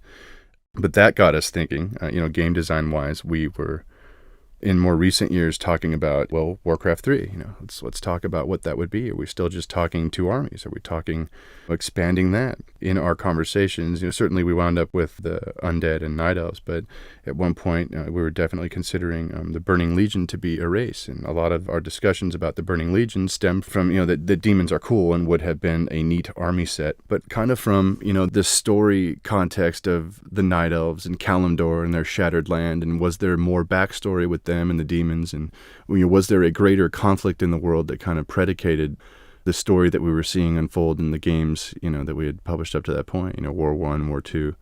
And we definitely wanted War 3 to kind of encompass all these elements, the Night Elves reawakening, visiting Kalimdor. We wanted the newer races like orcs and humans to kind of be thrown into this ancient conflict and see this ancient land and really have the events of the past kind of come full circle with the resolution of that game. So a lot of times it's the game design and the kind of loose story threads that wind up predicating, what we build, and the game experience that we tailor to it. There's always been a drive that we have had to build a lot of detail into our world and build a lot of backstory into our settings. Specifically, when creating strategy games, it's just difficult to tell a story in that context. You're commanding units and it's real time, and the battlefields, often look very similar. It's hard to get a sense of context or, a sense of story progression. The theory was that, if you have a rich backstory and you have it play out to any degree in the RTS context, that it helps to be immersive and it helps players to kind of get your world and, get this setting, and it makes it special. It makes it stand out against the pack. And we've seen many, many RTS games over the years. And, one of the things that potentially made Warcraft stand out past the gameplay was just the character of the setting and the fact that it was kind of deep, and had and just had a lot of stuff going on, a lot of characters, a lot of intrigue, a lot of history. It kind of gives it its own identity, really. So as we looked to translating all of that to World of Warcraft specifically, it was a little daunting, but it was a great deal of fun. Looking back on the world we had built up to that point. So it was a really cool process of kind of extrapolating, from maps in 8-year-old game manuals and trying to kind of draw them out and really flesh these lands out and these histories out and these cultures. Proved to be a pretty big task, but a fun one. At this point in time, as we're looking at the home stretch on our shipping product for a while, it's crazy how this world has gone from, kind of this very thin idea, thin wallpapering on an RTS series, and it's really blown into just this juggernaut of context and flavor and atmosphere that's defined by 40 artists and programmers and really creative designers. There's just so many heads involved in this thing and kind of creating the vision of this in the world. It's really been crazy to kind of watch this thing grow, kind of take on its own life. It's at the end of the day, I mean, of course I'm very biased, but it's just a cool world. You know, who would have thought 9 years ago, Warcraft 1, that it would have rolled this way? You know, I mean, attributed to certainly game design and a lot of passion, a lot of commitment, a lot of hard work. But it's very rewarding to have seen this world, you know, come off the way it has, and to have been a part of how it's kind of been shaped. You know, when we're talking about making a massively multiplayer game, you know, certainly game design comes first, and we wanted the classes to be fun and, you know, have it be a place that you would just have a blast exploring and leveling up and doing, you know, whatever you do in an RPG. But the trick to WoW is that we identified early on is that we wanted to have the quest content be kind of a staple of your experience, and to throw as much story and context at you as possible. Maybe not to the point where you're being drowned in context and, well, I don't remember who this guy is, or, you know, sometimes it can be distracting, the story content, but we wanted enough there that it really felt like you were in an authentic fantasy setting, and that the things you did mattered overall, that you'd be able to meet characters and NPCs from past games, or, you know, like notable characters from history, guys like Thrall and Jaina Proudmoore, and, you know, villains like Kel'Thuzad and the Lich King, things like that, so that you'd really get a sense that, you know, we were taking the process of building a world seriously, and it wasn't just churned out, and that it had a strong sense of continuity. And we've always tried to do that with our ancillary products like the D&D line and our novels. You know, we're kind of painstakingly anal about making sure that all the details add up, that the continuity is, you know, held to be sacred, you know, so that no matter in what medium you're experiencing Warcraft, it all feels like a contiguous experience. Hope you really enjoy WoW. Hope that, you know, some of this story and history comes off and that we've done our job well and you feel like you're a part of it. Better yet, you feel like, you know, you're at the heart of it, would even be better. So once again, thanks for listening and have a good one. Bye-bye.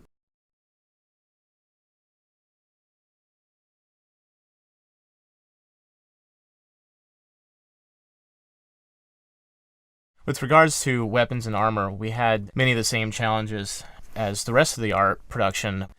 It was very important that we hit on a lot of the same philosophies that we did with creatures or environments, architecture, which is some of the oversizing of items and colors and exaggeration and things like that.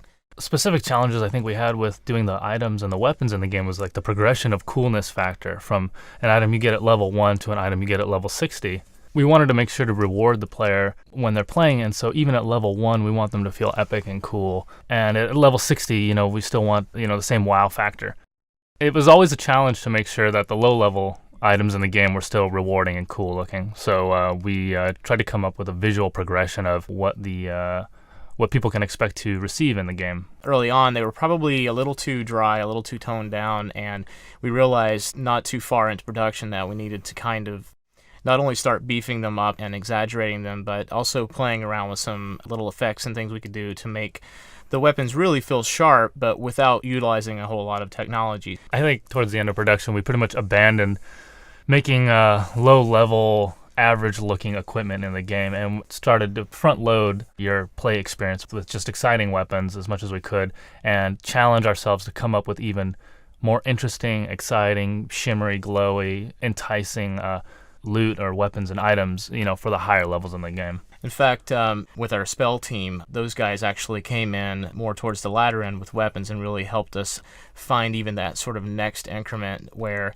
really uber items could not only be beautiful and really ornate with texture and environment maps, but we could even push them further with actually adding some spell attributes along with them so that you'd maybe get this flame sort of righteousness and you would kind of get these cool fiery effects coming off of it. And that was really yet another progression that really helped us at the end, just kind of pull those way over the top. After that, everyone just got excited again about seeing glows and fireballs and dripping poisons and ice spells and things just kind of emanating out of the weapon. It's just that next level of progression to help incentivize people to keep playing the game and look for stuff in the game. In addition to the items and the weapons that you're questing for in the game, there's all kinds of armor, helmets and shoulder pads and chest plates and boots, all kinds of stuff. So some of the same rules that we had for designing the weapons all apply to the armor, and there's a wealth of Warcraft history and mythos and already established look and feel. So we basically just eventually just decided just to pull from what we already had.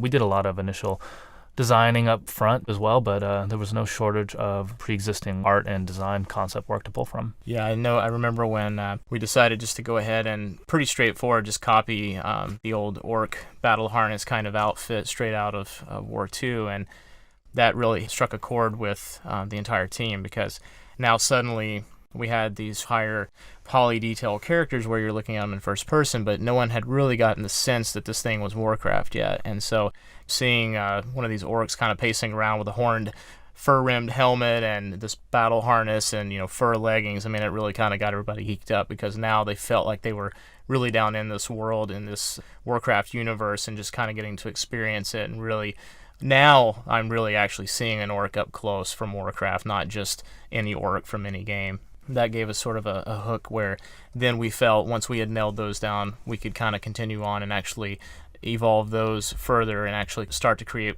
our own style from those. It was definitely a positive mark in outfit creation. All of our modelers and texture artists all do concepts, and so we just let them all at it and just see what people could come up with. Something as simple as just the boots in the game of just different chess pieces and a lot of stuff floating around to pull from. Yeah, and that was where we needed to decide exactly how we were going to organize these, because we knew we had the Horde Alliance thing, but we didn't know specifically just how far we should break it down. We have quite a few races on each side, and sometimes those share a lot of themes with each other, and sometimes they don't, because you have the difference in a night elf and a human, and there was a great dichotomy. Whereas the night elves almost fit more visually with, say, a horde, we needed to actually give them some of their own flavor. But in the long run, what the biggest distinction was Horde and Alliance, and that as long as we covered the bases for each race, really they just needed to kind of fall into those two categories. In addition, everything's broken down into cloth, leather, mail, and plate, and then there's robes and stuff. As we got further down development, we started accumulating all these outfits and trying to keep them organized in a way that all the different artists could reference them and see where we were deficient. Oh, we need more plate mail armor. Oh, we have too much cloth armor. And so we just started to organize them in a spreadsheet, and with the naming conventions and with the level of progression, you can look down the spreadsheet and see, oh, okay, here's like the low-level intermediate stuff, higher-level stuff. Up to the really exciting stuff. We didn't realize how much that was going to help us, because we really had started doing it for the designers mostly. So as they would take the art that we would create, we knew that they needed a way that they could see an entire outfit that we had intended as a whole, whether or not you would find it as such in the game. Right. But what it ended up doing was actually feeding back to us as well, because now we had this very big visual right in front of our face, and we started realizing, oh, hey, maybe some of these leathers are all kind of looking the same, or that, from a distance we're not really getting a lot of contrast between them. So it really helped push us to go further with the outfits, and really we could see that progression, and we can say, oh, okay, now maybe we mix these two up, or we need 3 more at the end of this string, so that we really got a full kit that a player would get in a particular area or as a particular Alliance or Horde member. In addition, we also organized all the weapons on spreadsheets as well, and it showed us the progression of the first level weapons all the way to the higher level equipment. And we had one-handed versions, two-handed versions, and there's all kinds of weapons in the game. Swords and shields and hammers and maces and knives and thrown weapons, and it was just so many different things to keep organized that we're just trying to stay on top of it all. I think organization was like one of the big things we learned on this project, is that I don't think you can be too organized with trying to keep track of it, especially if multiple people are working on it. I think in the end it paid off. I've been watching people play the game with these guild raids with dozens and dozens of people, and I never see 2 people that look exactly the same dressed up running around, so that's a big relief.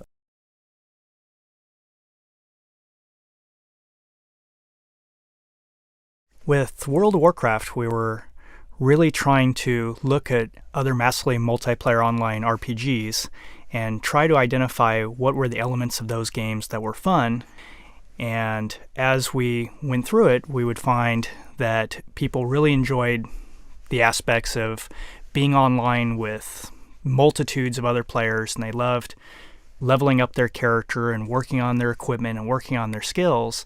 With World of Warcraft, we put in a great questing system, so right at the beginning of the game, you have objectives. You get pulled right into the world, you have quests filling up your quest log, so you always are doing something for the characters in the environment. Every time that you log into the game, you can accomplish something. Even though you might not achieve a new level that night of gameplay, you might finish 1 or 2 quests, or you might earn a new rank in a trade skill or explore a new zone. And that was something that we really tried to hit on. That way you're not so focused on the experience bar the entire time you're playing. Your only goal in the game is not necessarily leveling up, but it's completing quests and visiting new areas, learning new skills, sort of always developing your character. And oftentimes players find that they level up and they don't even realize that they're close to leveling. What you'll notice when you start playing World of Warcraft is the user interface is somewhat minimal. You don't really need a manual to play the game. Everything about the interface is really towards keeping you in the game. We really don't like to have players go to the manual or go to the website just to figure out how to play the game. The first time that you log in, it's very intuitive and easy to use, but as you become more advanced, you can really customize it to do some pretty powerful things. And a lot of our more experienced players will be able to sort of customize for each of their characters and really get the interface exactly how they like it.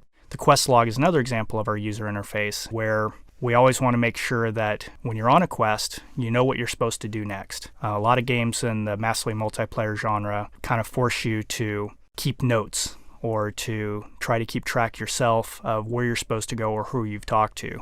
We expose all that in the quest log. So once again, players, as they're playing the game, can work on their quests and they can stay in the game the entire time they're playing. Originally, when we started designing quests, we knew that we wanted it to be an integral part of the game.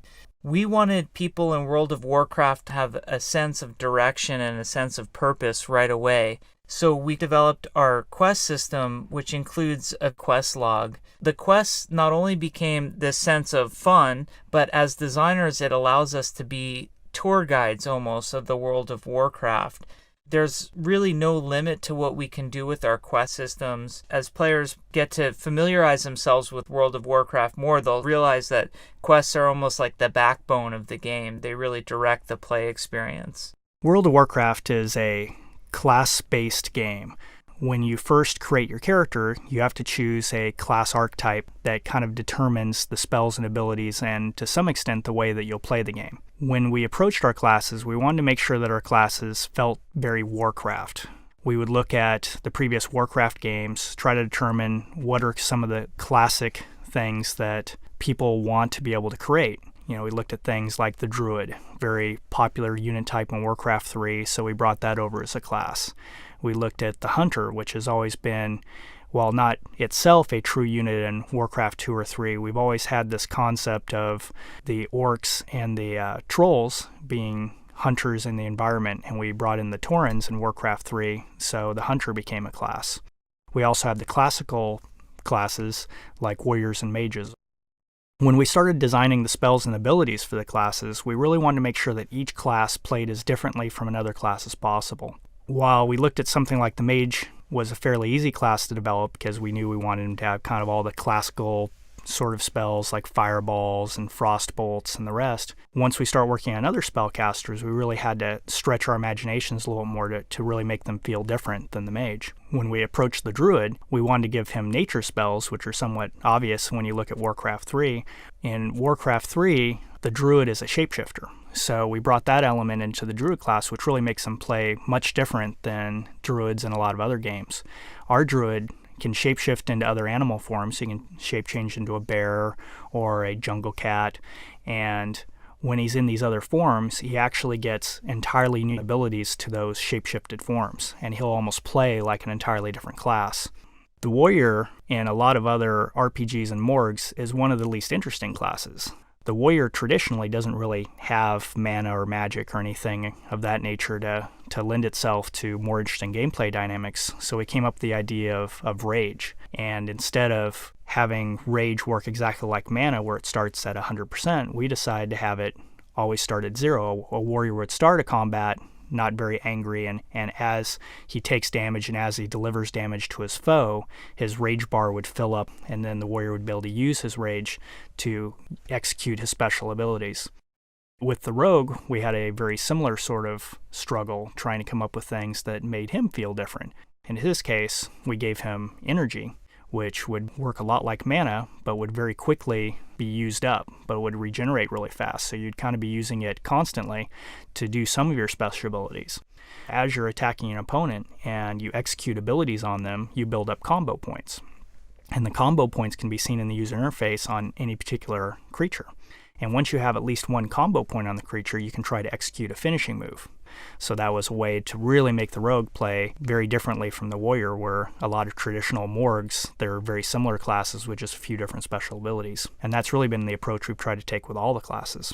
I think one thing that defines players in the World of Warcraft is actually the vast spells and abilities that each of the classes gets. A player can be very basic and new to the genre and still be successful and go out, level up, and have a good time. Advanced players or more skilled players have a whole host of abilities to choose from, and I think people can really shine and show their skill off through all of the abilities, and it makes both PvP and PvE environments a lot more exciting. We felt that player versus player combat was very important to bring to WoW. Each player, depending on which race they choose, is put on a side. They either will be playing for the Alliance, which is composed of the humans, the dwarves, the gnomes, and the night elves, or they can choose a race that's on the Horde, which is composed of the orcs, trolls, taurens, and the undead. By choosing your race, you are choosing a side, which determines when you do engage in PvP, who are your friends and who are your foes. We felt like having a team-based PvP system was a lot more interesting than everyone kind of being out for themselves. One of the best parts about PvP is it gives you the chance to pit yourself against other players. They're really unpredictable, and the skill levels span the whole spectrum. So PvP kind of gives everybody a chance to show what they've got. It also is a great way when you're sort of done engaging in your normal activities for the night. You've been leveling up and doing quests, and you want to really engage in the World of Warcraft. You want to defend your town, or you want to go raid another alliance's town. It gives you that feeling that the world is real and solid and that you have a purpose in it. One of the challenges of developing a massively multiplayer RPG is, how do you get people to start grouping in the game? How do you get people to really take part in the community? Well, the tact we took for this was to try to make sure that players could always solo in the game. They could always advance by just playing by themselves, but really try to make sure that there's plenty areas of the game that only can be done when you group up with other players. And we did a lot of different design decisions along the way to try to embrace the philosophy of allowing solo advancement while still encouraging grouping. There's a lot of cool quests that are more stealth-oriented, and those would be definitely tailored more towards the solo player, so they can deliver items around the world, sneak around, and feel like they're accomplishing things on their own. Another very important element is the concept of crafting or trade skills. Our approach to trade skills was twofold. We have the concept of a gathering skill, and we have the concept of a crafting skill. Gathering skills, they allow us to make the world much more dynamic. We can have herbs that just spawn throughout the world, that if you have the herbalism gathering skill, that you can go around, find these herbs, and then selling them, or you could use them yourself. We also have mining in the game, which miners would go around with their picks and find veins of ore, silver, or other types of minerals. And it really allows the world to feel much more interesting. It's not just this world that has a bunch of creatures and pretty scenery. There's all these objects throughout the world that people can gather up and use in the trade skilling system. With the crafting skills, we wanted to try to make the making of the items really fun, not just something you go and buy the ingredients from a bunch of vendors and then make something. We wanted to make collecting the elements part of the game itself. We also try to make sure that the ingredients for the recipes to make trade skills are on creatures in the world, or they're in other dangerous places. We really feel like it's a much friendlier system, and it really allows anyone to become a trade skiller and have fun with it. We've talked about there being the mining gathering skill and the herbalism gathering skill, and those feed into blacksmithing, engineering, and alchemy, respectively. Then there are also just trade skills themselves that are very different. A miner might supply ore to a blacksmith who's going to bang that ore into shape and make swords, make shields, make armor, that sort of thing. But a miner could also supply an engineer. An engineer can make all sorts of cool mechanical items, like a mechanical dragonling, and can make bombs and dynamite, target dummies. And then there's also some trade skills that are almost like a mini game in and of themselves, such as fishing. Fishing is just a great activity. Anytime you're near a body of water, you can throw your line out, you watch your little bobber, and as soon as you see that bobber go down into the water and take a bite, you can pull it up and see what you get. So fishing kind of works very differently from, let's say, tailoring or leatherworking, but also falls within the trade skill system and is very fun and unique. Another one of the core tenets about World of Warcraft when it comes to what we might refer to as our elder game or end game is that while we really are trying to do a really interesting and deep raid game for guilds that want to take on dragons and these powerful creatures, we didn't want our elder game to only be about raid content. We also are trying to provide high-end game PvP content for players, and we also wanted to have our world have a sense of community and have some dynamic things that change throughout the world. In the raid game, a lot of these creatures, as you progress through them, will not even be available when the game first goes live. Like one example that we've talked about is the concept of Outland, which we introduced in Warcraft 3. And Outland is this area that actually is on another kind of planet that is beyond the Dark Portal. And the Dark Portal has been closed for many years. Players on each of the different realms will have to find out how to open the Dark Portal again, and only once the players of each of these realms open that Dark Portal will people be able to go through it and find all the uber creatures beyond that. 4 years have passed since the mortal races banded together and stood united against the might of the Burning Legion. Though Azeroth was saved, the tenuous pact between the Horde and the Alliance has all but evaporated. The drums of war thunder once again.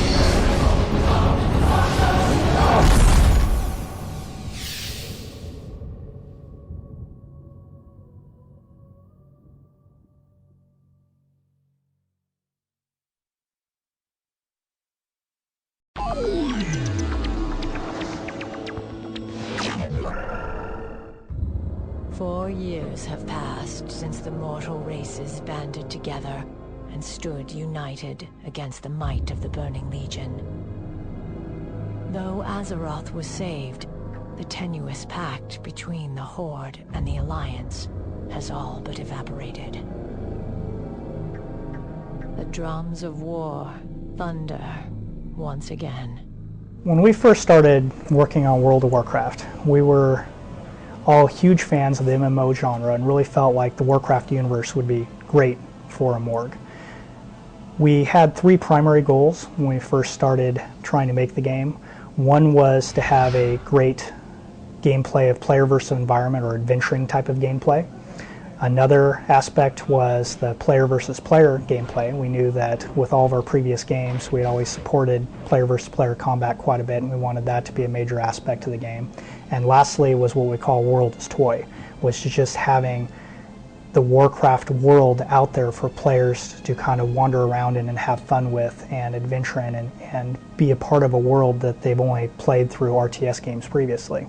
So it's going to really be up to the individual players and what drives them. I mean, we tried to put things where the exploration type player that drives them to go and explore. We added things like exploration XP, where you can go and uncover parts of the map and unveil it. You know, things like going out and killing monsters and just gaining loot. That's just the basics of the game. You can do that. The quest system, which is really rewarding, draws you into the story, draws you into other aspects of the game. PvP, trade skill system. It's kind of hard to say one or another is going to get people into it. But if I was to pick one, I would say the quest system is really going to draw people in initially. Originally, one of the things that we wanted to achieve was have a directed experience in an MMO. So we felt it was our responsibility not only to create a fun, interactive, and immersive world, but then to offer direction for those who want it. Our Vice President of Creative Development, Chris Metzen, is responsible for the overall Warcraft lore.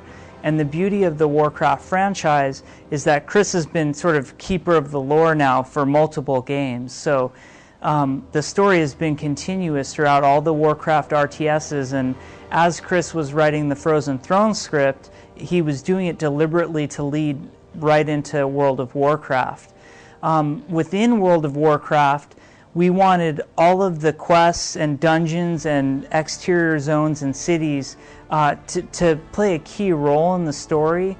So I think quests from minute 1 in the game, when you log in and you have that first guy standing in front of you with the exclamation point, to your 3rd year of playing the game as a high-end raider or PvPer, you're still going to be doing quests. We really want to make the game kind of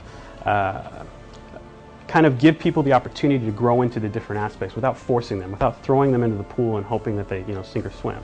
So PvE players, kind of players that might want to solo, I mean, you can solo in the game for most of the game. They'll get in the game and they'll slowly start to progress, and they'll get to a point where maybe they want to join a group, and once they see the group dynamics are really interesting, then that group may want to go on and do PvP, and they'll maybe dabble with it a little bit, and they'll kind of grow into those aspects. As long as we don't force people to do anything that they necessarily don't want to do, I think we got a good key for success here. So when we decided to design player versus player combat for World of Warcraft, we really wanted to keep in mind what would be fun and not frustrating for players. And we also wanted to be something that was completely consensual, at least on the normal servers. So you could always engage in PvP whenever you wanted to. We didn't want to have the game stratified between the adventuring style players and the PvP players. So we tried to come up with different rules in the game so that everyone would have fun. PvP balance was actually somewhat challenging for us because we tried to balance the PvE and the PvP at the same time. Other games out there that have PvP in them, they pretty much tune just for the PvP, or they even separate the strategies altogether and they have different statistics for both. We really wanted to maintain the same stats and abilities and how they functioned across the board, because we wanted players to learn how to play the game with PvE, and then they could extend those things they learned to PvP. The PvP battlegrounds are meant as an area that players on either the normal server or the PvP server can go and adventure in just like normal. Complete quests, gain levels, so forth, so on. But once you have enough players on your side, you can start accomplishing team-based goals against the other side's town. Each battleground will have a Horde town and an Alliance town in it. and you can go and defeat the other town through defeating their NPCs and through accomplishing very specific objectives. Our goal is to kind of continuously stream content to players to keep the world, fresh and new. And we have a lot of stuff we want to do with the game. It's great that it's out and everybody's playing it, but for us, it's long from over. It's just the beginning, really. We have plans to add all kinds of content throughout the life cycle of this game. We're going to add new dungeons, we're going to add new zones, we'll add new continents, we'll add new design systems. We plan to add things like player housing, hero classes throughout time. Some of these will happen through live updates, some will happen a year from now, some will happen 2 years from now. But rest assured, we have plans for plenty of new content to be continuously added to keep the game fresh and fun for people that are new to the game or people who have been playing throughout the entire history since launch. Listen to sounds of battle in the distance. The forces of good and evil are clashing. It's time to set a course for a mystical land of warriors and monsters as the world's most famous real-time strategy series transforms into an online role-playing game in World of Warcraft, conquering your PC and Macintosh computers. The story takes place 10 years after the events of Warcraft 3 Frozen Throne, and tensions between the Horde and Alliance factions have resurfaced. These groups are comprised of 8 different races, from the noble humans to the brutish orcs. Amongst these races are 9 different character classes ranging from hunter to shaman.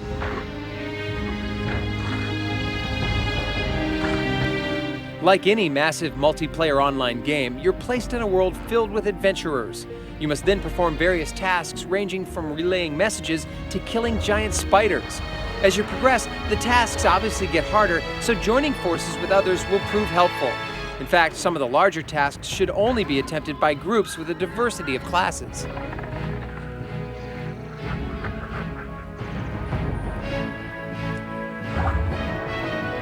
One of our favorite features in this title is that when you attain a certain level, you're allowed to purchase special riding beasts. This makes traveling around the landscapes much more efficient.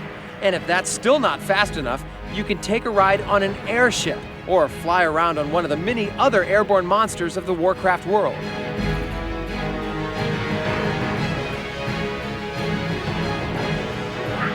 We aren't alone in our love of the Warcraft series. On its first day of release in the United States, the game sold over 200,000 copies, and the developers at Blizzard Studios had to deploy over 40 new servers just to handle the load.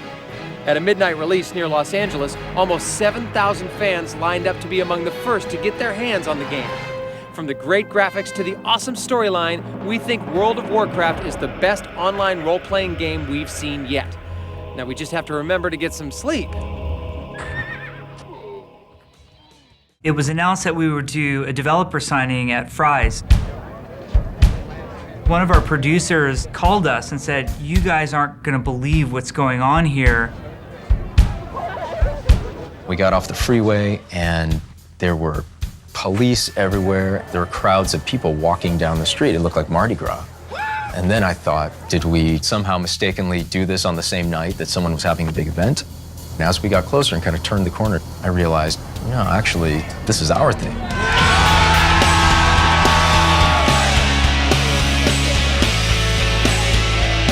What do you mean they're here for us? Like, I thought a couple people would show up to get their boxes signed, not 6,000 or whatever crazy number that showed up. Some people literally didn't know what was in the box. It was just sort of a leap of faith of, hey, I've played Blizzard games before, Warcraft was great, StarCraft was great, and this game's gonna be awesome, so I just wanna meet the people who are here. It was the most amazing experience. As a passionate Blizzard fan myself, I feel like I saw a lot of myself in the audience, right? I saw, a community of gamers that was very much like the group of developers that were sitting on the opposite side of the table. We were there till 4 or 5 or 6 in the morning signing every single box that came through. Here, everyone. If you missed it, sorry if you missed it. Most importantly, you can meet the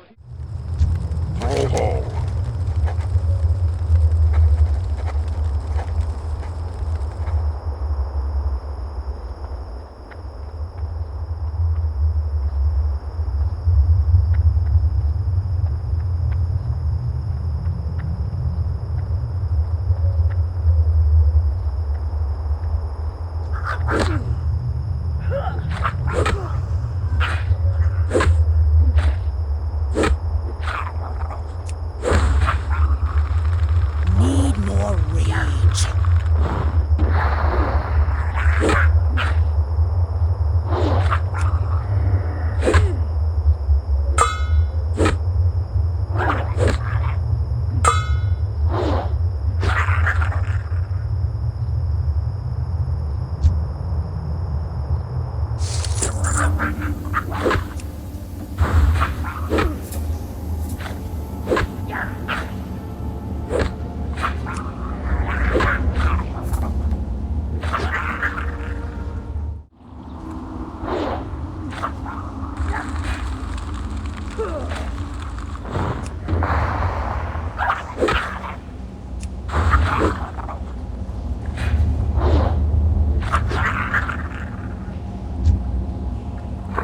I cannot carry anymore.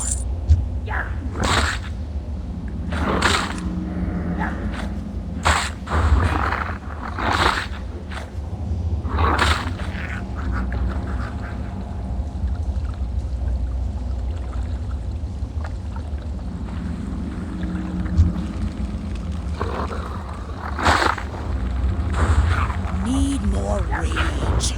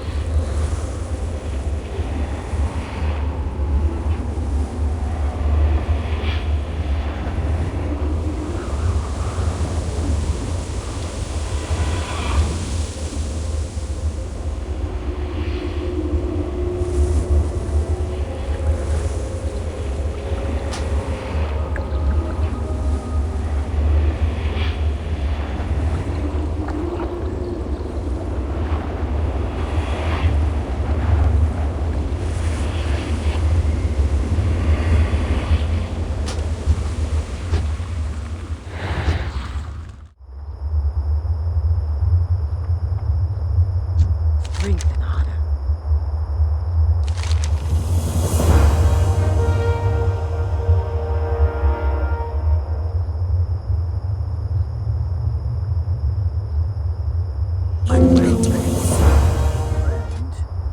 Zug Zug.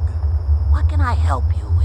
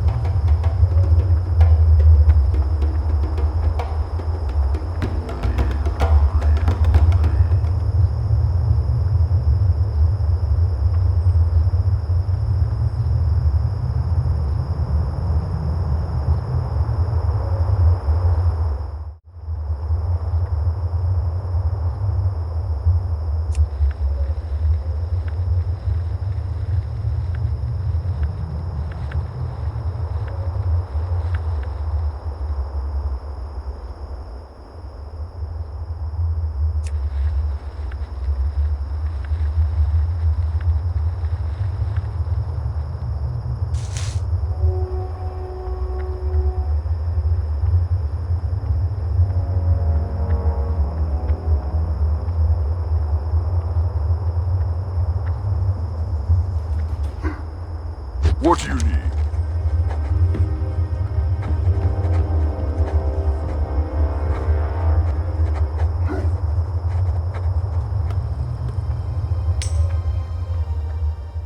What can I help you with?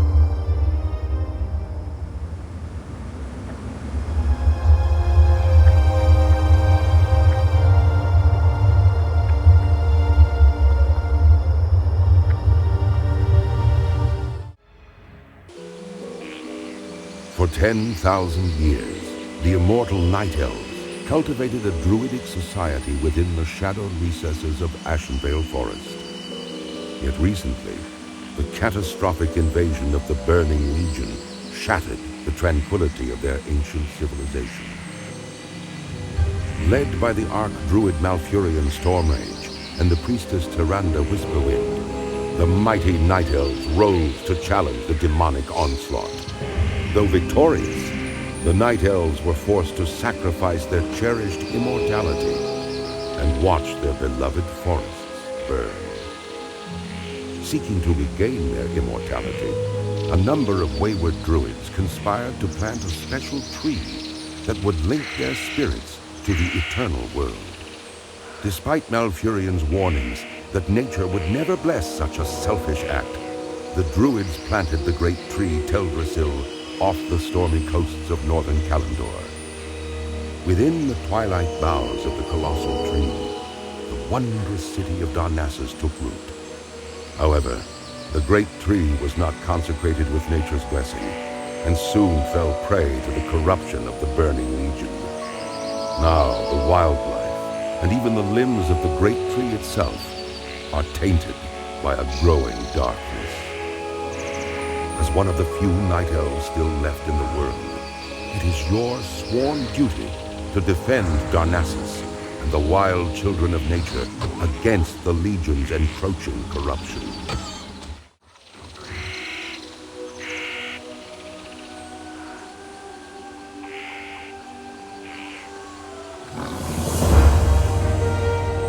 May the stars guide you.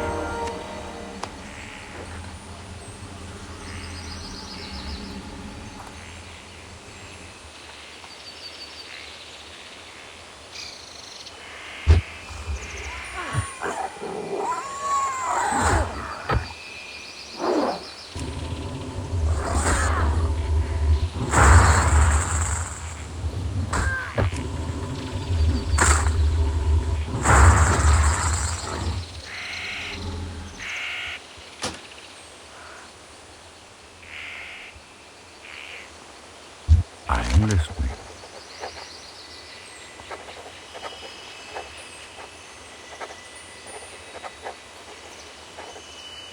Farewell.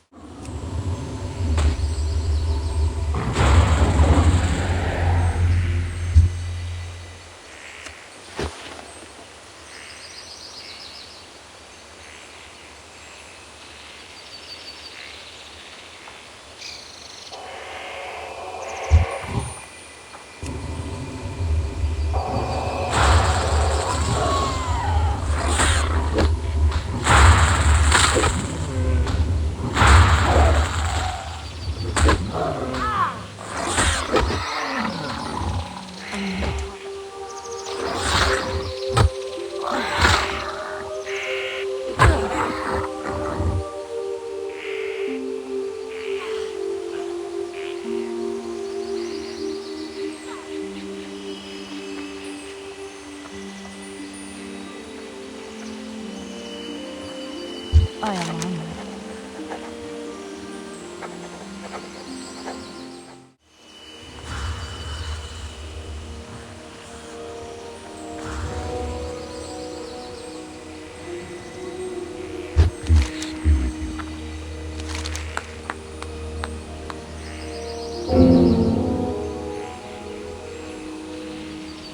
May the stars Vishnu Allah.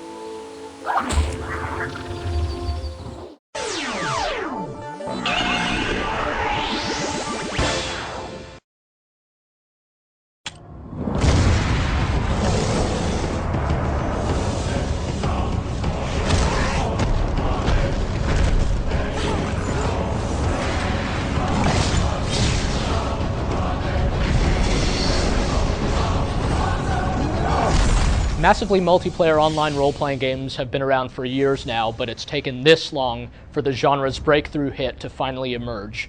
But World of Warcraft is indeed that game. This is just an incredible accomplishment and an incredibly fun game above all else. It's filled with basically everything that's ever been great about the massively multiplayer online RPG genre, and it delivers a lot of new stuff as well, and just fills you with a sense of wonder as you explore the game's incredibly huge and beautiful world. It's just a one-of-a-kind experience, and it's something that's recommendable to pretty much everyone. So regardless of what you may think of this style of gaming, this is the sort of game that you owe it to yourself to check out. It's just really a mind-blowing and staggering, and makes you glad that you are someone who plays games and feels sorry for people who don't. One of the most striking things about World of Warcraft is that the game takes place in this incredibly huge and seamless world. There aren't any real loading times here at all, and in fact, just getting from your desktop and into the game is a process that just takes seconds. Basically, you can run around through the world and watch as the scenery changes, as the weather changes, as the lighting changes. All this stuff just happens all around you, and the whole thing just feels so cohesive and is so rich with detail that you really do feel like you're in this other place. One of the great things about World of Warcraft is that it's highly approachable. It's just very easy to get into, and so easy, in fact, that it doesn't even have any kind of tutorial. You don't need one. You just kind of take a look at the interface on the screen, and you sort of intuitively get what's going on. You figure out how to run around, use your abilities, and suddenly you feel like you're an old pro at this stuff and don't feel like you have that much to learn, even though there's incredible depth and complexity waiting for you here. Another one of the surprises is that World of Warcraft is really just an action-packed game. It's not kind of weighted down with the slow pacing that you'd expect from an online RPG. It's not weighted down by a lot of the boring downtimes and just the sense of a grind that you're doing the same thing over and over and over just for small gains. So instead, you have this fast-paced combat which almost feels more like an action game. It's definitely much more reminiscent of something like Warcraft 3 or Diablo 2 than it is of other online RPGs. It's very action-oriented, and yet it strikes a perfect balance in that it's not so hectic that it's unmanageable. Another great thing is that regardless of which type of character you play, you can really hold your own against monsters, or of course you can greatly contribute to player groups and choose to play with others or alone. So any way you choose to go, whether you want to play this game for a half an hour at a time or for 8 hours at a time, basically World of Warcraft is going to give you a good, exciting experience. The sheer variety of this game is another one of its really outstanding qualities. Depending on which type of character you play, you'll start out in totally different environments.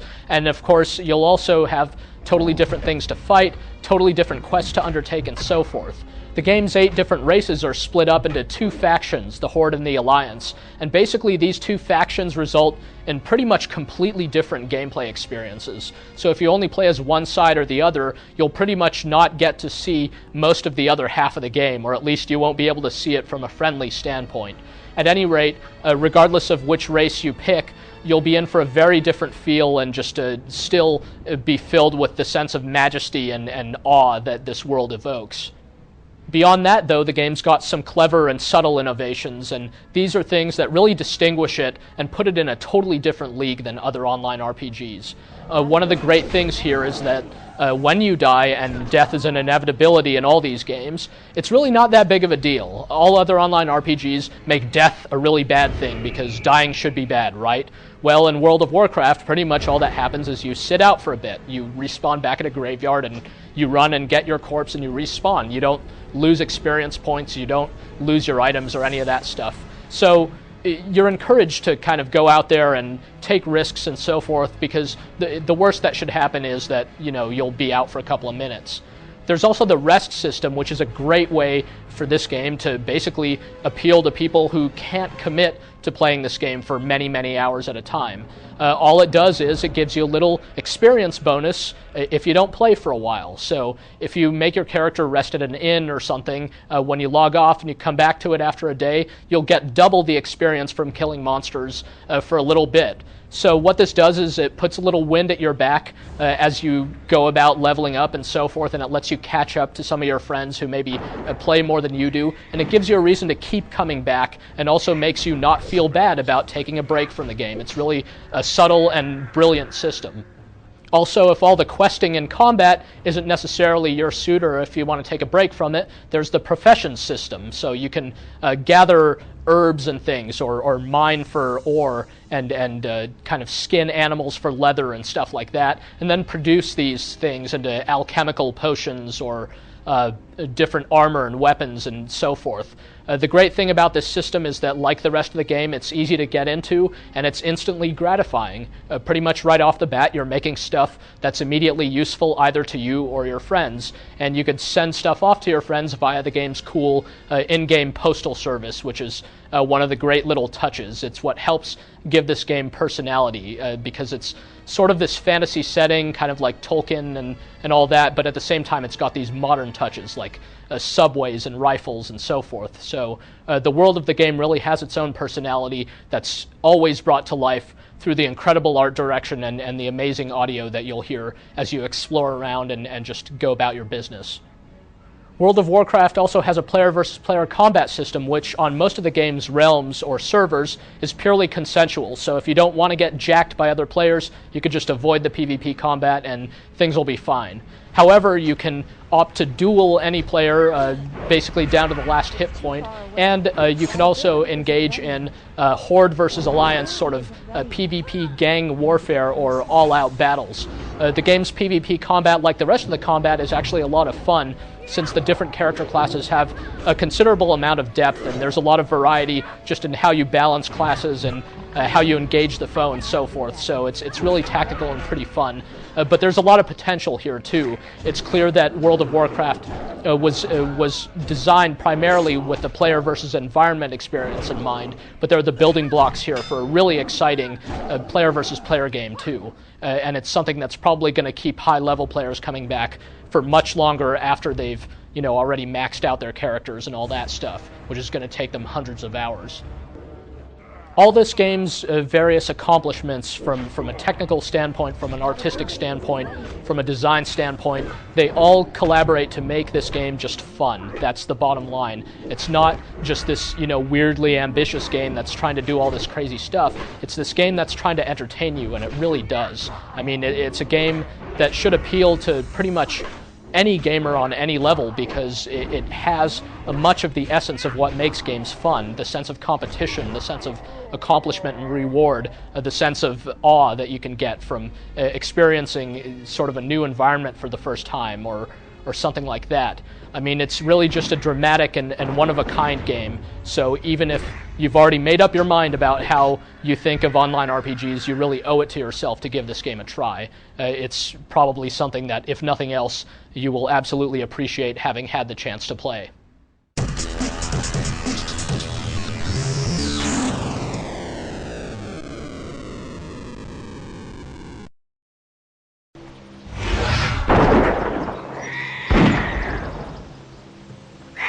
That spell isn't ready yet.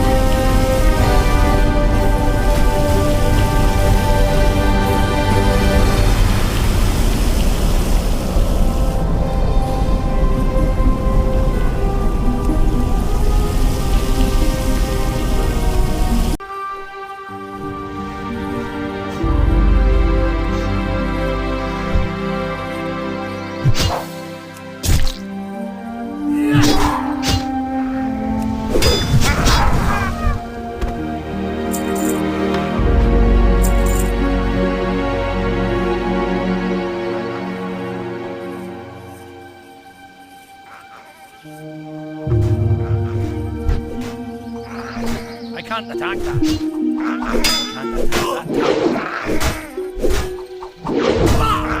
I can't attack that.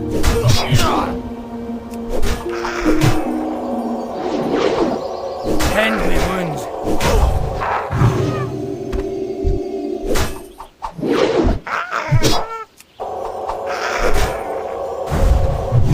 Not enough rage.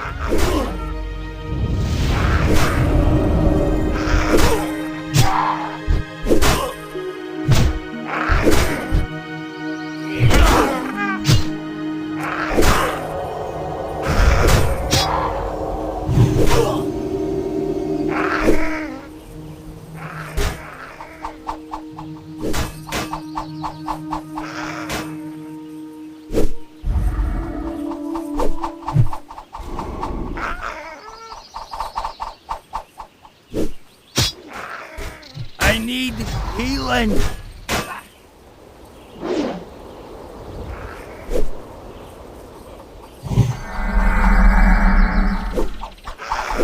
I need more mana.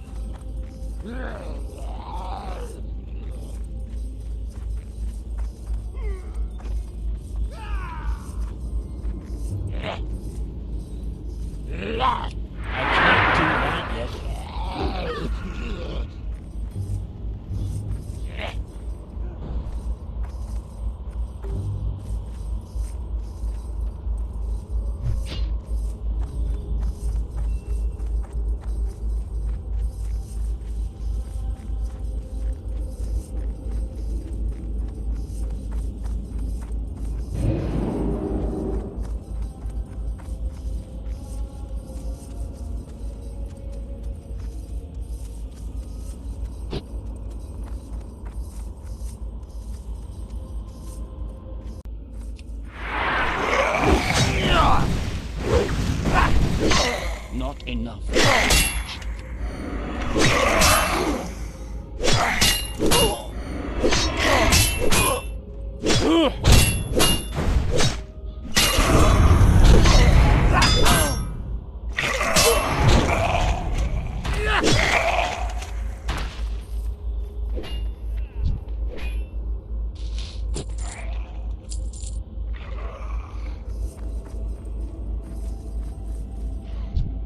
Need more. Not ready yet.